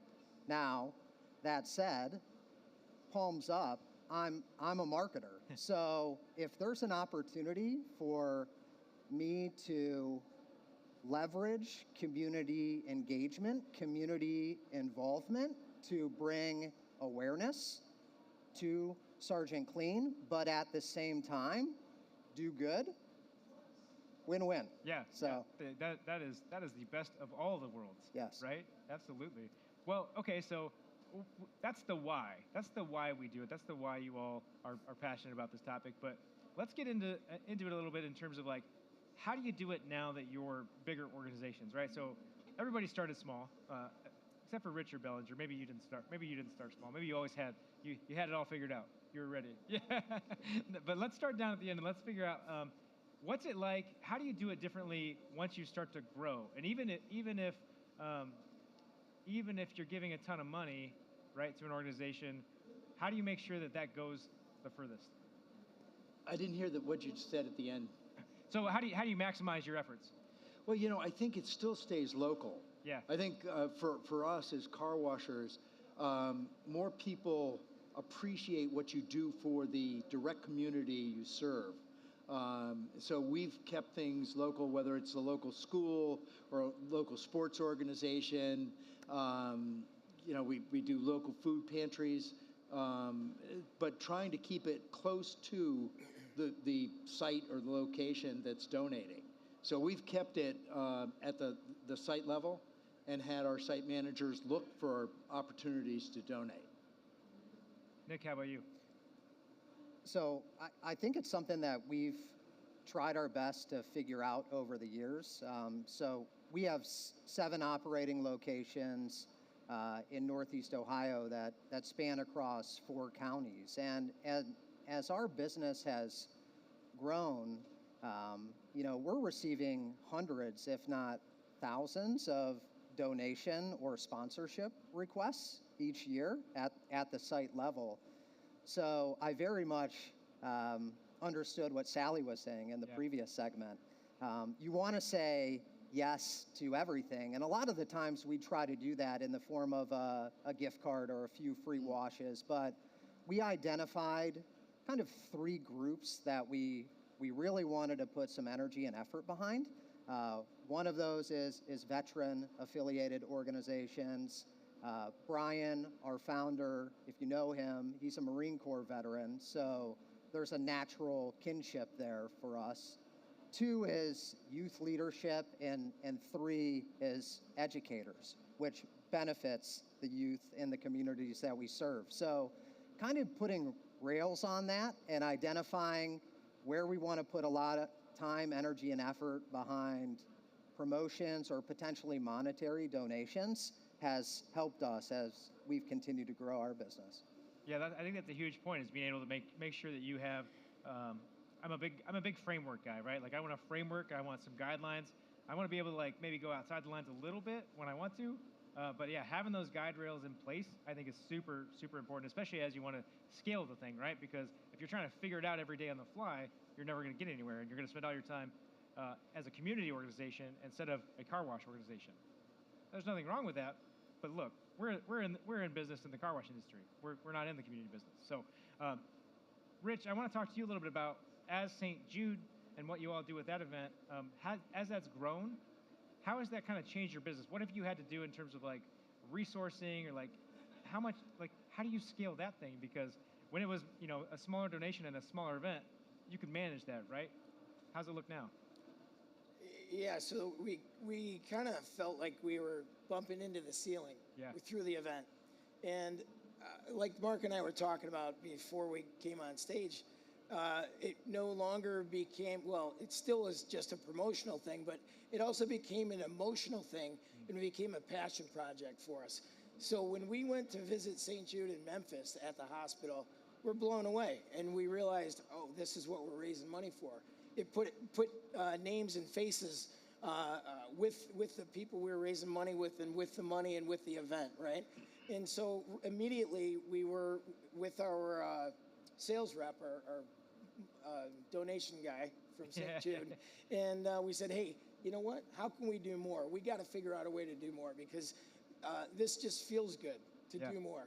And so what we did is we came up with an additional program called Washing Cars Fighting Cancer, and basically it's a kiosk program. We invited other vendors since we're from the vendor side.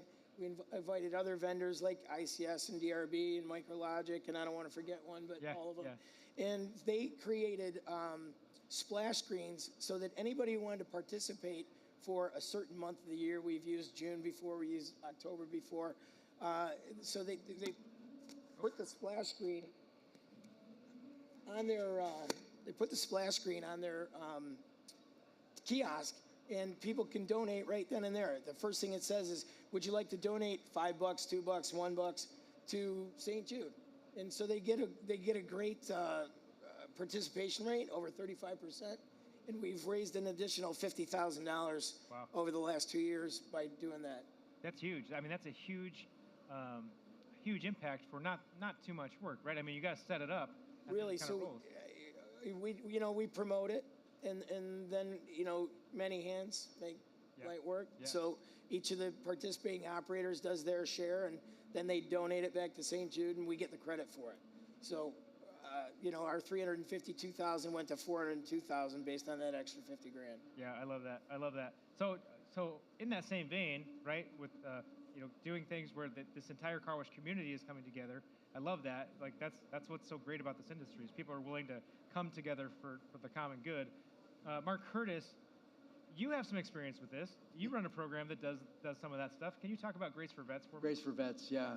So this is a program that Mike Mounts, who is an operator in Pennsylvania, started back in 2003, which was just bringing car washes together to wash vets' cars or active duty personnel car on Veterans Day, November 11th. And, it started out small. I think he started with like 50 car washes, and this past year we surpassed 4,000 car washes participating and washed over 350,000 vets' cars for free.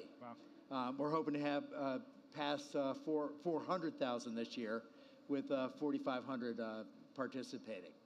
And it's really simple. It's you go to graceforvets.org, you sign up your wash, and really the only purpose of that is just letting the veterans know that you're participating. As they go in, they go to their state, their town, they see which car washes are participating. We promote that through Instagram and Facebook. So it gives your wash a little bit of publicity. Some people have taken it full boat, gotten TV, press releases. There's one guy out in Marin who puts up a sign it's huge on the corner, announcing it for about a week, saying that we wash vets' cars for free. And the amount of goodwill that's created is just immense.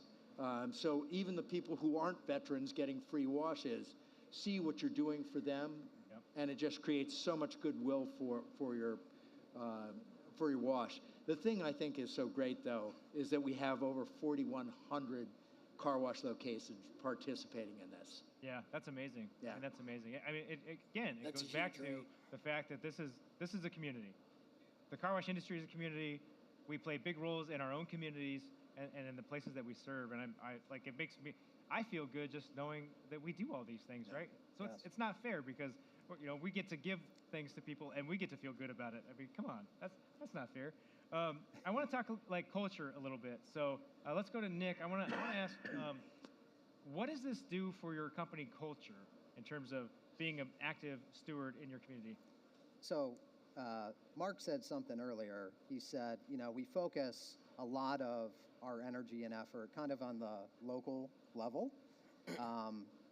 We want to engage our teams and really have them be active participant in the decisions of the organizations that we're supporting. We don't want it to be just lip service or a decision that's made at the senior leadership team level. We want our frontline team members involved in those decisions as well. We've read a lot of reports, and there's data out there that says, hey, your younger team members nowadays are looking for two things. They want feedback, they want the ability to receive that to improve, and they want to do meaningful work. So if there's an opportunity for us to support that in any causes or energy they have around local groups or organizations, we want to aid in that. And we want to empower our operational leadership at the site level to get out there, because the folks that we're serving in the community, they're going to come to the site and they may not often see myself or other members of the senior leadership team, but the faces we want them to really come to recognize is those frontline team members. So empower them, allow them to be part of the decision-making process. Yeah, I love that. I love that. Richard, you I was just going to follow up on go that. ahead. I think, Veterans Day, just as an example, when the vets come in for their free washes, and the guys make a big deal about them coming in, some come in uniform. The remaining World War II vets are always wearing their gear, and the Vietnam vets are so grateful for anything being done for them. I mean, it's a wonderful event, but they really feel great being part of it. Yes. And then most of my crew have staffed the booth here, and they do at each of the shows. So that's a great way for them to be involved too. Thank you, guys. Yeah, here. Yeah, good for you guys. Yeah. Culture. What have you seen that do in your organization? The community, how impacts? How's that changing your culture? So the whole St. Jude program at our company has become a passion project for just about everybody in the company, from the guy sweeping the floor to the guy running the company, and everybody's all in. This is a big undertaking, and like I said, it is promotional, but it takes about 6 weeks to prepare for this event. Yeah. So it's a big deal, and we really do a lot of planning. So we've loved this so much, and it feels so good to be involved in it. Let me back up just a second. The other vendors that we also participate really get into it too, and so it's not just us, it's the whole vendor community that participates in the event. So what we've done now is we're trying to hire somebody to be a full-time charitable person in our community or in our company to help create community. We're looking to do 4 to 6 events a year. Oh, wow. And again, it's promotional, but it's also all for charity. So we're actually looking to hire our St. Jude rep. Ah, funny. So can you do that? As long as we pay him enough. we won't tell them anything. No. We got to stay within our 5%, too, right? Right. It's still got to be. That's funny. Mark Curtis, for you, culture-wise, how does your employees' perspective change when they see what Splash does? Well, I'd probably turn it over to them. In fact, one of my oldest employees is sitting in the second row, Frank Murphy. But, I think they really appreciate all that we do. And when they see it and they're involved, if we do specific fundraisers on any given day where we'll do part of the proceeds of that day to a specific charity, I think they appreciate the customer response, and there are a lot of customers that talk about it and say, hey, I come here because of what you do for this organization or that organization. So I think, I don't know, I don't want to speak for them, but I think there's a sense of pride of being able to help the community and connect in that way. Like they work for an organization that really cares more than just simply putting money in their pocket. Yeah, I mean, I think that goes to helping people just be more proud of what they're doing, right? And so if you can make your employees really proud about the company that they're with, that starts to create that ownership mentality, and they start to move on, and then you start having people who have been with the organization for 15, 20 years instead of churning and burning and always kind of hunting and fighting the labor game. And so this is one way that you can really move that needle. Nick, I want to ask you about one of the programs that I think you guys were looking into it, or maybe you've started it already, but the community kind of a volunteer piece with your staff. Yeah, so when we, laid out our plan, marketing side of the business for 2022, and really strategic initiatives, we've identified community involvement is there's an opportunity there for us to get better. It's something that we've learned over the years that, you know, for the most part, we've been a bit reactive rather than being proactive. So it's something that we're now kind of turning our guns to, if you will. And as a Midwest operator, so seasonality is in play, you have certain peaks and valleys during the year. And as we looked at 2022, we said, well, maybe there's an opportunity on a historically lighter month to kind of lean into that a little bit and say, hey, here's an opportunity where we can have our frontline team members, the operational leadership, get off-site during those times and really spend time, energy, and effort in the communities, whether it's volunteering or, you know, going and planting trees, whatever that is. But just looking for opportunities there from the operator side of saying, you know, it's not just constrained to an in-kind donation or a monetary donation. We can also look at it as time and energy and spending time with folks and supporting them that way. So it's something unique that we're really trying out this year. I'll report back later on how it goes. Yeah, That's yeah. great. I really like that idea because it puts the people actually in the community, right? Yes. Instead of just kind of, oh yeah, it's an organization name. It's Sergeant Clean. No, it's so and so from Sergeant Clean. Yeah, I really like that. One last question for you. This is hopefully the easiest question you've been asked all day. I lied. It's actually kind of a hard question. But what is one thing that we can do today to be better tomorrow? So I'm gonna like say that a couple of times just to buy you 30 seconds or so. What is one thing that we can do today to be better tomorrow? And it can be community impact related. It could be life lesson related. It could be drink more water. But what is one thing that we can do today? Rich first. To be better tomorrow. Nick, I think you get to go first. I get to go first? Yeah, Okay. yeah. Okay. Well, again, let me speak from the operator perspective and say, maybe just if you're not doing anything in terms of community involvement or engagement, just look in the mirror and just say, hey, is this something that I really want to do? Maybe it's not the right time or not the right place, because there is some energy and effort that comes along with it. If the answer is yes, then you can kind of determine what the next steps are. You can be somewhat reactive, and you know, you're probably going to get those donation or sponsorship requests, and as they come in, you can vet them out, and maybe there's some local groups or organization that you really feel comfortable with and maybe want to expand upon that to potentially build an ongoing partnership.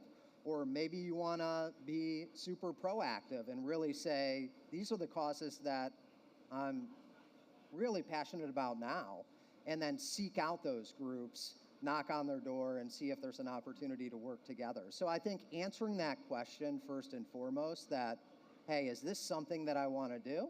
Yeah. And if you say yes, then kind of determine the steps from there. Yeah, because you have to go all in. Like, you can't halfway be in the community. You can't do it to check the box, because people are going to see right through that. And then it's going to have the reverse effect of what you were really hoping for, which is to kind of build up your brand. It's going to pull you down, right? So let's go to Rich. One thing we can do today to be better tomorrow. So I think that as I was thinking about it, took my 30 seconds. As I think about it, if I'm not as specific as Nick, mentorship. The older I get, and you know, I'm 54. I know I don't look it, but I'm 54. The older I get, the more I realize that I've got a lot to give back.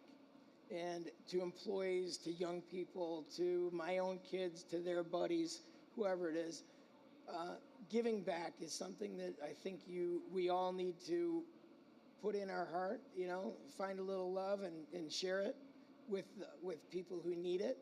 And I think mentorship is a way to start, whether it's just teaching somebody how to do it, giving them a life lesson, whatever that is. And I think from there, you know, charity grows. Yeah. And I think the love grows in your heart, and the more you can share it with people, the better. Excellent. Excellent advice. Great. Mark? Yeah, I think just take action. You know, it's great to talk about it, it's great to learn, but taking what you learn and what you hear and putting it into action so that it really benefits not only your organization, but the organizations you're trying to support.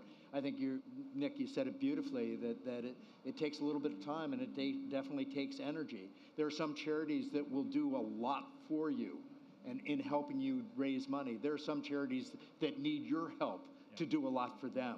So you've got to determine what you're able to do and what they're able to do to collaborate, but do it. Go over Grace for Vets, just go right down the end. As far as you can go, you can sign up with one of these guys. I mean, but take action is really the answer. And Shameless plug, Mark. He told me I could do that. Yeah. All right, so shameless plug time. We got that one. Any shameless plugs from Sergeant Clean? No, I mean, yeah, what Mark said, just get active in any way that you can. Yeah. And I'll, these guys, I'm humbled to be on this stage with these two guys that are leaders in the industry. So they're both doing fantastic things within their organization. So I'll defer my time to them. So. Shameless plug. Shameless plug. Come to the open house in August up in Michigan. A lot of fun. St. Jude. There we are. A lot of fun. There we are. Yeah. You know Jeff Pavone, who just donated $400,000, right? Was that 400? I think it was total too, right? Oh, I'm sorry. 100,000, and then Paul matched for 100. Oh, well, okay. I think Paul's a shooter. Yeah. But Jeff got hooked on it at our event. Yeah. So it's spreading throughout the industry based on that, right? And so again, like I said, just get started. Yeah. And it'll grow from there. Perfect. How about a round of applause for our excellent panel up here? Thank you so much. Guys. Thank you so much. Guys, thanks for being on the show today. I really appreciate you taking the time to share some of your story. I'm going to play some Plinko with the folks out here, so you all can, if you want to exit that way down the steps, we're going to see if we can give away a few prizes. Great. All right. Thanks guys. Thank you. All right, this is our last round of Plinko for the day. And so whoever we select for this round gets 2 chips, which means you can win 2 prizes from the board. Generally that's how it works, right? You get 2 chances, they drop, they go in the thing. Hey, prize, I win. Okay, so here's how we're gonna pick who's gonna get to play. Let's raise our hand if we, on our body somewhere, have something green. Most of you should have your hand raised because you are wearing a badge. Okay, yeah, there we go. Okay, now, keep it up, keep them raised. Keep your hand raised if you have a birthday in the month of January. Okay, we're down to 3, all right. Let's do, because this is my birthday, if you have a birthday that is January 24th, okay, you guys put them back up. 21st. Oh, keep them up. 10th. Hey, we got it. Oh, all right. When's your birthday? 31st. When's yours? 14th in the back. 28th. You win. Yeah, Price is Right rules. You got it. Come on up. How about some applause here? Let's hear it. Yeah. You're absolutely right. Yeah. Let's introduce yourself for me. Oh, are we on? I think we're missing it in the back. Hang on just a second. All right, give it a rip. Hello. Yep. Hi, my name is Danny Brown. I'm from Michigan. I work for Clean View Auto Wash. We have 3 locations out in Michigan, looking to grow and expand here pretty quickly. So glad to come here today. I've sat through about all his, information meetings today, and I really learned a lot. I'm thankful to be here. Excellent. Well, then you deserve to play Plinko. Yeah. All right, so here we go. You're getting 2 chances. We're going to go one at a time. Go ahead and go around that other corner over there. Now, the center prize here is a package to attend the Car Wash Show 2023 in Las Vegas. So there's a little spot for you right off the plywood. Yep. So you can lower it. Yep. Hold it, lower it down a little bit. Right there. Hold it right there, wherever you want it. Otherwise, we got a lot of cool branded gear. We got some great Yetis, some earbuds, some cool Bluetooth speakers. Are you ready for this? Yes, sir. All right. 3, 2, 1, drop. Do it. Oh, I think that bounced one more. So, all right. So you get a Yeti. That's number 1. Okay. So we got a Yeti and we're gonna go 3, 2, 1, drop. Oh. Yeah, baby. Oh, that's a Car Wash Show 2023 package. That's awesome. Yeah, all right, come on down, come around. See, that's how it's supposed to work. You play Grand Prize Plinko, you should win the grand prize. That's what's supposed to happen. All right. Hey, congratulations, man. That's awesome. If you go to the back, Brendan will get you hooked up with your prize coupons. Special thanks to DRB for sponsoring Plinko for us. Friends, that's going to wrap us up for today. We're going to be back tomorrow morning. We've got 4 great interviews for you tomorrow. We may or may not have more prizes. We might be getting a little thin. I don't know. I got to check the inventory. But come back tomorrow and check us out.